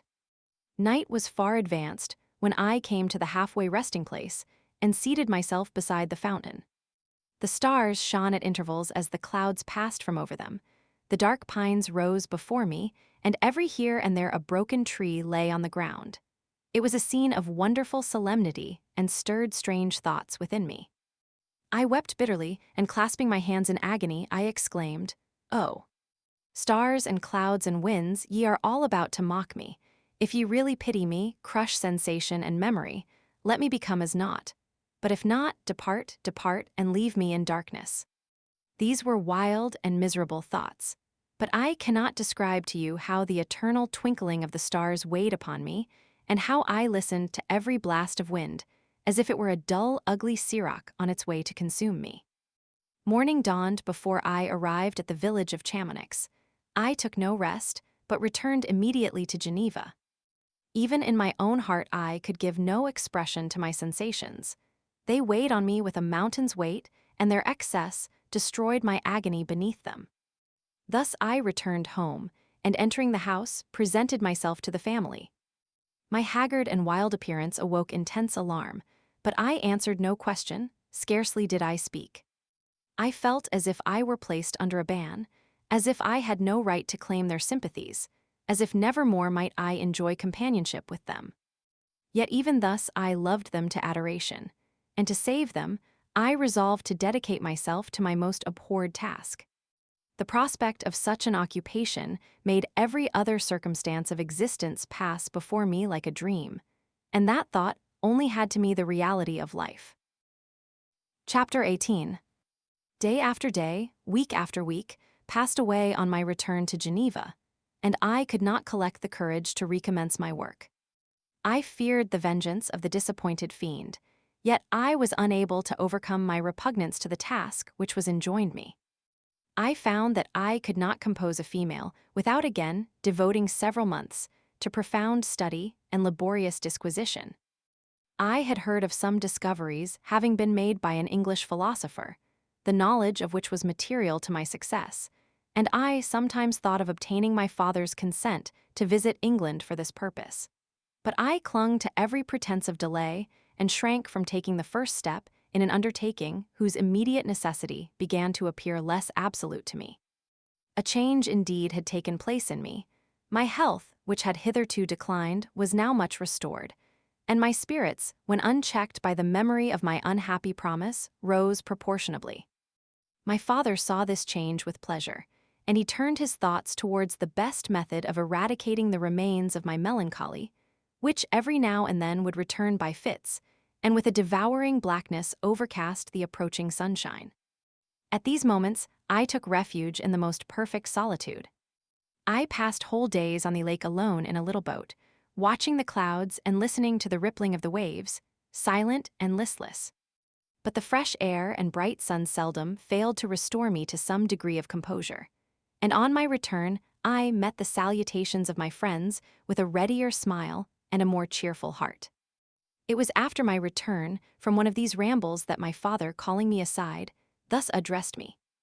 "I am happy to remark, my dear son, that you have resumed your former pleasures and seem to be returning to yourself. And yet you are still unhappy and still avoid our society." For some time I was lost in conjecture as to the cause of this, but yesterday an idea struck me, and if it is well-founded, I conjure you to avow it. Reserve on such a point would be not only useless, but draw down treble misery on us all.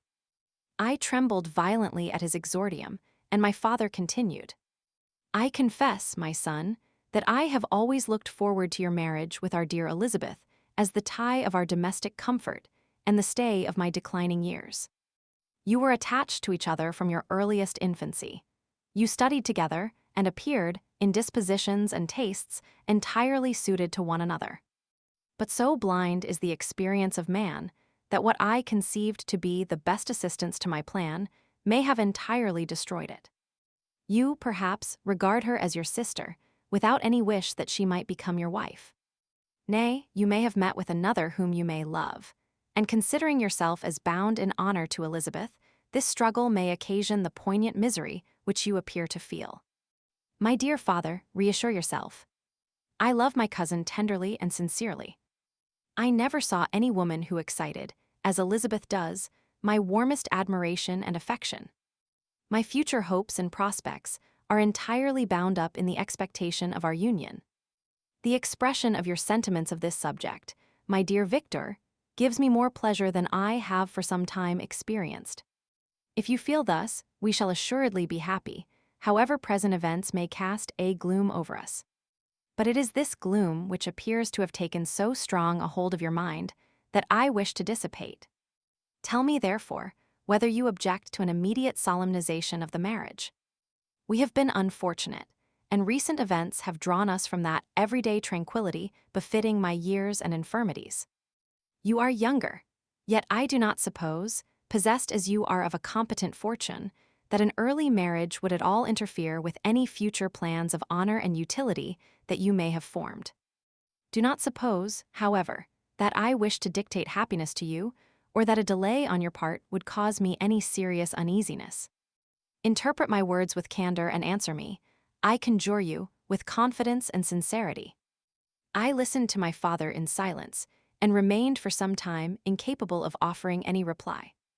I revolved rapidly in my mind a multitude of thoughts, and endeavored to arrive at some conclusion.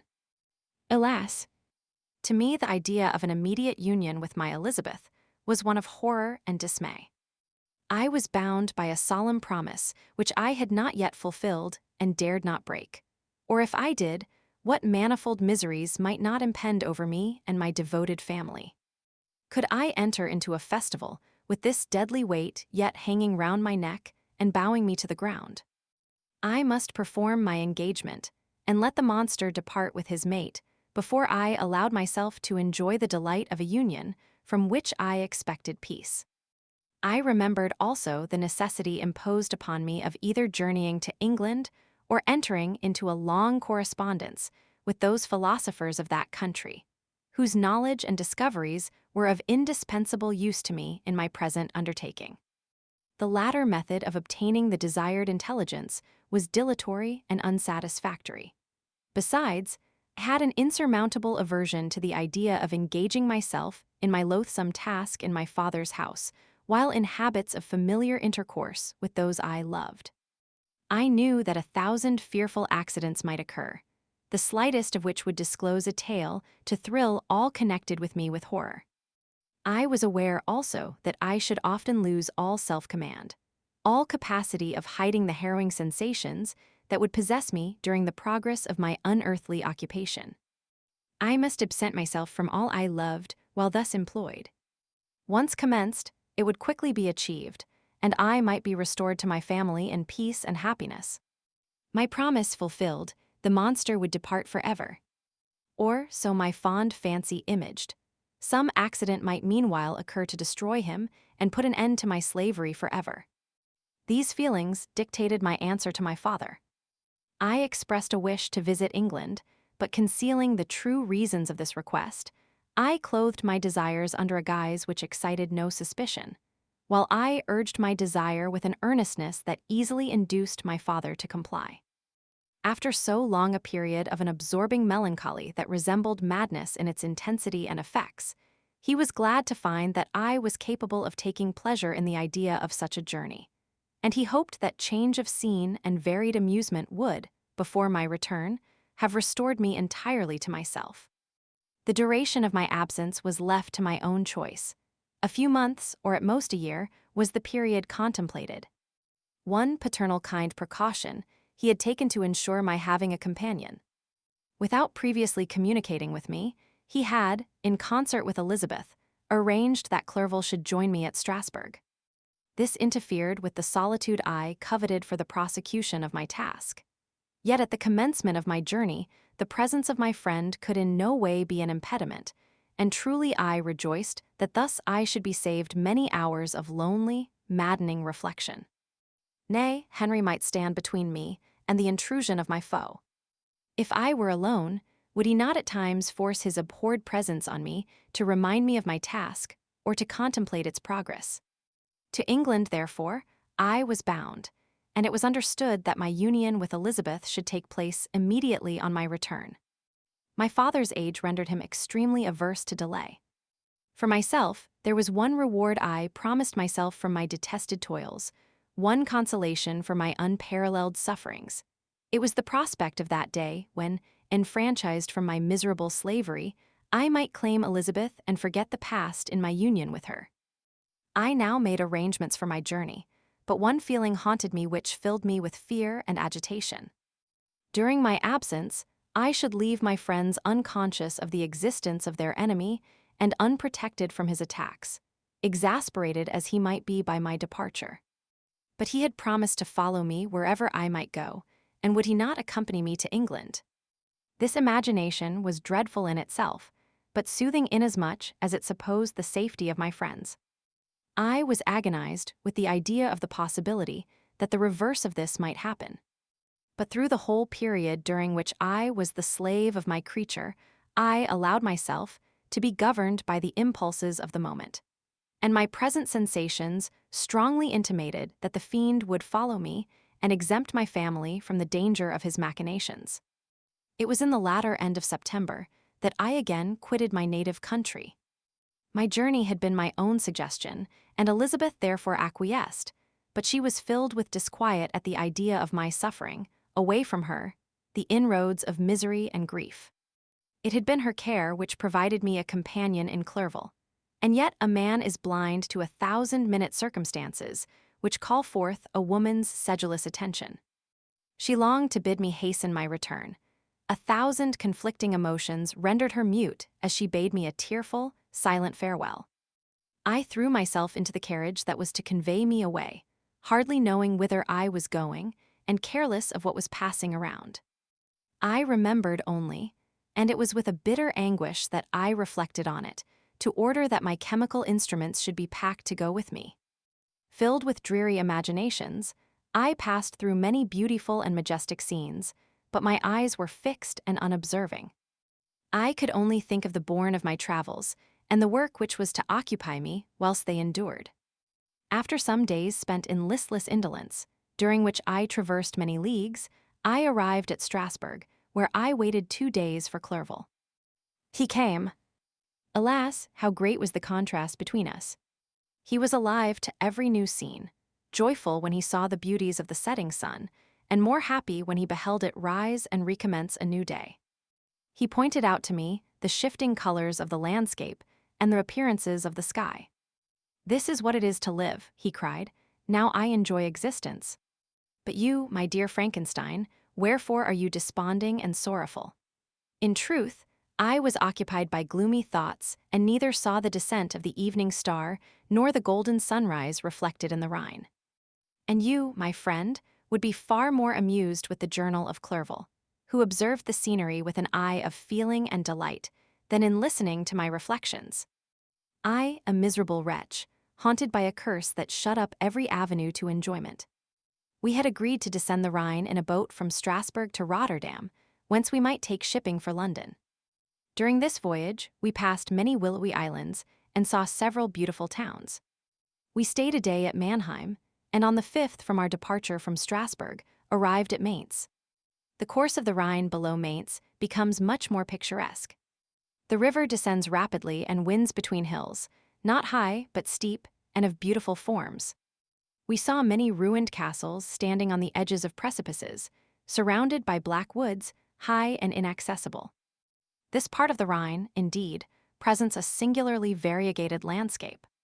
In one spot you view rugged hills, ruined castles overlooking tremendous precipices, with the dark Rhine rushing beneath, and on the sudden turn of a promontory flourishing vineyards with green sloping banks and a meandering river and populous towns occupy the scene. We traveled at the time of the vintage and heard the song of the laborers as we glided down the stream. Even I, depressed in mind, and my spirits continually agitated by gloomy feelings, even I was pleased. I lay at the bottom of the boat, and as I gazed on the cloudless blue sky, I seemed to drink in a tranquility to which I had long been a stranger. And if these were my sensations, who can describe those of Henry? He felt as if he had been transported to fairyland, and enjoyed a happiness seldom tasted by man. "I have seen," he said, "the most beautiful scenes of my own country. I have visited the lakes of Lucerne and Uri, where the snowy mountains descend almost perpendicularly to the water, casting black and impenetrable shades, which would cause a gloomy and mournful appearance were it not for the most verdant islands that relieve the eye by their gay appearance. I have seen this lake agitated by a tempest, when the wind tore up whirlwinds of water and gave you an idea of what the waterspout must be on the great ocean. And the waves dash with fury the base of the mountain, where the priest and his mistress were overwhelmed by an avalanche, and where their dying voices are still said to be heard amid the pauses of the nightly wind. I have seen the mountains of La Valle and the Pays de Vaux, but this country, Victor, pleases me more than all those wonders. The mountains of Switzerland are more majestic and strange, But there is a charm in the banks of this divine river that I never before saw equaled. Look at that castle which overhangs yon precipice, and that also on the island, almost concealed amongst the foliage of those lovely trees, and now that group of laborers coming from among their vines, and that village half hid in the recess of the mountain. Oh, surely the spirit that inhabits and guards this place has a soul more in harmony with man than those who pile the glacier or retire to the inaccessible peaks of the mountains of our own country. Clerval, beloved friend, even now it delights me to record your words, and to dwell on the praise of which you are so eminently deserving. He was a being formed in the very poetry of nature. His wild and enthusiastic imagination was chastened by the sensibility of his heart. His soul overflowed with ardent affections, and his friendship was of that devoted and wondrous nature that the worldly-minded teach us to look for only in the imagination. But even human sympathies were not sufficient to satisfy his eager mind. The scenery of external nature, which others regard only with admiration, he loved with ardor. The sounding cataract haunted him like a passion. The tall rock, the mountain, and the deep and gloomy wood, their colors and their forms, were then to him an appetite, a feeling and a love that had no need of a remoter charm, by thought supplied, or any interest unborrowed from the eye. And where does he now exist? Is this gentle and lovely being lost forever? Has this mind, so replete with ideas, imaginations fanciful and magnificent, which formed a world, whose existence depended on the life of its creator, has this mind perished? Does it now only exist in my memory? No, it is not thus. Your form so divinely wrought, and beaming with beauty, has decayed, but your spirit still visits and consoles your unhappy friend. Pardon this gush of sorrow. These ineffectual words are but a slight tribute to the unexampled worth of Henry, but they soothe my heart, overflowing with the anguish which his remembrance creates. I will proceed with my tale. Beyond Cologne we descended to the plains of Holland, and we resolved to post the remainder of our way, for the wind was contrary and the stream of the river was too gentle to aid us. Our journey here lost the interest arising from beautiful scenery, but we arrived in a few days at Rotterdam, whence we proceeded by sea to England. It was on a clear morning, in the latter days of December, that I first saw the white cliffs of Britain. The banks of the Thames presented a new scene. They were flat but fertile, and almost every town was marked by the remembrance of some story. We saw Tilbury Fort and remembered the Spanish Armada, Gravesend, Woolwich, and Greenwich, places which I had heard of even in my country. At length we saw the numerous steeples of London, St. Paul's towering above all, and the tower famed in English history. Chapter 19. London was our present point of rest. We determined to remain several months in this wonderful and celebrated city. Clerval desired the intercourse of the men of genius and talent who flourished at this time, but this was with me a secondary object. I was principally occupied with the means of obtaining the information necessary for the completion of my promise, and quickly availed myself of the letters of introduction that I had brought with me, addressed to the most distinguished natural philosophers. If this journey had taken place during my days of study and happiness, it would have afforded me inexpressible pleasure. But a blight had come over my existence, and I only visited these people for the sake of the information they might give me on the subject in which my interest was so terribly profound. Company was irksome to me. When alone, I could fill my mind with the sights of heaven and earth. The voice of Henry soothed me, and I could thus cheat myself into a transitory peace. But busy, uninteresting, joyous faces brought back despair to my heart. I saw an insurmountable barrier placed between me and my fellow men. This barrier was sealed with the blood of William and Justine, and to reflect on the events connected with those names filled my soul with anguish. But in Clerval, I saw the image of my former self. He was inquisitive and anxious to gain experience and instruction. The difference of manners which he observed was to him an inexhaustible source of instruction and amusement. He was also pursuing an object he had long had in view. His design was to visit India, in the belief that he had in his knowledge of its various languages, and in the views he had taken of its society, the means of materially assisting the progress of European colonization and trade. In Britain, only could he further the execution of his plan. He was forever busy, and the only check to his enjoyments was my sorrowful and dejected mind. I tried to conceal this as much as possible, that I might not debar him from the pleasures natural to one who was entering on a new scene of life, undisturbed by any care or bitter recollection. I often refused to accompany him, alleging another engagement, that I might remain alone. I now also began to collect the materials necessary for my new creation, and this was to me like the torture of single drops of water continually falling on the head. Every thought that was devoted to it was an extreme anguish, and every word that I spoke in allusion to it caused my lips to quiver and my heart to palpitate. After passing some months in London, we received a letter from a person in Scotland who had formerly been our visitor at Geneva. He mentioned the beauties of his native country and asked us if those were not sufficient allurements to induce us to prolong our journey as far north as Perth, where he resided. Clerval eagerly desired to accept this invitation, and I, although I abhorred society, wished to view again mountains and streams and all the wondrous works with which nature adorns her chosen dwelling places. We had arrived in England at the beginning of October, and it was now February. We accordingly determined to commence our journey towards the north at the expiration of another month.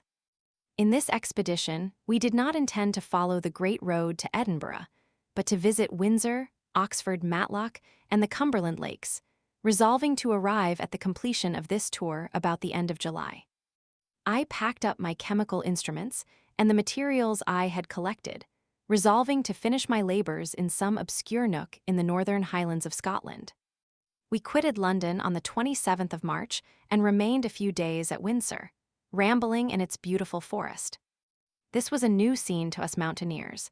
The majestic oaks, the quantity of game, and the herds of stately deer were all novelties to us. From thence we proceeded to Oxford. As we entered this city, our minds were filled with the remembrance of the events that had been transacted there more than a century and a half before. It was here that Charles I had collected his forces. This city had remained faithful to him, after the whole nation had forsaken his cause, to join the standard of Parliament and liberty. The memory of that unfortunate king and his companions, the amiable Falkland, the insolent Goring, his queen and son, gave a peculiar interest to every part of the city which they might be supposed to have inhabited. The spirit of elder days found a dwelling here, and we delighted to trace its footsteps. If these feelings had not found an imaginary gratification, the appearance of the city had yet in itself sufficient beauty to obtain our admiration. The colleges are ancient and picturesque. The streets are almost magnificent, and the lovely Isis, which flows beside it through meadows of exquisite verdure, is spread forth into a placid expanse of waters, which reflects its majestic assemblage of towers and spires and domes embosomed among aged trees. I enjoyed this scene, and yet my enjoyment was embittered both by the memory of the past and the anticipation of the future. I was formed for peaceful happiness. During my youthful days, discontent never visited my mind, and if I was ever overcome by ennui, the sight of what is beautiful in nature or the study of what is excellent and sublime in the productions of man could always interest my heart and communicate elasticity to my spirits. But I am a blasted tree. The bolt has entered my soul, and I felt then that I should survive to exhibit what I shall soon cease to be, a miserable spectacle of wrecked humanity, pitiable to others and intolerable to myself. We passed a considerable period at Oxford, rambling among its environs and endeavoring to identify every spot which might relate to the most animating epoch of English history. Our little voyages of discovery were often prolonged by the successive objects that presented themselves. We visited the tomb of the illustrious Hampden and the field on which that patriot fell. For a moment, my soul was elevated from its debasing and miserable fears to contemplate the divine ideas of liberty and self-sacrifice, of which these sites were the monuments and the remembrancers. For an instant I dared to shake off my chains and look around me with a free and lofty spirit, but the iron had eaten into my flesh, and I sank again, trembling and hopeless, into my miserable self. We left Oxford with regret and proceeded to Matlock, which was our next place of rest. The country in the neighborhood of this village resembled, to a greater degree, the scenery of Switzerland. But everything is on a lower scale, and the green hills want the crown of distant white Alps which always attend on the piney mountains of my native country. We visited the wondrous cave and the little cabinets of natural history, where the curiosities are disposed in the same manner as in the collections at Servox and Chamonix. The latter name made me tremble when pronounced by Henry, and I hastened to quit Matlock, with which that terrible scene was thus associated. From Derby, still journeying northwards, we passed 2 months in Cumberland and Westmoreland. I could now almost fancy myself among the Swiss mountains. The little patches of snow which yet lingered on the northern sides of the mountains, the lakes, and the dashing of the rocky streams were all familiar and dear sights to me. Here also we made some acquaintances, who almost contrived to cheat me into happiness. The delight of Clerval was proportionably greater than mine.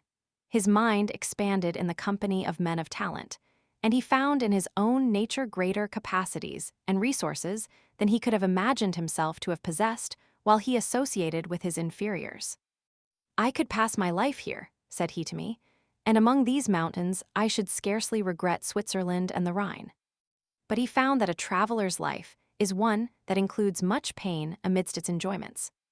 His feelings are forever on the stretch, and when he begins to sink into repose, he finds himself obliged to quit that on which he rests in pleasure for something new, which again engages his attention, and which also he forsakes for other novelties. We had scarcely visited the various lakes of Cumberland and Westmoreland, and conceived an affection for some of the inhabitants when the period of our appointment with our Scotch friend approached, and we left them to travel on. For my own part, one was not sorry. I had now neglected my promise for some time, and I feared the effects of the demon's disappointment. He might remain in Switzerland and wreak his vengeance on my relatives. This idea pursued me and tormented me at every moment, from which I might otherwise have snatched repose and peace. I waited for my letters with feverish impatience. If they were delayed, I was miserable and overcome by 1,000 fears, and when they arrived and I saw the superscription of Elizabeth or my father, I hardly dared to read and ascertain my fate. Sometimes I thought that the fiend followed me and might expedite my remissness by murdering my companion.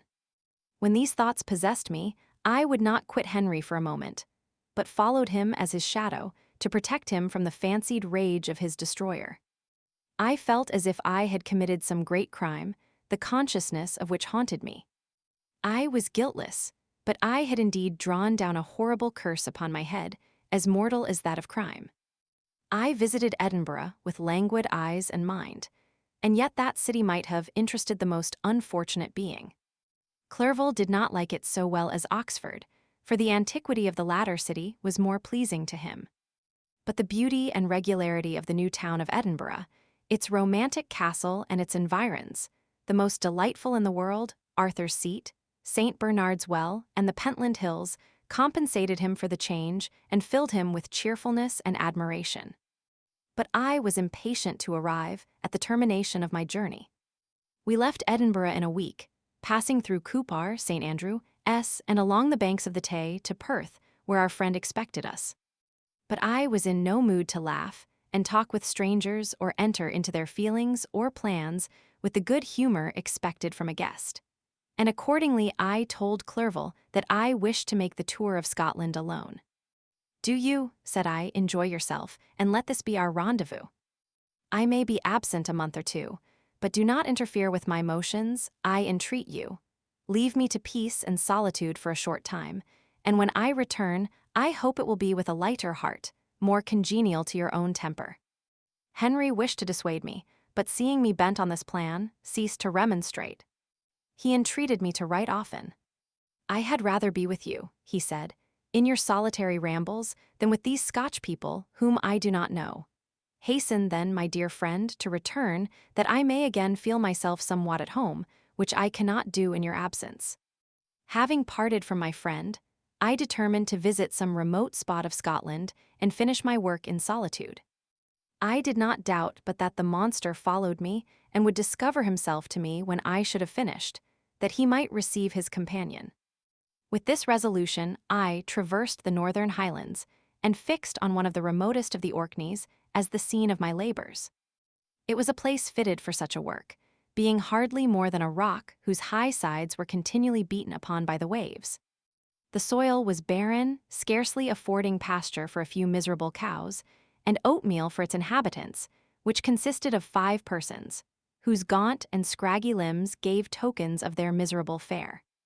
Vegetables and bread, when they indulged in such luxuries, and even fresh water, was to be procured from the mainland, which was about 5 miles distant. On the whole island, there were but 3 miserable huts, and one of these was vacant when I arrived. This I hired. It contained but 2 rooms, and these exhibited all the squalidness of the most miserable penury. The thatch had fallen in, the walls were unplastered, and the door was off its hinges. I ordered it to be repaired, bought some furniture, and took possession, an incident which would doubtless have occasioned some surprise, had not all the senses of the cottagers been benumbed by want and squalid poverty. As it was, I lived ungazed at and unmolested, hardly thanked for the pittance of food and clothes which I gave. So much does suffering blunt even the coarsest sensations of men. In this retreat I devoted the morning to labor. But in the evening, when the weather permitted, I walked on the stony beach of the sea to listen to the waves as they roared and dashed at my feet. It was a monotonous, yet ever-changing scene. I thought of Switzerland. It was far different from this desolate and appalling landscape. Its hills are covered with vines, and its cottages are scattered thickly in the plains. Its fair lakes reflect a blue and gentle sky, and when troubled by the winds, their tumult is but as the play of a lively infant when compared to the roarings of the giant ocean. In this manner, I distributed my occupations when I first arrived, but as I proceeded in my labor, it became every day more horrible and irksome to me.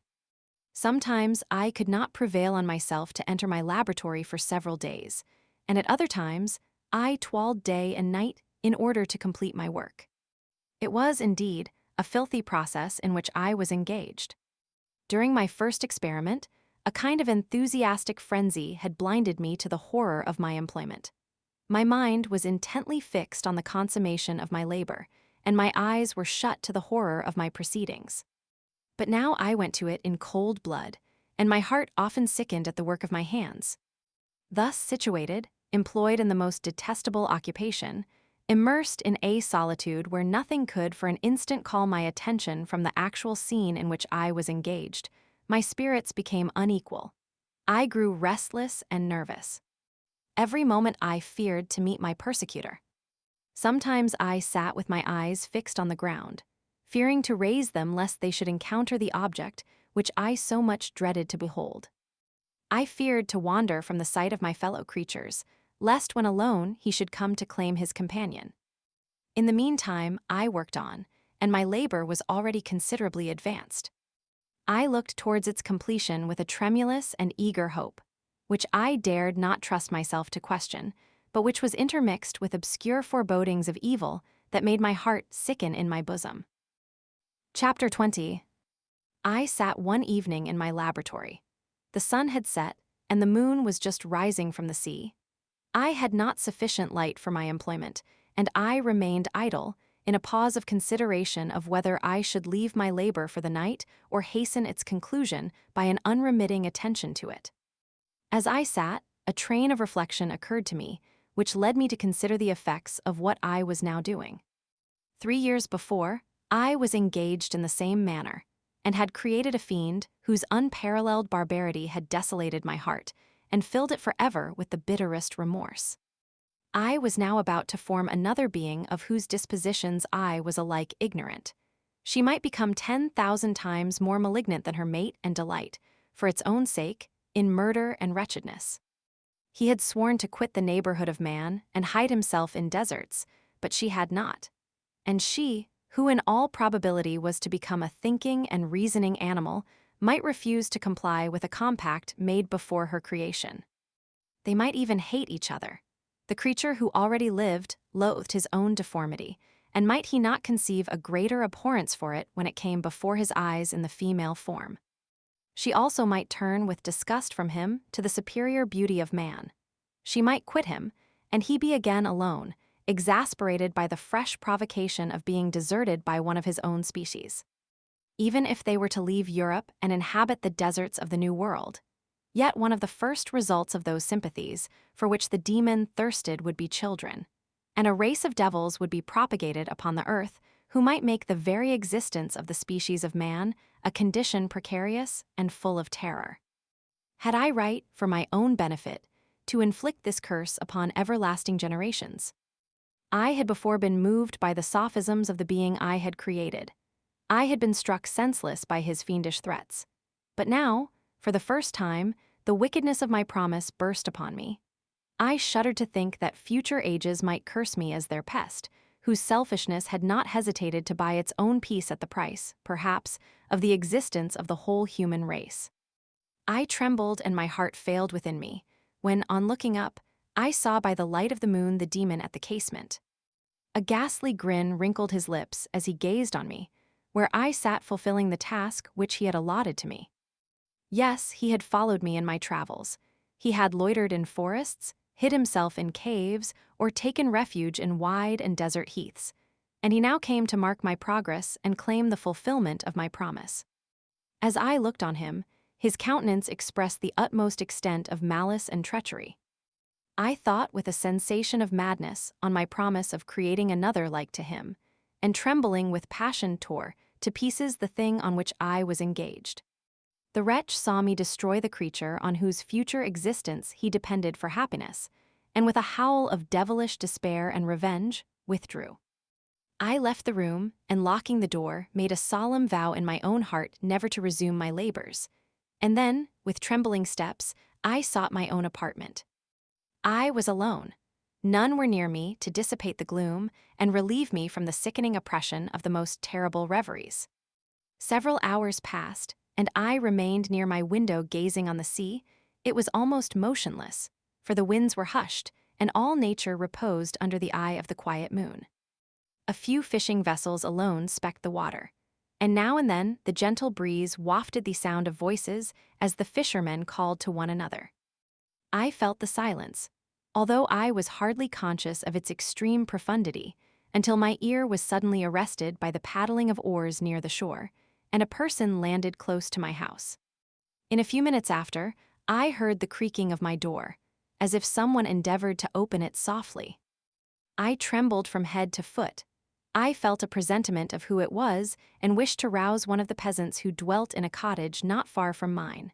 But I was overcome by the sensation of helplessness, so often felt in frightful dreams, when you in vain endeavor to fly from an impending danger, and was rooted to the spot. Presently I heard the sound of footsteps along the passage. The door opened, and the wretch whom I dreaded appeared. Shutting the door, he approached me and said in a smothered voice, "You have destroyed the work which you began. What is it that you intend? Do you dare to break your promise? I have endured toil and misery. I left Switzerland with you. I crept along the shores of the Rhine, among its willow islands and over the summits of its hills. I have dwelt many months in the heaths of England and among the deserts of Scotland. I have endured incalculable fatigue and cold and hunger. Do you dare destroy my hopes? Begone! I do break my promise. Never will I create another like yourself, equal in deformity and wickedness. Slave, I before reasoned with you, but you have proved yourself unworthy of my condescension. Remember that I have power. You believe yourself miserable, but I can make you so wretched that the light of day will be hateful to you. You are my creator, but I am your master. Obey. The hour of my irresolution is past, and the period of your power is arrived. Your threats cannot move me to do an act of wickedness, but they confirm me in a determination of not creating you a companion in vice. Shall I, in cool blood, set loose upon the earth a demon whose delight is in death and wretchedness? Begone! I am firm, and your words will only exasperate my rage." The monster saw my determination in my face, and gnashed his teeth in the impotence of anger. "Shall each man," cried he, find a wife for his bosom, and each beast have his mate, and I be alone. I had feelings of affection, and they were requited by detestation and scorn. Man, you may hate, but beware. Your hours will pass in dread and misery, and soon the bolt will fall which must ravish from you your happiness forever. Are you to be happy, while I grovel in the intensity of my wretchedness? You can blast my other passions, but revenge remains, revenge, henceforth dearer than light or food. I may die, but first you, my tyrant and tormentor, shall curse the sun that gazes on your misery. Beware, for I am fearless and therefore powerful. I will watch with the wiliness of a snake, that I may sting with its venom. Man, you shall repent of the injuries you inflict. Devil, cease, and do not poison the air with these sounds of malice. I have declared my resolution to you, and I am no coward to bend beneath words. Leave me, I am inexorable. It is well. I go, but remember, I shall be with you on your wedding night. I started forward and exclaimed, Villain! Before you sign my death warrant, be sure that you are yourself safe. I would have seized him, but he eluded me and quitted the house with precipitation. In a few moments I saw him in his boat, which shot across the waters with an arrowy swiftness and was soon lost amidst the waves. All was again silent, but his words rang in my ears. I burned with rage to pursue the murderer of my peace and precipitate him into the ocean. I walked up and down my room hastily and perturbed, while my imagination conjured up 1,000 images to torment and sting me. Why had I not followed him and closed with him in mortal strife? But I had suffered him to depart, and he had directed his course towards the mainland. I shuddered to think who might be the next victim, sacrificed to his insatiate revenge. And then I thought again of his words, I will be with you on your wedding night. That, then, was the period fixed for the fulfillment of my destiny. In that hour I should die, and at once satisfy and extinguish his malice. The prospect did not move me to fear.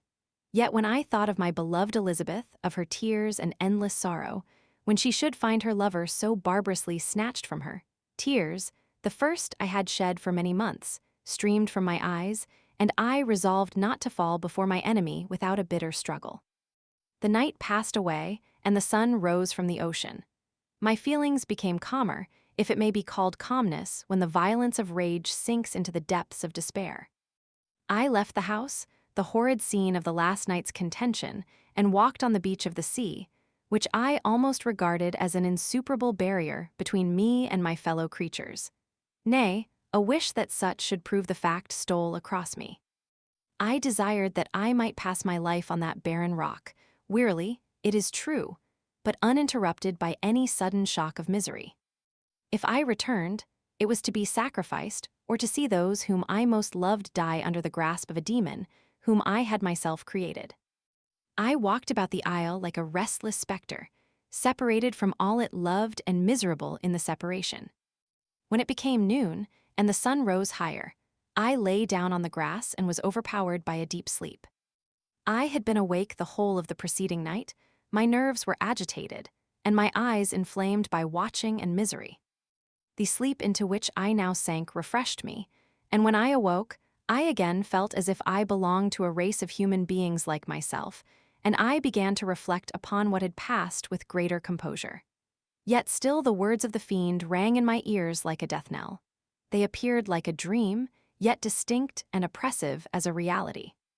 The sun had far descended, and I still sat on the shore, satisfying my appetite, which had become ravenous with an oaten cake, when I saw a fishing boat land close to me, and one of the men brought me a packet.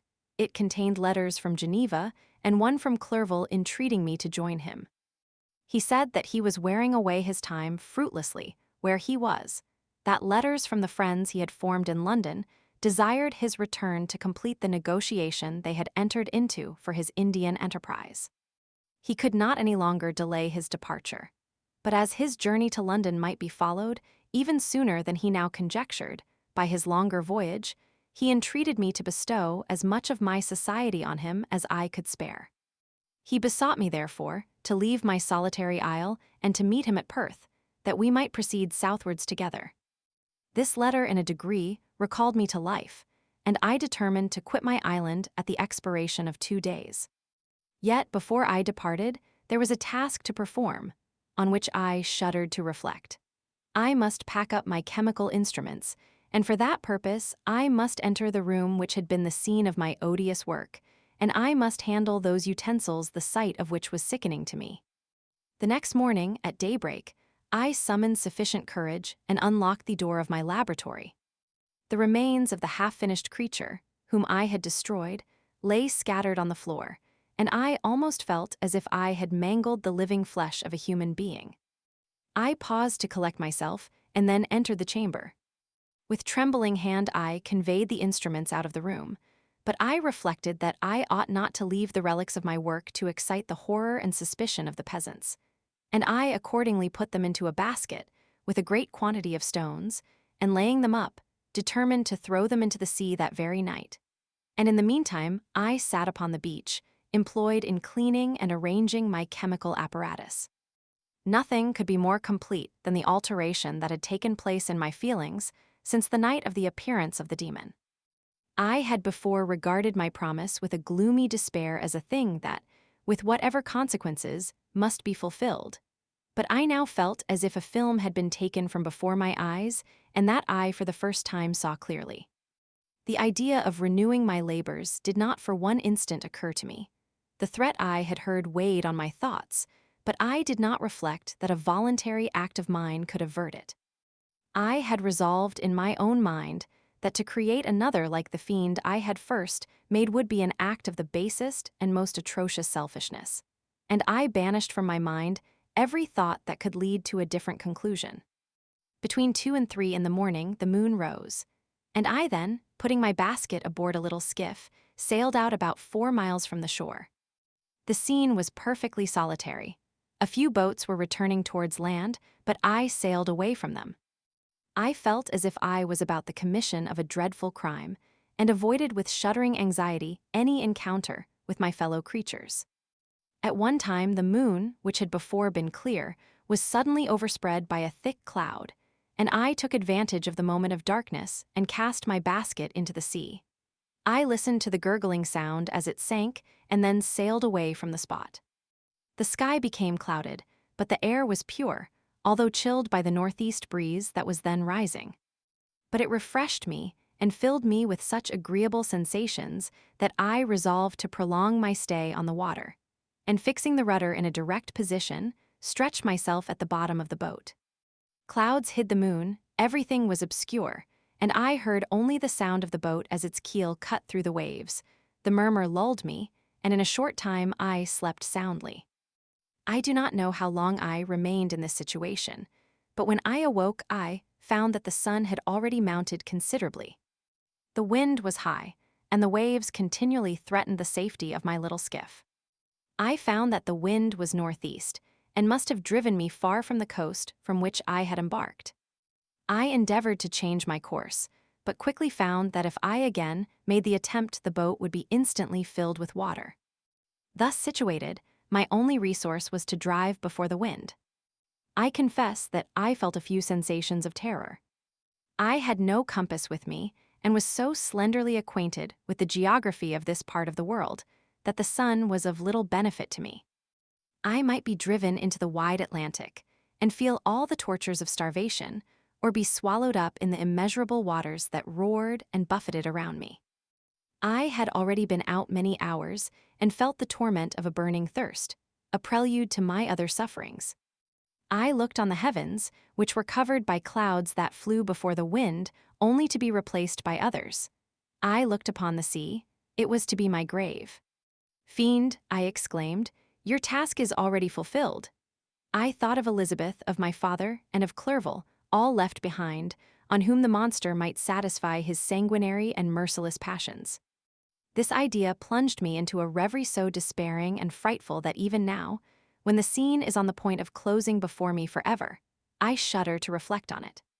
Some hours passed thus, but by degrees, as the sun declined towards the horizon, the wind died away into a gentle breeze and the sea became free from breakers. But these gave place to a heavy swell. I felt sick and hardly able to hold the rudder, when suddenly I saw a line of high land towards the south. Almost spent, as I was, by fatigue and the dreadful suspense I endured for several hours, this sudden certainty of life rushed like a flood of warm joy to my heart, and tears gushed from my eyes. How mutable are our feelings, and how strange is that clinging love we have of life, even in the excess of misery. I constructed another sail with a part of my dress, and eagerly steered my course towards the land. It had a wild and rocky appearance, but as I approached nearer, I easily perceived the traces of cultivation. I saw vessels near the shore, and found myself suddenly transported back to the neighborhood of civilized man. I carefully traced the windings of the land, and hailed a steeple which I at length saw issuing from behind a small promontory. As I was in a state of extreme debility, I resolved to sail directly towards the town, as a place where I could most easily procure nourishment. Fortunately, I had money with me. As I turned the promontory, I perceived a small neat town and a good harbor, which I entered, my heart bounding with joy at my unexpected escape. As I was occupied in fixing the boat and arranging the sails, several people crowded towards the spot. They seemed much surprised at my appearance, but instead of offering me any assistance, whispered together with gestures that at any other time might have produced in me a slight sensation of alarm. As it was, I merely remarked that they spoke English, and I therefore addressed them in that language. "My good friends," said I, "will you be so kind as to tell me the name of this town and inform me where I am?" "You will know that soon enough," replied a man with a hoarse voice. "Maybe you are come to a place that will not prove much to your taste, but you will not be consulted as to your quarters, I promise you." I was exceedingly surprised on receiving so rude an answer from a stranger, and I was also disconcerted on perceiving the frowning and angry countenances of his companions. "Why do you answer me so roughly?" I replied. "Surely it is not the custom of Englishmen to receive strangers so inhospitably." "I do not know," said the man, "what the custom of the English may be, but it is the custom of the Irish to hate villains." While this strange dialogue continued, I perceived the crowd rapidly increase. Their faces expressed a mixture of curiosity and anger, which annoyed and in some degree alarmed me. I inquired the way to the inn, but no one replied. I then moved forward, and a murmuring sound arose from the crowd as they followed and surrounded me, when an ill-looking man approaching tapped me on the shoulder and said, "Come, sir, you must follow me to Mr. Kerwin's to give an account of yourself." "Who is Mr. Kerwin?" "Why am I to give an account of myself? Is not this a free country?" "Aye, sir, free enough for honest folks." "Mr. Kerwin is a magistrate, and you are to give an account of the death of a gentleman who was found murdered here last night." This answer startled me, but I presently recovered myself. I was innocent, that could easily be proved. Accordingly, I followed my conductor in silence and was led to one of the best houses in the town. I was ready to sink from fatigue and hunger, but being surrounded by a crowd, I thought it politic to rouse all my strength, that no physical debility might be construed into apprehension or conscious guilt. Little did I then expect the calamity that was in a few moments to overwhelm me and extinguish in horror and despair all fear of ignominy or death. I must pause here, for it requires all my fortitude to recall the memory of the frightful events which I am about to relate in proper detail to my recollection. Chapter 21. I was soon introduced into the presence of the magistrate, an old benevolent man with calm and mild manners. He looked upon me, however, with some degree of severity, and then, turning towards my conductors, he asked who appeared as witnesses on this occasion. About half a dozen men came forward, and one being selected by the magistrate, he deposed that he had been out fishing the night before with his son and brother-in-law, Daniel Nugent, when about 10 o'clock they observed a strong northerly blast rising, and they accordingly put in for port. It was a very dark night, as the moon had not yet risen. They did not land at the harbor, but, as they had been accustomed, at a creek about 2 miles below. He walked on first, carrying a part of the fishing tackle, and his companions followed him at some distance. As he was proceeding along the sands, he struck his foot against something and fell at his length on the ground. His companions came up to assist him, and by the light of their lantern, they found that he had fallen on the body of a man, who was to all appearance dead. Their first supposition was that it was the corpse of some person who had been drowned and was thrown on shore by the waves. But on examination, they found that the clothes were not wet, and even that the body was not then cold. They instantly carried it to the cottage of an old woman near the spot and endeavored, but in vain, to restore it to life. It appeared to be a handsome young man, about 25 years of age. He had apparently been strangled, for there was no sign of any violence except the black mark of fingers on his neck. The first part of this deposition did not in the least interest me, but when the mark of the fingers was mentioned I remembered the murder of my brother and felt myself extremely agitated. My limbs trembled, and a mist came over my eyes, which obliged me to lean on a chair for support. The magistrate observed me with a keen eye and, of course, drew an unfavorable augury from my manner. The son confirmed his father's account, but when Daniel Nugent was called he swore positively that just before the fall of his companion, he saw a boat, with a single man in it, at a short distance from the shore. And as far as he could judge by the light of a few stars, it was the same boat in which I had just landed. A woman deposed that she lived near the beach and was standing at the door of her cottage, waiting for the return of the fishermen, about an hour before she heard of the discovery of the body, when she saw a boat with only one man in it push off from that part of the shore where the corpse was afterwards found. Another woman confirmed the account of the fishermen having brought the body into her house. It was not cold. They put it into a bed and rubbed it, and Daniel went to the town for an apothecary, but life was quite gone. Several other men were examined concerning my landing, and they agreed that, with the strong north wind that had arisen during the night, it was very probable that I had beaten about for many hours, and had been obliged to return nearly to the same spot from which I had departed. Besides, they observed that it appeared that I had brought the body from another place, and it was likely that as I did not appear to know the shore, I might have put into the harbor ignorant of the distance of the town from the place where I had deposited the corpse. Mr. Kirwin, on hearing this evidence, desired that I should be taken into the room where the body lay for interment, that it might be observed what effect the sight of it would produce upon me. This idea was probably suggested by the extreme agitation I had exhibited when the mode of the murder had been described. I was accordingly conducted, by the magistrate and several other persons, to the inn. I could not help being struck by the strange coincidences that had taken place during this eventful night. But knowing that I had been conversing with several persons in the island I had inhabited about the time that the body had been found, I was perfectly tranquil as to the consequences of the affair.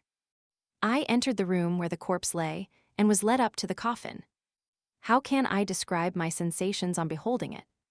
I feel yet parched with horror, nor can I reflect on that terrible moment without shuddering and agony. The examination, the presence of the magistrate and witnesses, passed like a dream from my memory when I saw the lifeless form of Henry Clerval stretched before me. I gasped for breath, and throwing myself on the body, I exclaimed, "Have my murderous machinations deprived you also, my dearest Henry, of life?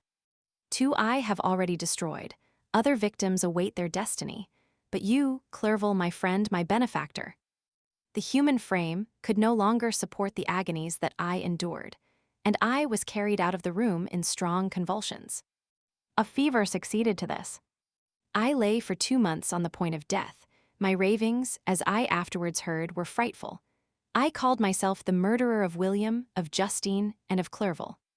Sometimes I entreated my attendants to assist me in the destruction of the fiend by whom I was tormented, and at others I felt the fingers of the monster already grasping my neck, and screamed aloud with agony and terror. Fortunately, as I spoke my native language, Mr. Kirwin alone understood me, but my gestures and bitter cries were sufficient to affright the other witnesses. Why did I not die? More miserable than man ever was before, why did I not sink into forgetfulness and rest? Death snatches away many blooming children, the only hopes of their doting parents.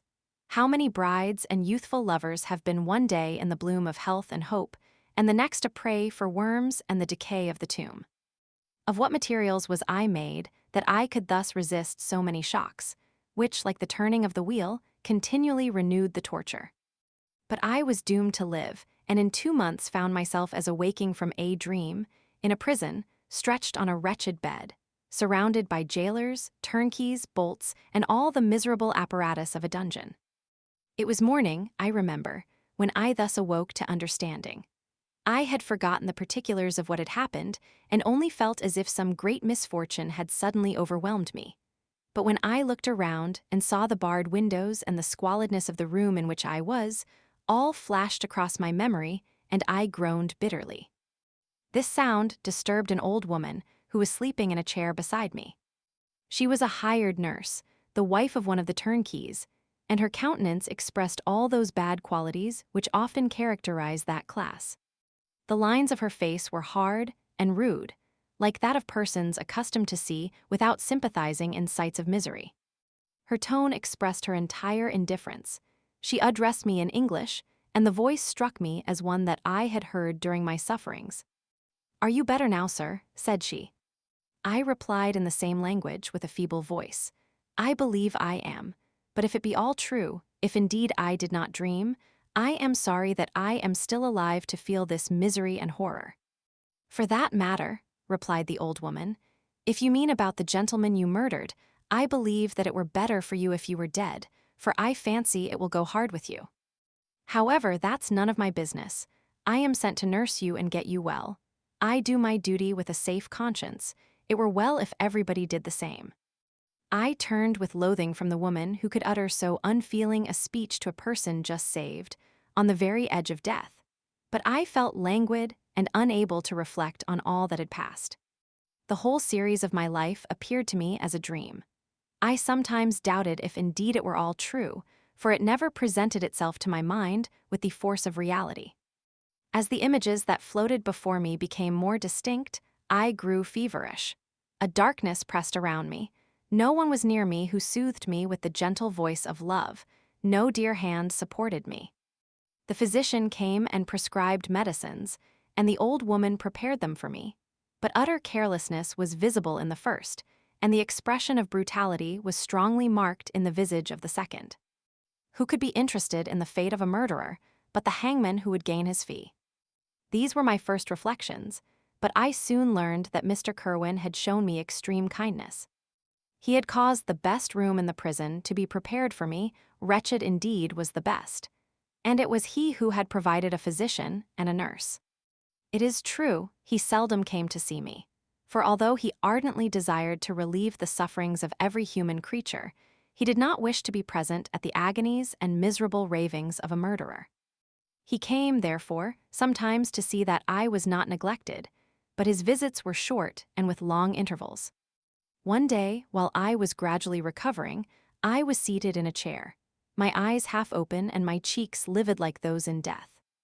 I was overcome by gloom and misery, and often reflected I had better seek death than desire to remain in a world which to me was replete with wretchedness. At one time, I considered whether I should not declare myself guilty and suffer the penalty of the law, less innocent than poor Justine had been. Such were my thoughts when the door of my apartment was opened and Mr. Kirwin entered. His countenance expressed sympathy and compassion. He drew a chair close to mine and addressed me in French. "I fear that this place is very shocking to you. Can I do anything to make you more comfortable?" "I thank you, but all that you mention is nothing to me. On the whole earth there is no comfort which I am capable of receiving. I know that the sympathy of a stranger can be but of little relief to one borne down as you are by so strange a misfortune. But you will, I hope, soon quit this melancholy abode, for doubtless evidence can easily be brought to free you from the criminal charge. That is my least concern. I am, by a course of strange events, become the most miserable of mortals. Persecuted and tortured as I am and have been, can death be any evil to me? Nothing indeed could be more unfortunate and agonizing than the strange chances that have lately occurred. You were thrown, by some surprising accident on this shore, renowned for its hospitality, seized immediately and charged with murder.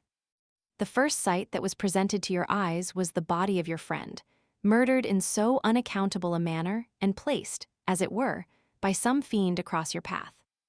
As Mr. Kerwin said this, notwithstanding the agitation I endured on this retrospect of my sufferings, I also felt considerable surprise at the knowledge he seemed to possess concerning me. I suppose some astonishment was exhibited in my countenance, for Mr. Kerwin hastened to say, "Immediately upon your being taken ill, all the papers that were on your person were brought me, and I examined them that I might discover some trace by which I could send to your relations an account of your misfortune and illness. I found several letters, and, among others, one which I discovered from its commencement to be from your father. I instantly wrote to Geneva. Nearly 2 months have elapsed since the departure of my letter. But you are ill, even now you tremble, you are unfit for agitation of any kind. This suspense is 1,000 times worse than the most horrible event.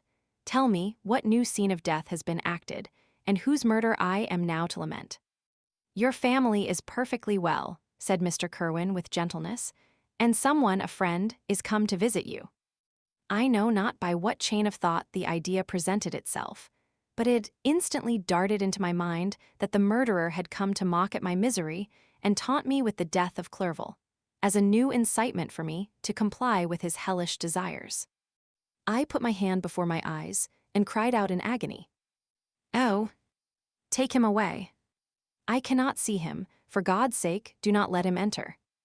Mr. Kerwin regarded me with a troubled countenance. He could not help regarding my exclamation as a presumption of my guilt, and said in rather a severe tone, "I should have thought, young man, that the presence of your father would have been welcome instead of inspiring such violent repugnance." "My father!" cried I, while every feature and every muscle was relaxed from anguish to pleasure.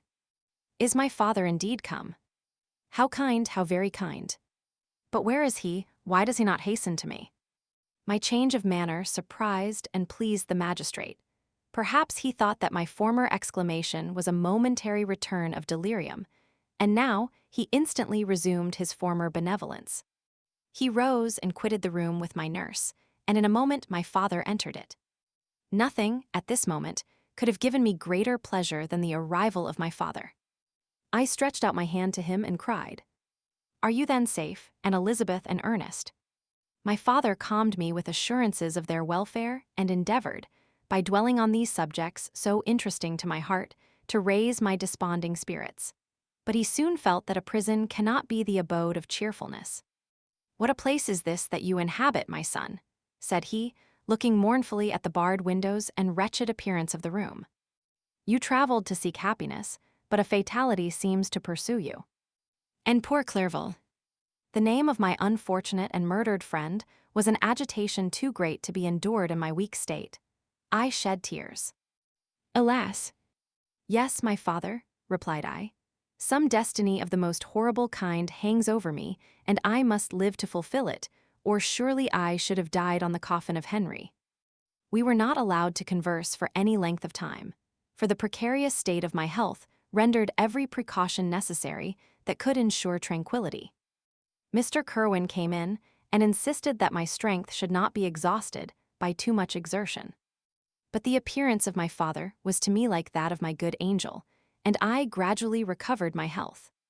As my sickness quitted me, I was absorbed by a gloomy and black melancholy that nothing could dissipate. The image of Clerval was forever before me, ghastly and murdered. More than once the agitation into which these reflections threw me made my friends dread a dangerous relapse. Alas! Why did they preserve so miserable and detested a life? It was surely that I might fulfill my destiny, which is now drawing to a close. Soon, oh, very soon, will death extinguish these throbbings and relieve me from the mighty weight of anguish that bears me to the dust. And, in executing the award of justice, I shall also sink to rest. Then the appearance of death was distant, although the wish was ever present to my thoughts, and I often sat for hours motionless and speechless, wishing for some mighty revolution that might bury me and my destroyer in its ruins. The season of the assizes approached. I had already been 3 months in prison, and although I was still weak and in continual danger of a relapse, I was obliged to travel nearly 100 miles to the country town where the court was held. Mr. Kerwin charged himself with every care of collecting witnesses and arranging my defense. I was spared the disgrace of appearing publicly as a criminal, as the case was not brought before the court that decides on life and death.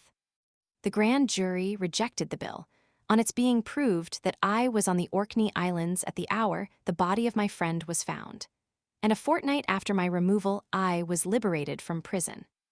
My father was enraptured on finding me freed from the vexations of a criminal charge, that I was again allowed to breathe the fresh atmosphere and permitted to return to my native country. I did not participate in these feelings, for to me the walls of a dungeon or a palace were alike hateful. The cup of life was poisoned forever, and although the sun shone upon me, as upon the happy and gay of heart, I saw around me nothing but a dense and frightful darkness, penetrated by no light but the glimmer of two eyes that glared upon me. Sometimes they were the expressive eyes of Henry, languishing in death, the dark orbs nearly covered by the lids and the long black lashes that fringed them. Sometimes it was the watery, clouded eyes of the monster, as I first saw them in my chamber at Ingolstadt. My father tried to awaken in me the feelings of affection. He talked of Geneva, which I should soon visit, of Elizabeth and Ernest, but these words only drew deep groans from me. Sometimes, indeed, I felt a wish for happiness and thought with melancholy delight of my beloved cousin, or longed, with a devouring malady du pays, to see once more the blue lake and rapid Rhone that had been so dear to me in early childhood. But my general state of feeling was a torpor in which a prison was as welcome a residence as the divinest scene in nature. And these fits were seldom interrupted, but by paroxysms of anguish and despair. At these moments, I often endeavored to put an end to the existence I loathed, and it required unceasing attendance and vigilance to restrain me from committing some dreadful act of violence. Yet one duty remained to me, the recollection of which finally triumphed over my selfish despair. It was necessary that I should return without delay to Geneva, there to watch over the lives of those I so fondly loved and to lie in wait for the murderer, that if any chance led me to the place of his concealment, or if he dared again to blast me by his presence, I might, with unfailing aim, put an end to the existence of the monstrous image which I had endued with the mockery of a soul still more monstrous. My father still desired to delay our departure, fearful that I could not sustain the fatigues of a journey, for I was a shattered wreck, the shadow of a human being. My strength was gone. I was a mere skeleton, and fever night and day preyed upon my wasted frame. Still, as I urged our leaving Ireland with such inquietude and impatience, my father thought it best to yield. We took our passage on board a vessel bound for Havre de Grace, and sailed with a fair wind from the Irish shores. It was midnight. I lay on the deck looking at the stars and listening to the dashing of the waves. I hailed the darkness that shut Ireland from my sight, and my pulse beat with a feverish joy when I reflected that I should soon see Geneva. The past appeared to me in the light of a frightful dream, yet the vessel in which I was, the wind that blew me from the detested shore of Ireland, and the sea which surrounded me, told me too forcibly that I was deceived by no vision, and that Clerval, my friend and dearest companion, had fallen a victim to me and the monster of my creation. I repassed in my memory my whole life, my quiet happiness while residing with my family in Geneva, the death of my mother, and my departure for Ingolstadt. I remembered, shuddering, the mad enthusiasm that hurried me on to the creation of my hideous enemy, and I called to mind the night in which he first lived. I was unable to pursue the train of thought. 1,000 feelings pressed upon me, and I wept bitterly. Ever since my recovery from the fever, I had been in the custom of taking every night a small quantity of laudanum, for it was by means of this drug only that I was enabled to gain the rest necessary for the preservation of life. Oppressed by the recollection of my various misfortunes, I now swallowed double my usual quantity and soon slept profoundly. But sleep did not afford me respite from thought and misery. My dreams presented 1,000 objects that scared me. Towards morning I was possessed by a kind of nightmare. I felt the fiend's grasp in my neck and could not free myself from it. Groans and cries rang in my ears. My father, who was watching over me, perceiving my restlessness, awoke me. The dashing waves were around, the cloudy sky above, the fiend was not here. A sense of security, a feeling that a truce was established between the present hour and the irresistible, disastrous future imparted to me a kind of calm forgetfulness, of which the human mind is by its structure peculiarly susceptible. Chapter 22. The voyage came to an end. We landed and proceeded to Paris. I soon found that I had overtaxed my strength, and that I must repose before I could continue my journey. My father's care and attentions were indefatigable, but he did not know the origin of my sufferings and sought erroneous methods to remedy the incurable ill. He wished me to seek amusement in society. I abhorred the face of man. Oh, not abhorred. They were my brethren, my fellow beings, and I felt attracted even to the most repulsive among them, as to creatures of an angelic nature and celestial mechanism. But I felt that I had no right to share their intercourse. I had unchained an enemy among them, whose joy it was to shed their blood and to revel in their groans. How they would, each and all, abhor me and hunt me from the world, did they know my unhallowed acts and the crimes which had their source in me. My father yielded at length to my desire to avoid society and strove, by various arguments, to banish my despair. Sometimes he thought that I felt deeply the degradation of being obliged to answer a charge of murder, and he endeavored to prove to me the futility of pride. Alas! My father, said I, how little do you know me? Human beings, their feelings and passions, would indeed be degraded if such a wretch as I felt pride. Justine, poor unhappy Justine, was as innocent as I, and she suffered the same charge, she died for it, and I am the cause of this, I murdered her. William, Justine, and Henry, they all died by my hands. My father had often, during my imprisonment, heard me make the same assertion. When I thus accused myself, he sometimes seemed to desire an explanation, and at others he appeared to consider it as the offspring of delirium, and that, during my illness, some idea of this kind had presented itself to my imagination, the remembrance of which I preserved in my convalescence. I avoided explanation and maintained a continual silence concerning the wretch I had created. I had a persuasion that I should be supposed mad, and this in itself would forever have chained my tongue. But besides, I could not bring myself to disclose a secret which would fill my hearer with consternation and make fear and unnatural horror the inmates of his breast. I checked, therefore, my impatient thirst for sympathy, and was silent when I would have given the world to have confided the fatal secret. Yet still, words like those I have recorded would burst uncontrollably from me. I could offer no explanation of them, but their truth in part relieved the burden of my mysterious woe. Upon this occasion my father said, with an expression of unbounded wonder, "My dearest Victor, what infatuation is this? My dear son, I entreat you never to make such an assertion again." "I am not mad," I cried energetically. "The sun and the heavens, who have viewed my operations, can bear witness of my truth. I am the assassin of those most innocent victims. They died by my machinations. 1,000 times would I have shed my own blood, drop by drop, to have saved their lives. But I could not, my father, indeed I could not sacrifice the whole human race." The conclusion of this speech convinced my father that my ideas were deranged, and he instantly changed the subject of our conversation and endeavored to alter the course of my thoughts. He wished as much as possible to obliterate the memory of the scenes that had taken place in Ireland and never alluded to them, or suffered me to speak of my misfortunes. As time passed away, I became more calm.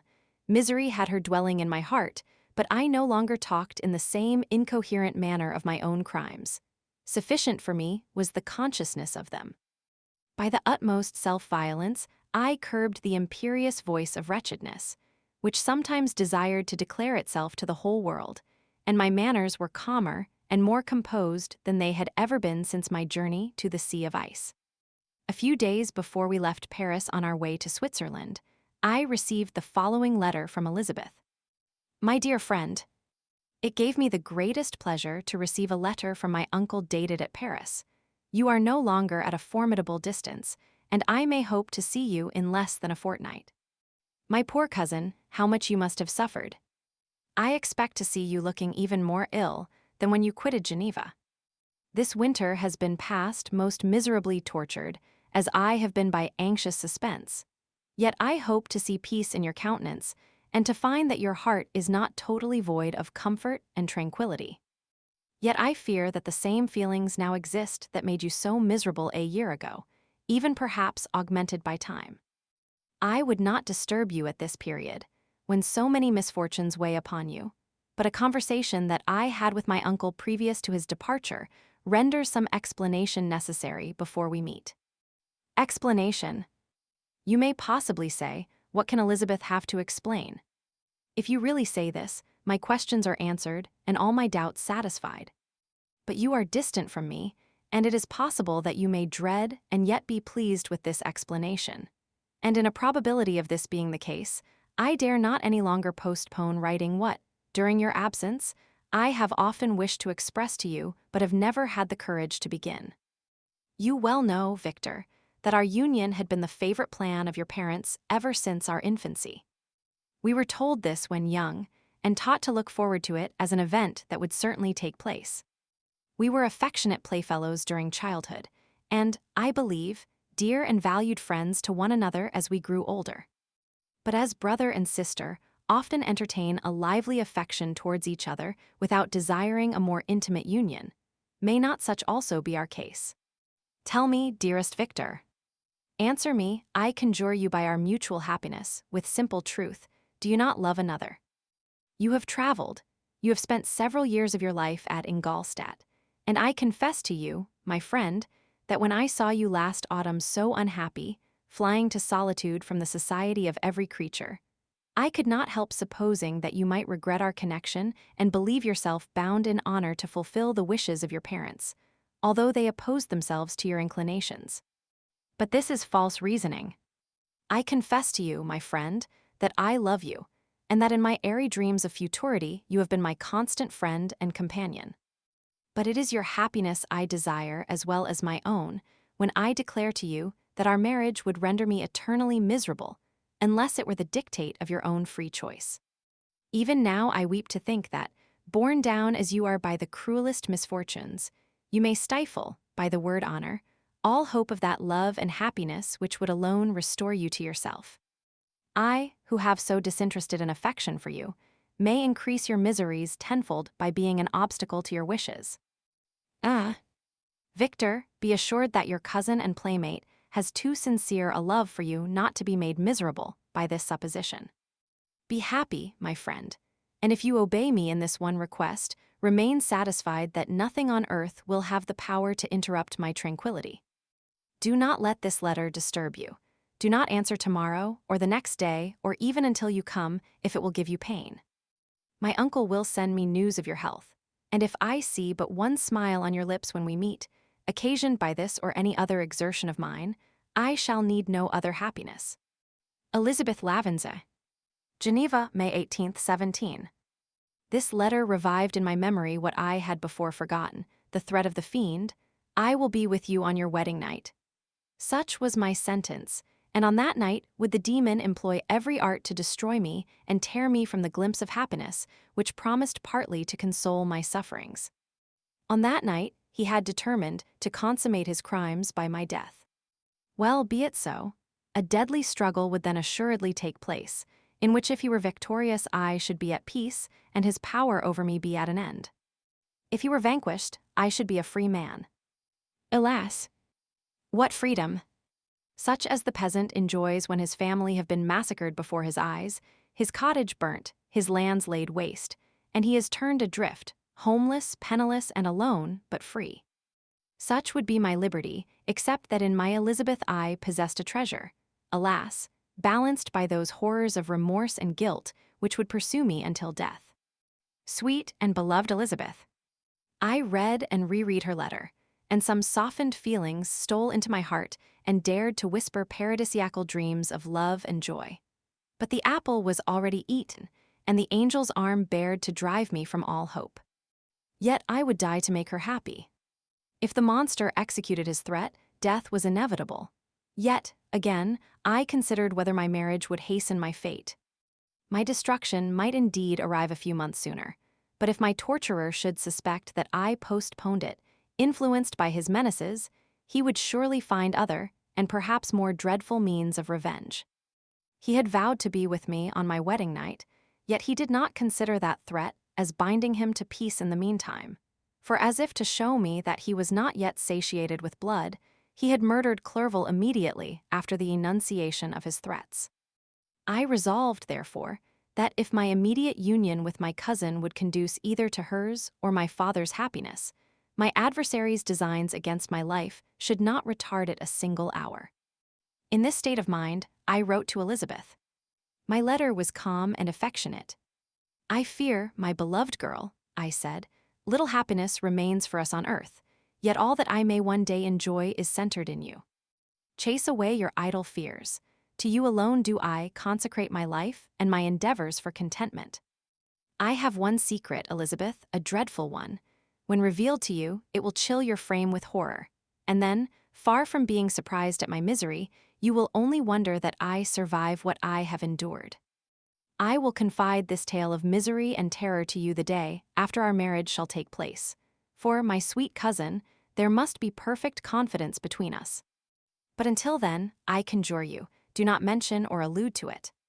This I most earnestly entreat, and I know you will comply." In about a week after the arrival of Elizabeth's letter, we returned to Geneva. The sweet girl welcomed me with warm affection, yet tears were in her eyes as she beheld my emaciated frame and feverish cheeks. I saw a change in her also. She was thinner and had lost much of that heavenly vivacity that had before charmed me. But her gentleness and soft looks of compassion made her a more fit companion for one blasted and miserable as I was.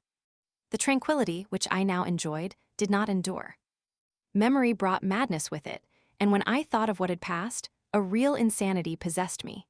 Sometimes I was furious and burnt with rage, sometimes low and despondent. I neither spoke nor looked at anyone, but sat motionless, bewildered by the multitude of miseries that overcame me. Elizabeth alone had the power to draw me from these fits. Her gentle voice would soothe me when transported by passion and inspire me with human feelings when sunk in torpor. She wept with me and for me.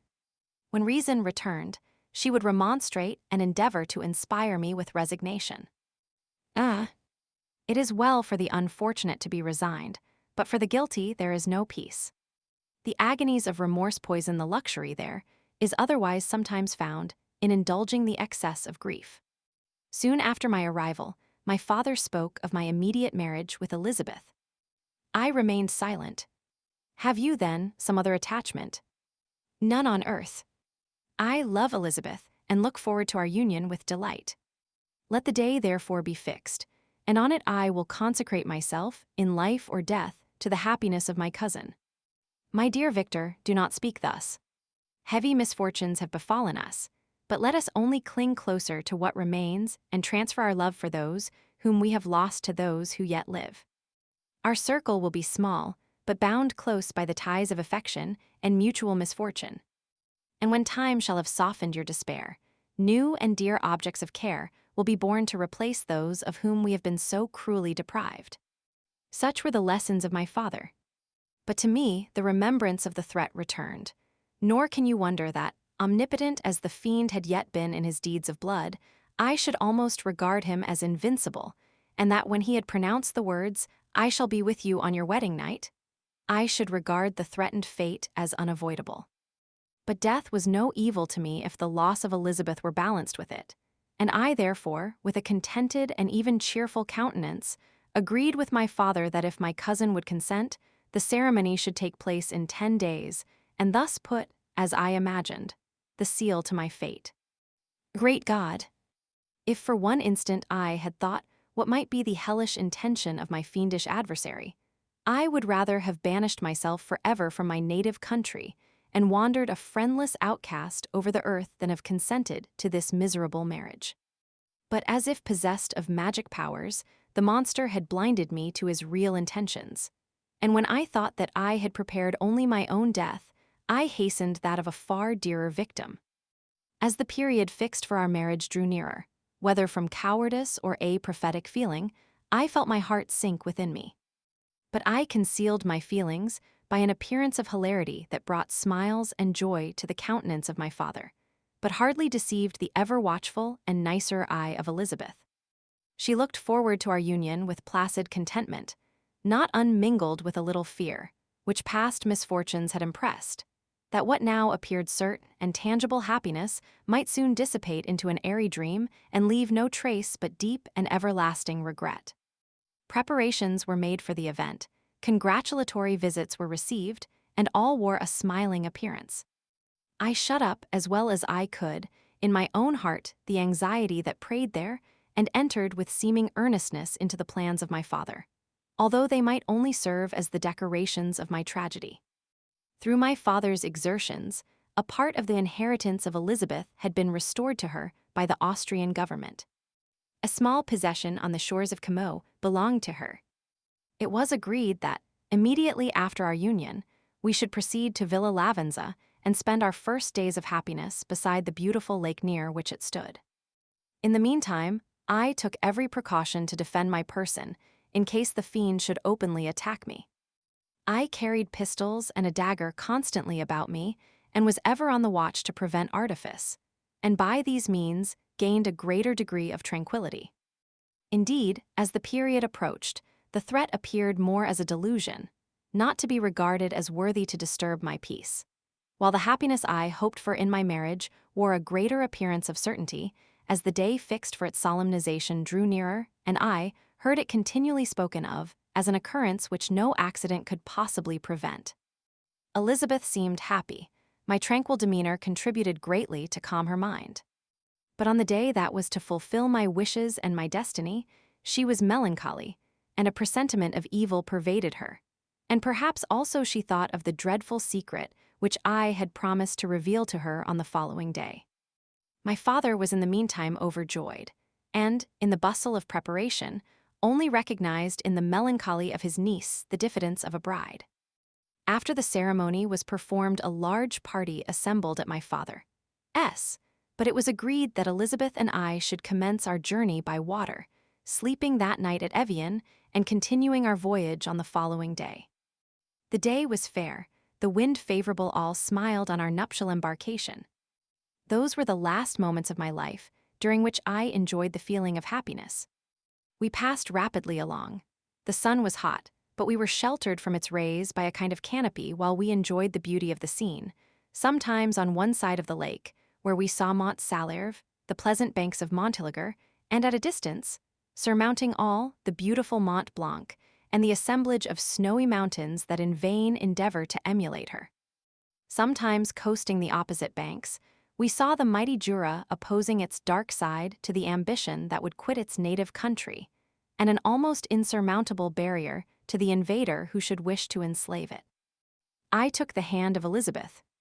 "You are sorrowful, my love. Ah! If you knew what I have suffered, and what I may yet endure, you would endeavor to let me taste the quiet and freedom from despair that this one day at least permits me to enjoy." "Be happy, my dear Victor," replied Elizabeth. "There is, I hope, nothing to distress you, and be assured that if a lively joy is not painted in my face, my heart is contented. Something whispers to me not to depend too much on the prospect that is open before us, but I will not listen to such a sinister voice. Observe how fast we move along and how the clouds, which sometimes obscure and sometimes rise above the dome of Mont Blanc, render this scene of beauty still more interesting. Look also at the innumerable fish that are swimming in the clear waters, where we can distinguish every pebble that lies at the bottom. What a divine day! How happy and serene all nature appears." Thus Elizabeth endeavored to divert her thoughts and mine from all reflection upon melancholy subjects. But her temper was fluctuating. Joy for a few instants shone in her eyes, but it continually gave place to distraction and reverie. The sun sank lower in the heavens. We passed the river Drance and observed its path through the chasms of the higher and the glens of the lower hills. The Alps here come closer to the lake, and we approached the amphitheater of mountains which forms its eastern boundary. The spire of Evian shone under the woods that surrounded it, and the range of mountain above mountain by which it was overhung. The wind, which had hitherto carried us along with amazing rapidity, sank at sunset to a light breeze. The soft air just ruffled the water and caused a pleasant motion among the trees as we approached the shore, from which it wafted the most delightful scent of flowers and hay. The sun sank beneath the horizon as we landed, and as I touched the shore I felt those cares and fears revive which soon were to clasp me and cling to me forever. Chapter 23. It was 8 o'clock when we landed. We walked for a short time on the shore, enjoying the transitory light, and then retired to the inn and contemplated the lovely scene of waters, woods, and mountains, obscured in darkness, yet still displaying their black outlines. The wind, which had fallen in the south, now rose with great violence in the west. The moon had reached her summit in the heavens and was beginning to descend. The clouds swept across it swifter than the flight of the vulture and dimmed her rays, while the lake reflected the scene of the busy heavens, rendered still busier by the restless waves that were beginning to rise. Suddenly, a heavy storm of rain descended. I had been calm during the day, but so soon as night obscured the shapes of objects, 1,000 fears arose in my mind. I was anxious and watchful, while my right hand grasped a pistol which was hidden in my bosom. Every sound terrified me, but I resolved that I would sell my life dearly and not shrink from the conflict until my own life or that of my adversary was extinguished. Elizabeth observed my agitation for some time in timid and fearful silence, but there was something in my glance which communicated terror to her, and trembling, she asked, "What is it that agitates you, my dear Victor? What is it you fear?" "Oh, peace, peace, my love," replied I. "This night and all will be safe, but this night is dreadful, very dreadful." I passed an hour in this state of mind, when suddenly I reflected how fearful the combat which I momentarily expected would be to my wife, and I earnestly entreated her to retire, resolving not to join her until I had obtained some knowledge as to the situation of my enemy. She left me, and I continued some time walking up and down the passages of the house, and inspecting every corner that might afford a retreat to my adversary. But I discovered no trace of him, and was beginning to conjecture that some fortunate chance had intervened to prevent the execution of his menaces, when suddenly I heard a shrill and dreadful scream. It came from the room into which Elizabeth had retired. As I heard it, the whole truth rushed into my mind, my arms dropped, the motion of every muscle and fiber was suspended. I could feel the blood trickling in my veins and tingling in the extremities of my limbs. This state lasted but for an instant. The scream was repeated, and I rushed into the room. Great God! Why did I not then expire? Why am I here to relate the destruction of the best hope and the purest creature on earth? She was there, lifeless and inanimate, thrown across the bed, her head hanging down and her pale and distorted features half covered by her hair. Everywhere I turn, I see the same figure, her bloodless arms and relaxed form flung by the murderer on its bridal bier. Could I behold this in life? Alas! Life is obstinate and clings closest where it is most hated. For a moment only did I lose recollection. I fell senseless on the ground. When I recovered, I found myself surrounded by the people of the inn. Their countenances expressed a breathless terror, but the horror of others appeared only as a mockery, a shadow of the feelings that oppressed me. I escaped from them to the room where lay the body of Elizabeth, my love, my wife, so lately living, so dear, so worthy. She had been moved from the posture in which I had first beheld her, and now, as she lay, her head upon her arm and a handkerchief thrown across her face and neck, I might have supposed her asleep. I rushed towards her and embraced her with ardor, but the deadly languor and coldness of the limbs told me that what I now held in my arms had ceased to be the Elizabeth whom I had loved and cherished. The murderous mark of the fiend's grasp was on her neck, and the breath had ceased to issue from her lips. While I still hung over her in the agony of despair, I happened to look up.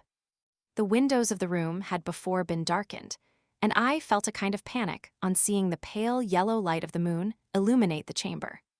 The shutters had been thrown back, and with a sensation of horror not to be described, I saw at the open window a figure the most hideous and abhorred. A grin was on the face of the monster. He seemed to jeer, as with his fiendish finger he pointed towards the corpse of my wife. I rushed towards the window and, drawing a pistol from my bosom, fired. But he eluded me, leaped from his station, and running with the swiftness of lightning, plunged into the lake. The report of the pistol brought a crowd into the room. I pointed to the spot where he had disappeared, and we followed the track with boats. Nets were cast, but in vain. After passing several hours, we returned hopeless, most of my companions believing it to have been a form conjured up by my fancy. After having landed, they proceeded to search the country, parties going in different directions among the woods and vines. I attempted to accompany them and proceeded a short distance from the house, but my head whirled round, my steps were like those of a drunken man. I fell at last in a state of utter exhaustion. A film covered my eyes, and my skin was parched with the heat of fever. In this state I was carried back and placed on a bed, hardly conscious of what had happened. My eyes wandered round the room as if to seek something that I had lost. After an interval I arose, and as if by instinct, crawled into the room where the corpse of my beloved lay. There were women weeping around. I hung over it and joined my sad tears to theirs. All this time no distinct idea presented itself to my mind, but my thoughts rambled to various subjects, reflecting confusedly on my misfortunes and their cause. I was bewildered in a cloud of wonder and horror. The death of William, the execution of Justine, the murder of Clerval, and lastly of my wife. Even at that moment I knew not that my only remaining friends were safe from the malignity of the fiend. My father even now might be writhing under his grasp, and Ernest might be dead at his feet. This idea made me shudder and recalled me to action. I started up and resolved to return to Geneva with all possible speed. There were no horses to be procured, and I must return by the lake. But the wind was unfavorable, and the rain fell in torrents.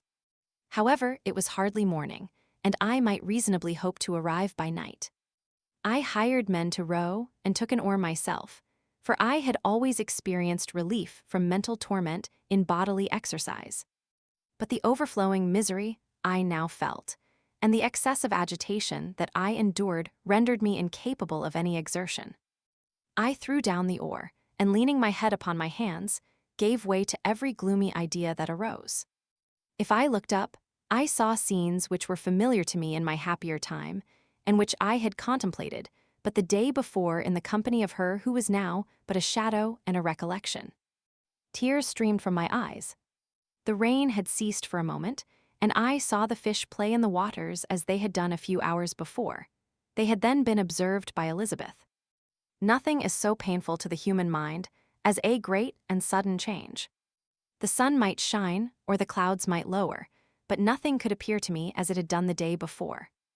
A fiend had snatched from me every hope of future happiness. No creature had ever been so miserable as I was. So frightful an event is single in the history of man. But why should I dwell upon the incidents that followed this last overwhelming event? Mine has been a tale of horrors. I have reached their acme, and what I must now relate can but be tedious to you. Know that one by one my friends were snatched away. I was left desolate. My own strength is exhausted, and I must tell in a few words what remains of my hideous narration. I arrived at Geneva. My father and Ernest yet lived, but the former sunk under the tidings that I bore. I see him now, excellent and venerable old man. His eyes wandered in vacancy, for they had lost their charm and their delight. His Elizabeth, his more than daughter, whom he doted on with all that affection which a man feels, who in the decline of life, having few affections, clings more earnestly to those that remain. Cursed be the fiend that brought misery on his gray hairs, and doomed him to waste in wretchedness. He could not live under the horrors that were accumulated around him. The springs of existence suddenly gave way. He was unable to rise from his bed, and in a few days he died in my arms. What then became of me? I know not. I lost sensation, and chains and darkness were the only objects that pressed upon me. Sometimes, indeed, I dreamt that I wandered in flowery meadows and pleasant vales with the friends of my youth, but I awoke and found myself in a dungeon. Melancholy followed, but by degrees I gained a clear conception of my miseries and situation, and was then released from my prison. For they had called me mad, and during many months, as I understood, a solitary cell had been my habitation. Liberty, however, had been a useless gift to me, had I not, as I awakened to reason, at the same time awakened to revenge. As the memory of past misfortunes pressed upon me, I began to reflect on their cause, the monster whom I had created, the miserable demon whom I had sent abroad into the world for my destruction. I was possessed by a maddening rage when I thought of him, and desired and ardently prayed that I might have him within my grasp to wreak a great and signal revenge on his cursed head. Nor did my hate long confine itself to useless wishes. I began to reflect on the best means of securing him, and for this purpose, about a month after my release, I repaired to a criminal judge in the town and told him that I had an accusation to make, that I knew the destroyer of my family, and that I required him to exert his whole authority for the apprehension of the murderer. The magistrate listened to me with attention and kindness. "Be assured, sir," said he, "no pains or exertions on my part shall be spared to discover the villain." "I thank you," replied I. "Listen, therefore, to the deposition that I have to make. It is indeed a tale so strange that I should fear you would not credit it were there not something in truth which, however wonderful, forces conviction. The story is too connected to be mistaken for a dream, and I have no motive for falsehood." My manner as I thus addressed him was impressive, but calm. I had formed in my own heart a resolution to pursue my destroyer to death, and this purpose quieted my agony and for an interval reconciled me to life. I now related my history briefly, but with firmness and precision, marking the dates with accuracy and never deviating into invective or exclamation. The magistrate appeared at first perfectly incredulous, but as I continued he became more attentive and interested. I saw him sometimes shudder with horror. At others, a lively surprise, unmingled with disbelief, was painted on his countenance. When I had concluded my narration, I said, "This is the being whom I accuse and for whose seizure and punishment I call upon you to exert your whole power. It is your duty as a magistrate, and I believe and hope that your feelings as a man will not revolt from the execution of those functions on this occasion." This address caused a considerable change in the physiognomy of my own auditor. He had heard my story with that half kind of belief that is given to a tale of spirits and supernatural events. But when he was called upon to act officially in consequence, the whole tide of his incredulity returned. He, however, answered mildly, "I would willingly afford you every aid in your pursuit, but the creature of whom you speak appears to have powers which would put all my exertions to defiance. Who can follow an animal which can traverse the sea of ice and inhabit caves and dens where no man would venture to intrude? Besides, some months have elapsed since the commission of his crimes, and no one can conjecture to what place he has wandered or what region he may now inhabit.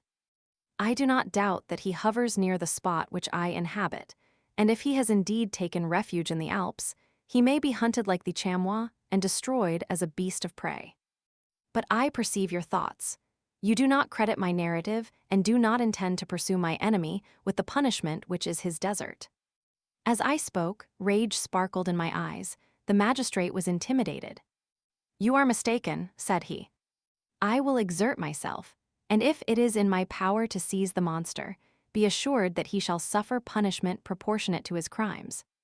But I fear, from what you have yourself described to be his properties, that this will prove impracticable, and thus, while every proper measure is pursued, you should make up your mind to disappointment.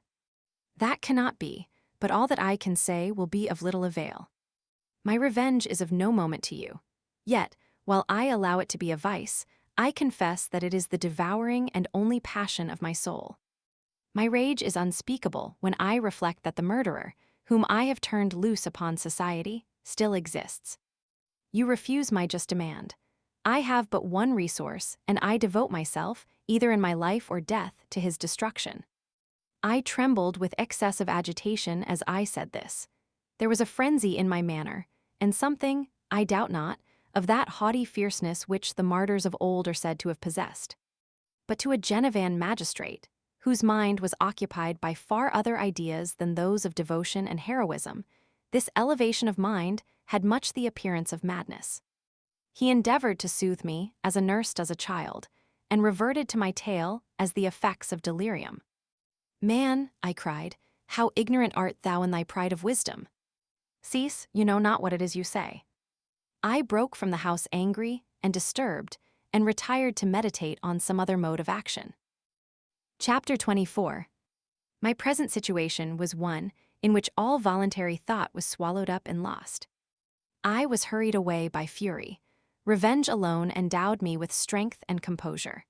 It molded my feelings and allowed me to be calculating and calm at periods when otherwise delirium or death would have been my portion.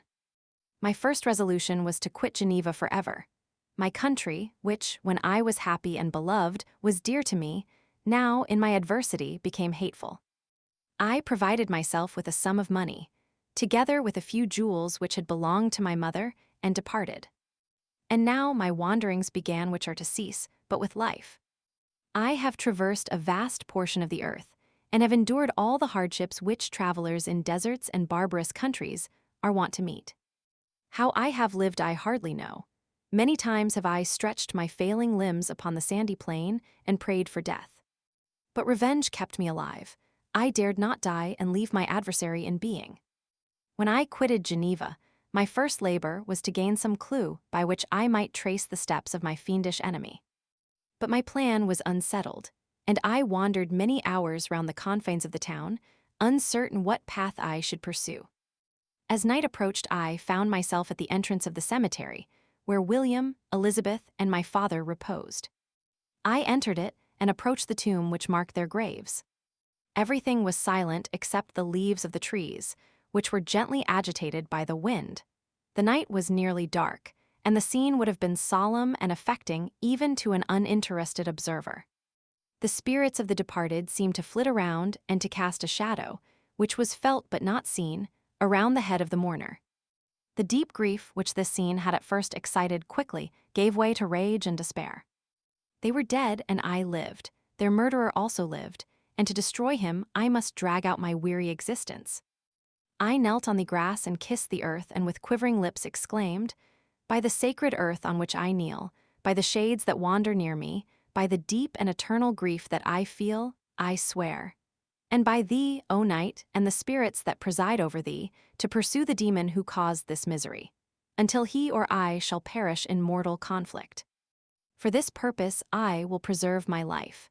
To execute this dear revenge will I again behold the sun and tread the green herbage of earth, which otherwise should vanish from my eyes forever. And I call on you, spirits of the dead, and on you, wandering ministers of vengeance, to aid and conduct me in my work. Let the cursed and hellish monster drink deep of agony. Let him feel the despair that now torments me." I had begun my adjuration with solemnity, and an awe which almost assured me that the shades of my murdered friends heard and approved my devotion. But the furies possessed me as I concluded, and rage choked my utterance. I was answered through the stillness of night by a loud and fiendish laugh. It rang on my ears long and heavily. The mountains re-echoed it, and I felt as if all hell surrounded me with mockery and laughter. Surely in that moment, I should have been possessed by frenzy and have destroyed my miserable existence, but that my vow was heard, and that I was reserved for vengeance. The laughter died away, when a well-known and abhorred voice, apparently close to my ear, addressed me in an audible whisper. "I am satisfied, miserable wretch. You have determined to live, and I am satisfied." I darted towards the spot from which the sound proceeded, but the devil eluded my grasp. Suddenly the broad disk of the moon arose, and shone full upon his ghastly and distorted shape, as he fled with more than mortal speed.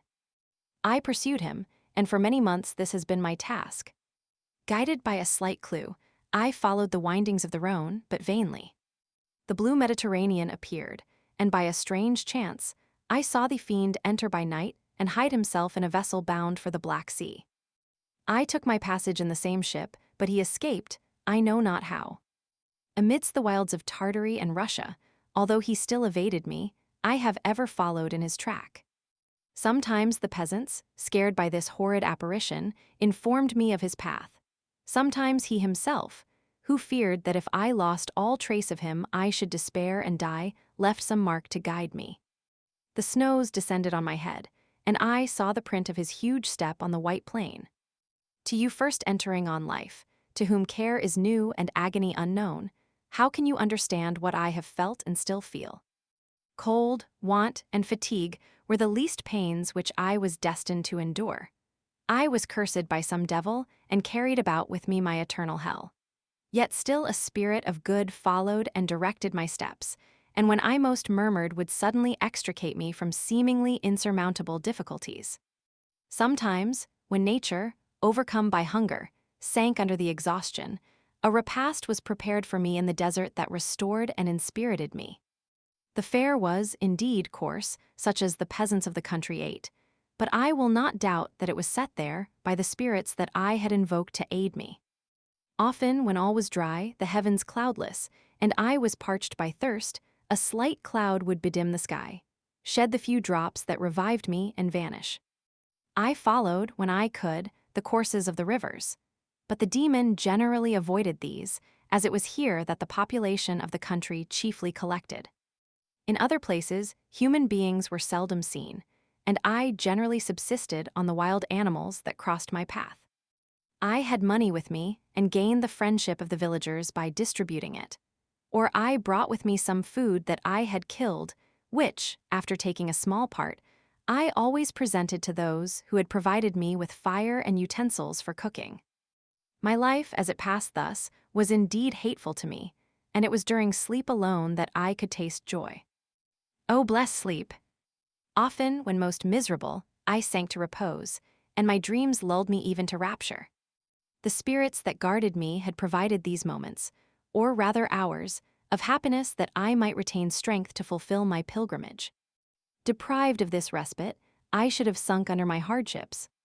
During the day I was sustained and inspirited by the hope of night, for in sleep I saw my friends, my wife, and my beloved country.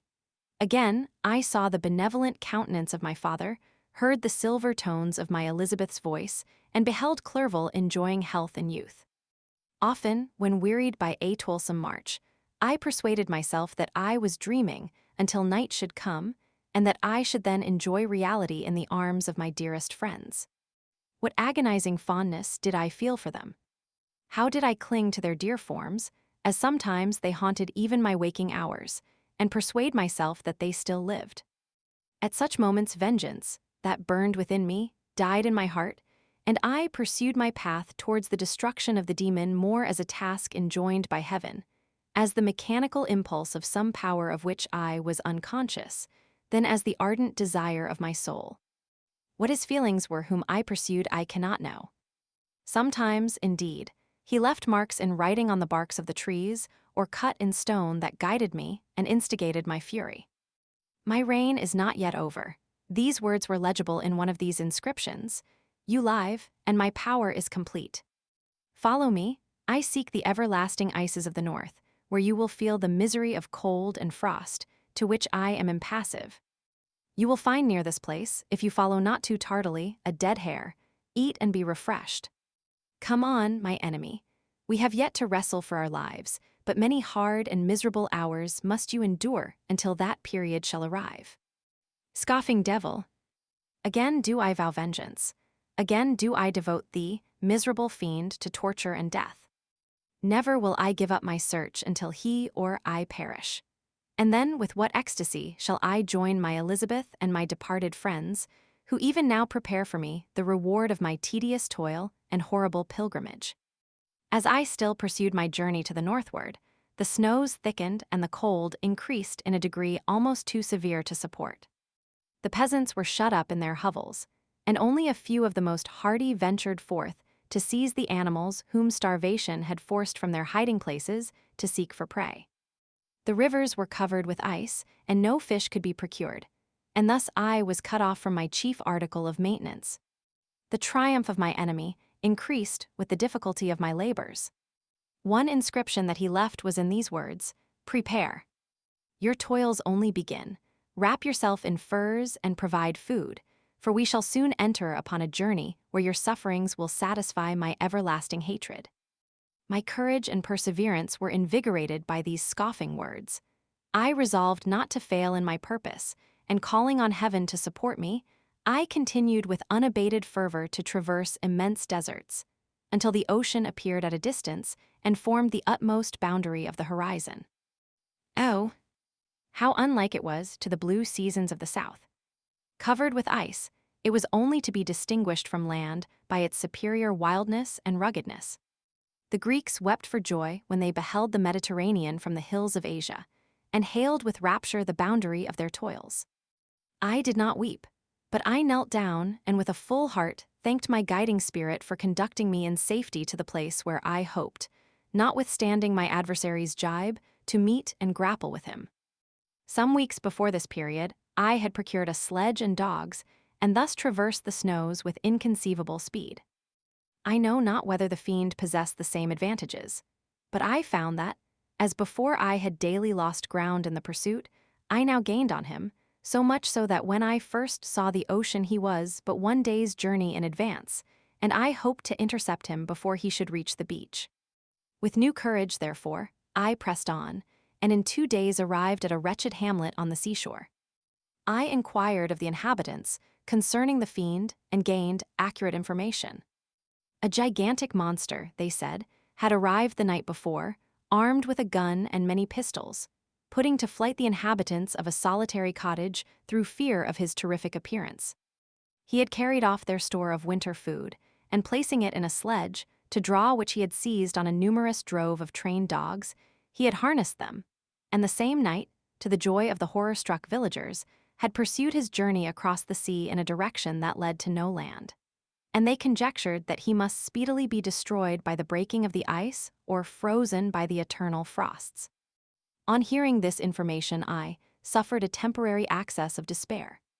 He had escaped me, and I must commence a destructive and almost endless journey across the mountainous ices of the ocean, amidst cold that few of the inhabitants could long endure, and which I, the native of a genial and sunny climate, could not hope to survive.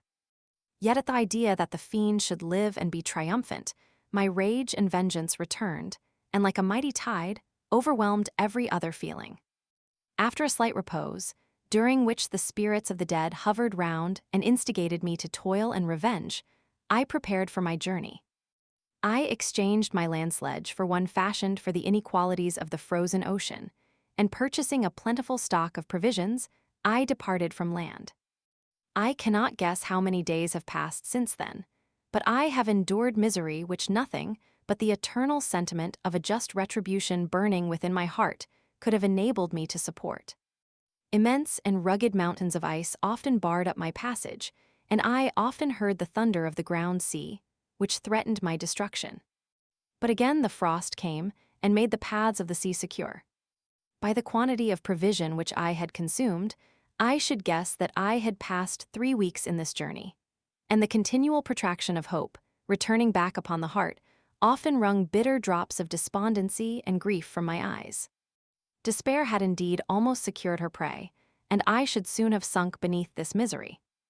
Once, after the poor animals that conveyed me had with incredible toil gained the summit of a sloping ice mountain, and one, sinking under his fatigue, died, I viewed the expanse before me with anguish, when suddenly my eye caught a dark speck upon the dusky plain.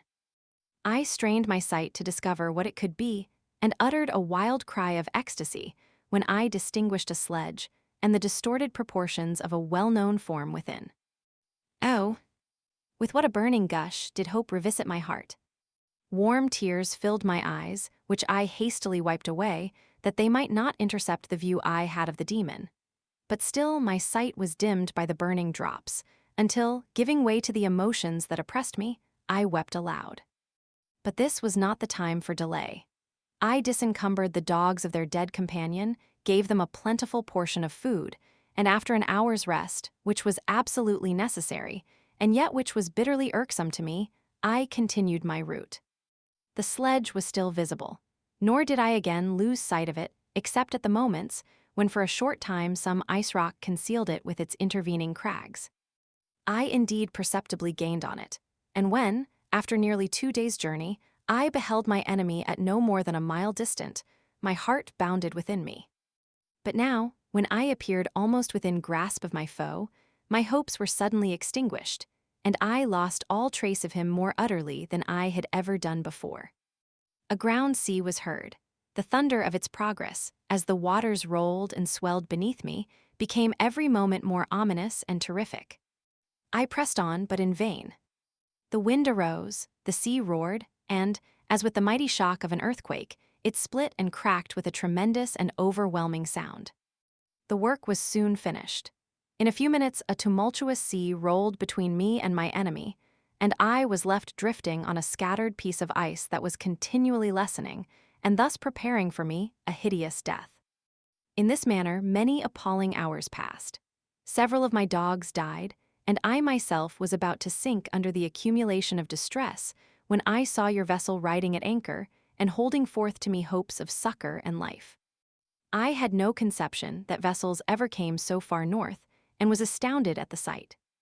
I quickly destroyed part of my sledge to construct oars, and by these means was enabled, with infinite fatigue, to move my ice raft in the direction of your ship. I had determined, if you were going southwards, still to trust myself to the mercy of the seas rather than abandon my purpose. I hoped to induce you to grant me a boat with which I could pursue my enemy. But your direction was northwards. You took me on board when my vigor was exhausted, and I should soon have sunk under my multiplied hardships into a death which I still dread, for my task is unfulfilled. Oh, when will my guiding spirit, in conducting me to the demon, allow me the rest I so much desire? Or must I die, and he yet live? If I do, swear to me, Walton, that he shall not escape, that you will seek him and satisfy my vengeance in his death. And do I dare to ask of you to undertake my pilgrimage, to endure the hardships that I have undergone? No, I am not so selfish. Yet when I am dead, if he should appear, if the ministers of vengeance should conduct him to you, swear that he shall not live. Swear that he shall not triumph over my accumulated woes and survive to add to the list of his dark crimes. He is eloquent and persuasive, and once his words had even power over my heart, but trust him not. His soul is as hellish as his form, full of treachery and fiend-like malice. Hear him not. Call on the names of William, Justine, Clerval, Elizabeth, my father, and of the wretched Victor, and thrust your sword into his heart. I will hover near and direct the steel aright. Walton, in continuation. August 26, 17. You have read this strange and terrific story, Margaret, and do you not feel your blood congeal with horror, like that which even now curdles mine? Sometimes, seized with sudden agony, he could not continue his tale. At others, his voice broken, yet piercing, uttered with difficulty the words so replete with anguish. His fine and lovely eyes were now lighted up with indignation, now subdued to downcast sorrow and quenched in infinite wretchedness. Sometimes he commanded his countenance and tones, and related the most horrible incidents with a tranquil voice, suppressing every mark of agitation.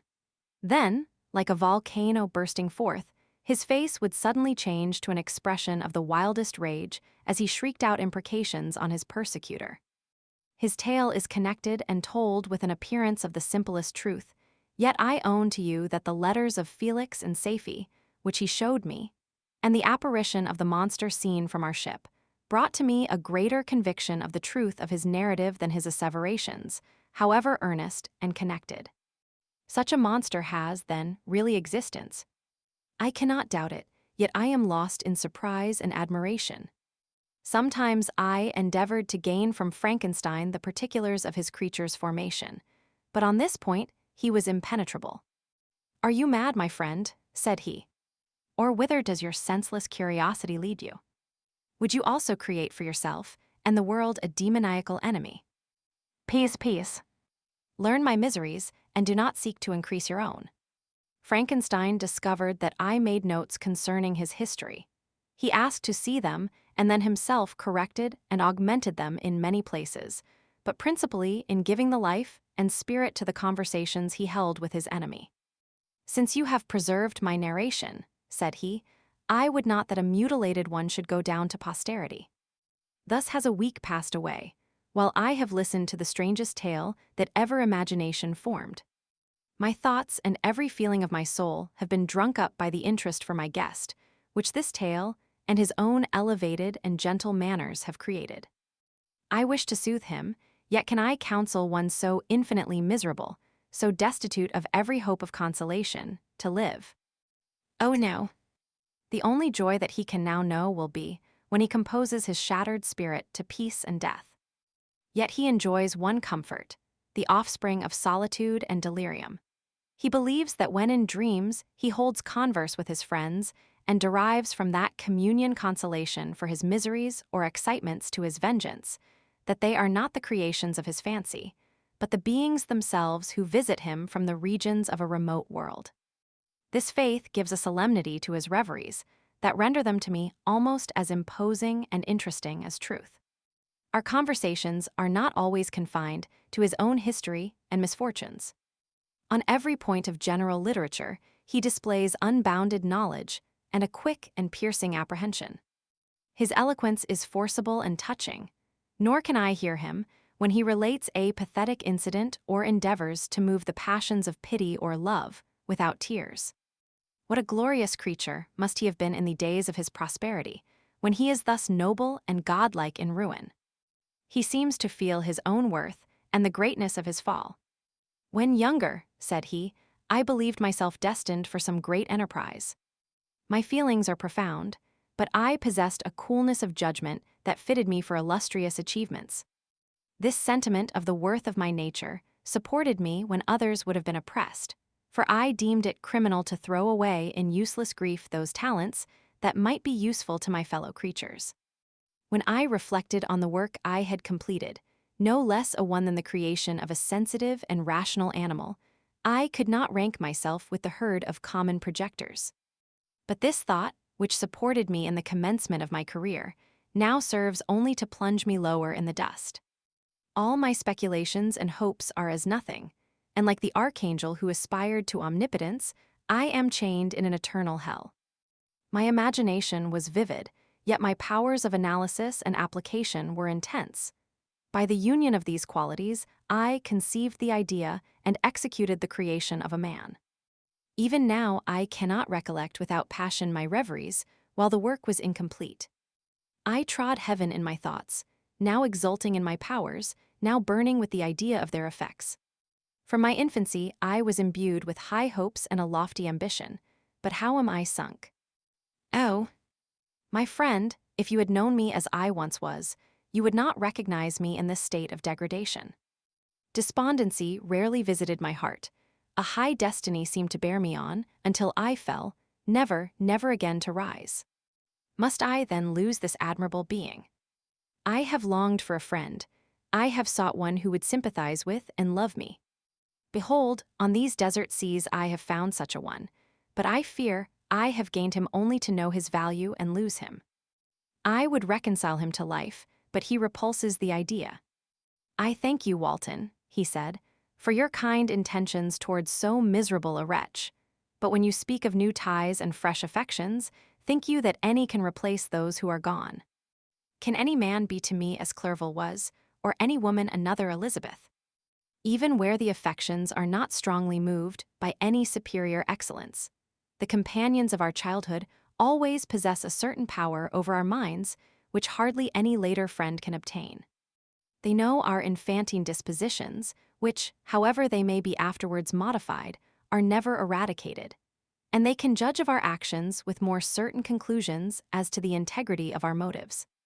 A sister or a brother can never, unless indeed such symptoms have been shown early, suspect the other of fraud or false dealing when another friend, however strongly he may be attached, may, in spite of himself, be contemplated with suspicion. But I enjoyed friends, dear not only through habit and association, but from their own merits. And wherever I am, the soothing voice of my Elizabeth and the conversation of Clerval will be ever whispered in my ear. They are dead, and but one feeling in such a solitude can persuade me to preserve my life. If I were engaged in any high undertaking or design, fraught with extensive utility to my fellow creatures, then could I live to fulfill it. But such is not my destiny. I must pursue and destroy the being to whom I gave existence. Then my lot on earth will be fulfilled, and I may die. My beloved sister. September 2d. I write to you, encompassed by peril and ignorant whether I am ever doomed to see again dear England, and the dearer friends that inhabit it. I am surrounded by mountains of ice, which admit of no escape, and threaten every moment to crush my vessel. The brave fellows whom I have persuaded to be my companions look towards me for aid, but I have none to bestow. There is something terribly appalling in our situation, yet my courage and hopes do not desert me. Yet it is terrible to reflect that the lives of all these men are endangered through me. If we are lost, my mad schemes are the cause. And what, Margaret, will be the state of your mind? You will not hear of my destruction, and you will anxiously await my return. Years will pass, and you will have visitings of despair, and yet be tortured by hope. Oh, my beloved sister, the sickening failing of your heartfelt expectations is, in prospect, more terrible to me than my own death. But you have a husband and lovely children, you may be happy. Heaven bless you and make you so. My unfortunate guest regards me with the tenderest compassion. He endeavors to fill me with hope and talks, as if life were a possession which he valued. He reminds me how often the same accidents have happened to other navigators who have attempted this sea, and in spite of myself, he fills me with cheerful auguries. Even the sailors feel the power of his eloquence. When he speaks, they no longer despair. He rouses their energies, and while they hear his voice, they believe these vast mountains of ice are molehills which will vanish before the resolutions of man. These feelings are transitory.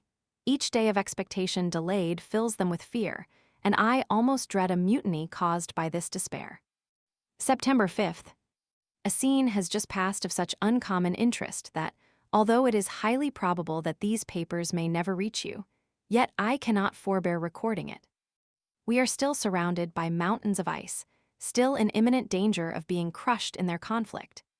The cold is excessive, and many of my unfortunate comrades have already found a grave amidst this scene of desolation. Frankenstein has daily declined in health. A feverish fire still glimmers in his eyes, but he is exhausted, and when suddenly roused to any exertion, he speedily sinks again into apparent lifelessness. I mentioned in my last letter the fears I entertained of a mutiny.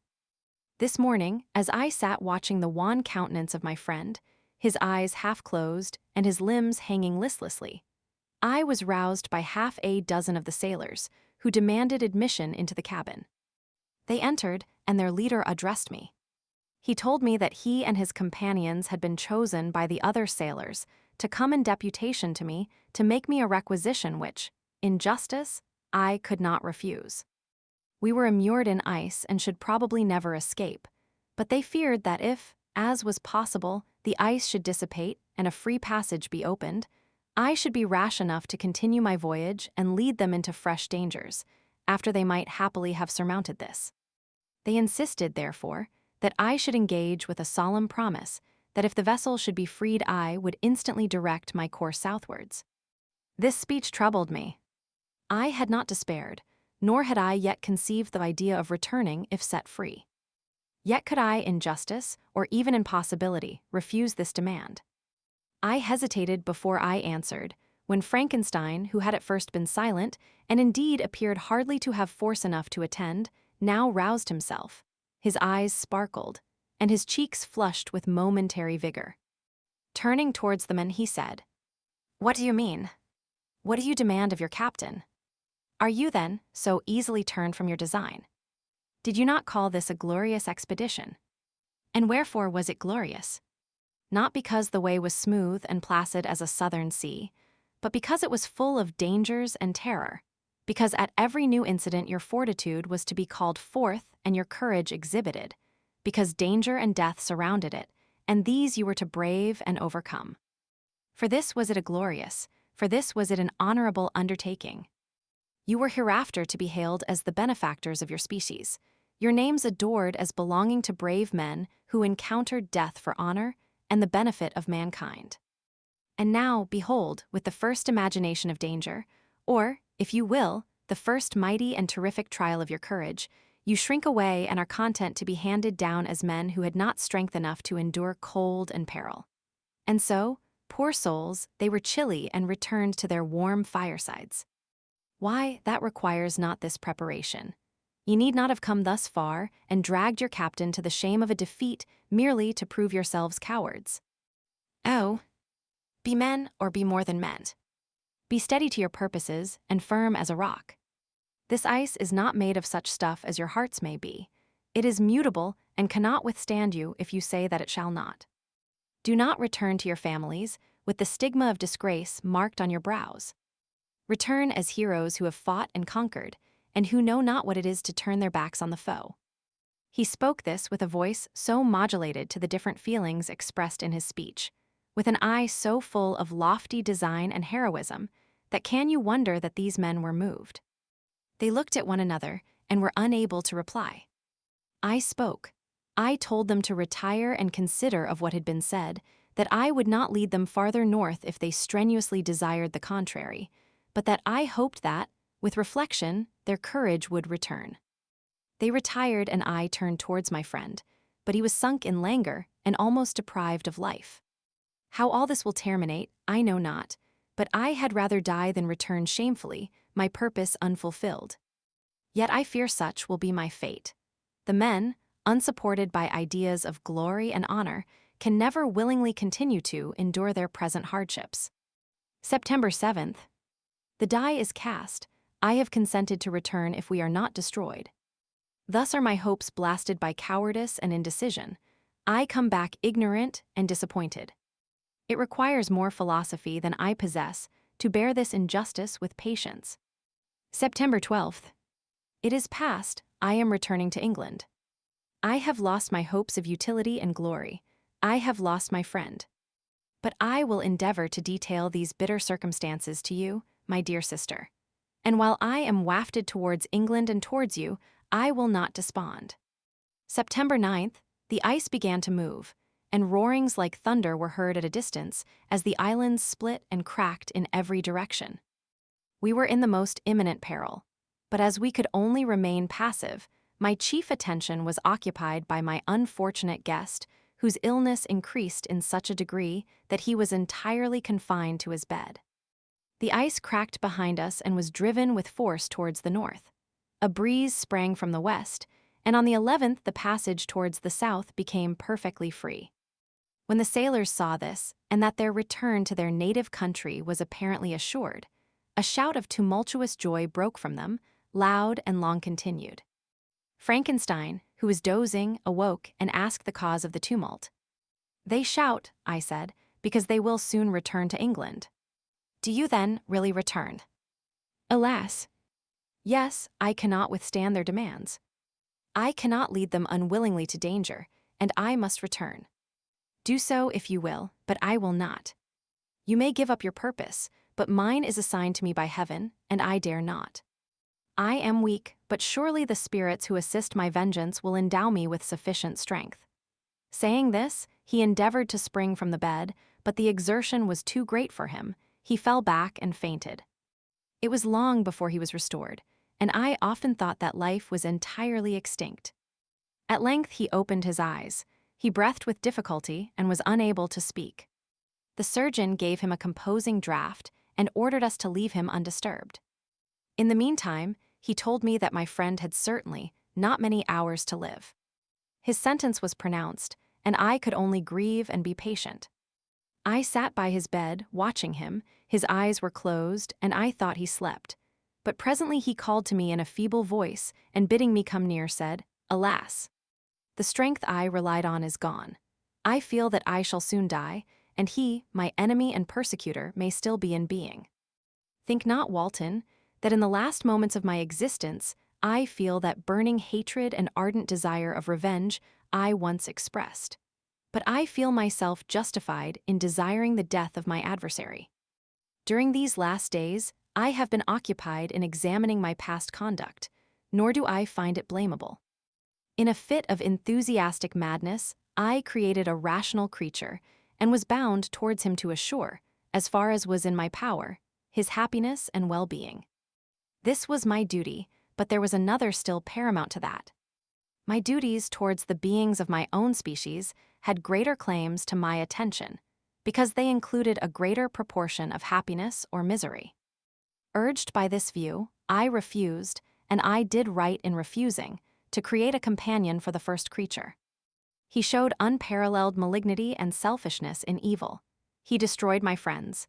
He devoted to destruction beings who possessed exquisite sensations, happiness, and wisdom. Nor do I know where this thirst for vengeance may end. Miserable himself that he may render no other wretched, he ought to die.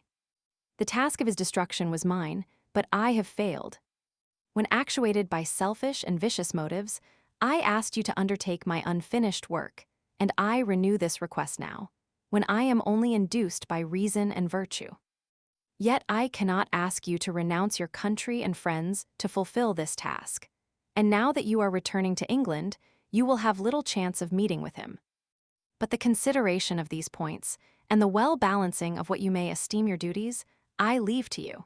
My judgment and ideas are already disturbed by the near approach of death. I dare not ask you to do what I think right, for I may still be misled by passion. That he should live to be an instrument of mischief disturbs me.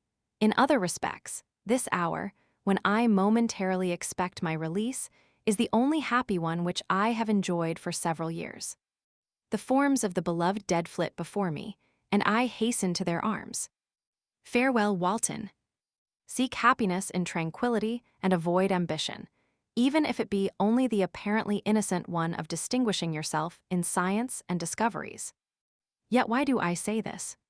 I have myself been blasted in these hopes, yet another may succeed. His voice became fainter as he spoke, and at length, exhausted by his effort, he sank into silence. About half an hour afterwards, he attempted again to speak, but was unable. He pressed my hand feebly, and his eyes closed forever, while the irradiation of a gentle smile passed away from his lips. Margaret, what comment can I make on the untimely extinction of this glorious spirit? What can I say that will enable you to understand the depth of my sorrow? All that I should express would be inadequate and feeble. My tears flow, my mind is overshadowed by a cloud of disappointment. But I journey towards England, and I may there find consolation. I am interrupted. What do these sounds portend? It is midnight, the breeze blows fairly, and the watch on deck scarcely stir. Again there is a sound as of a human voice, but hoarser. It comes from the cabin where the remains of Frankenstein still lie. I must arise and examine. Good night, my sister. Great God! What a scene has just taken place. I am yet dizzy with the remembrance of it. I hardly know whether I shall have the power to detail it. Yet the tale which I have recorded would be incomplete without this final and wonderful catastrophe. I entered the cabin, where lay the remains of my ill-fated and admirable friend. Over him hung a form which I cannot find words to describe, gigantic in stature, yet uncouth and distorted in its proportions. As he hung over the coffin, his face was concealed by long locks of ragged hair, but one vast hand was extended, in color and apparent texture like that of a mummy. When he heard the sound of my approach, he ceased to utter exclamations of grief and horror and sprung towards the window. Never did I behold a vision so horrible as his face, of such loathsome yet appalling hideousness. I shut my eyes involuntarily, and endeavored to recollect what were my duties with regard to this destroyer. I called on him to stay. He paused, looking on me with wonder, and again turning towards the lifeless form of his creator, he seemed to forget my presence, and every feature and gesture seemed instigated by the wildest rage of some uncontrollable passion. That is also my victim, he exclaimed. In his murder, my crimes are consummated. The miserable series of my being is wound to its close. O Frankenstein, generous and self-devoted being, what does it avail that I now ask thee to pardon me? I, who irretrievably destroyed thee by destroying all thou lovedst. Alas! He is cold, he cannot answer me. His voice seemed suffocated, and my first impulses, which had suggested to me the duty of obeying the dying request of my friend in destroying his enemy, were now suspended by a mixture of curiosity and compassion. I approached this tremendous being. I dared not again raise my eyes to his face. There was something so scaring and unearthly in his ugliness. I attempted to speak, but the words died away on my lips. The monster continued to utter wild and incoherent self-reproaches. At length, I gathered resolution to address him in a pause of the tempest of his passion. "Your repentance," I said, "is now superfluous. If you had listened to the voice of conscience and heeded the stings of remorse before you had urged your diabolical vengeance to this extremity, Frankenstein would yet have lived." "And do you dream," said the demon, "do you think that I was then dead to agony and remorse?" He continued, pointing to the corpse, he suffered not in the consummation of the deed. Oh, not the 10,000th portion of the anguish that was mine during the lingering detail of its execution. A frightful selfishness hurried me on, while my heart was poisoned with remorse. Think you that the groans of Clerval were music to my ears? My heart was fashioned to be susceptible of love and sympathy, and when wrenched by misery to vice and hatred, it did not endure the violence of the change without torture such as you cannot even imagine. After the murder of Clerval, I returned to Switzerland, heartbroken and overcome. I pitied Frankenstein, my pity amounted to horror, I abhorred myself.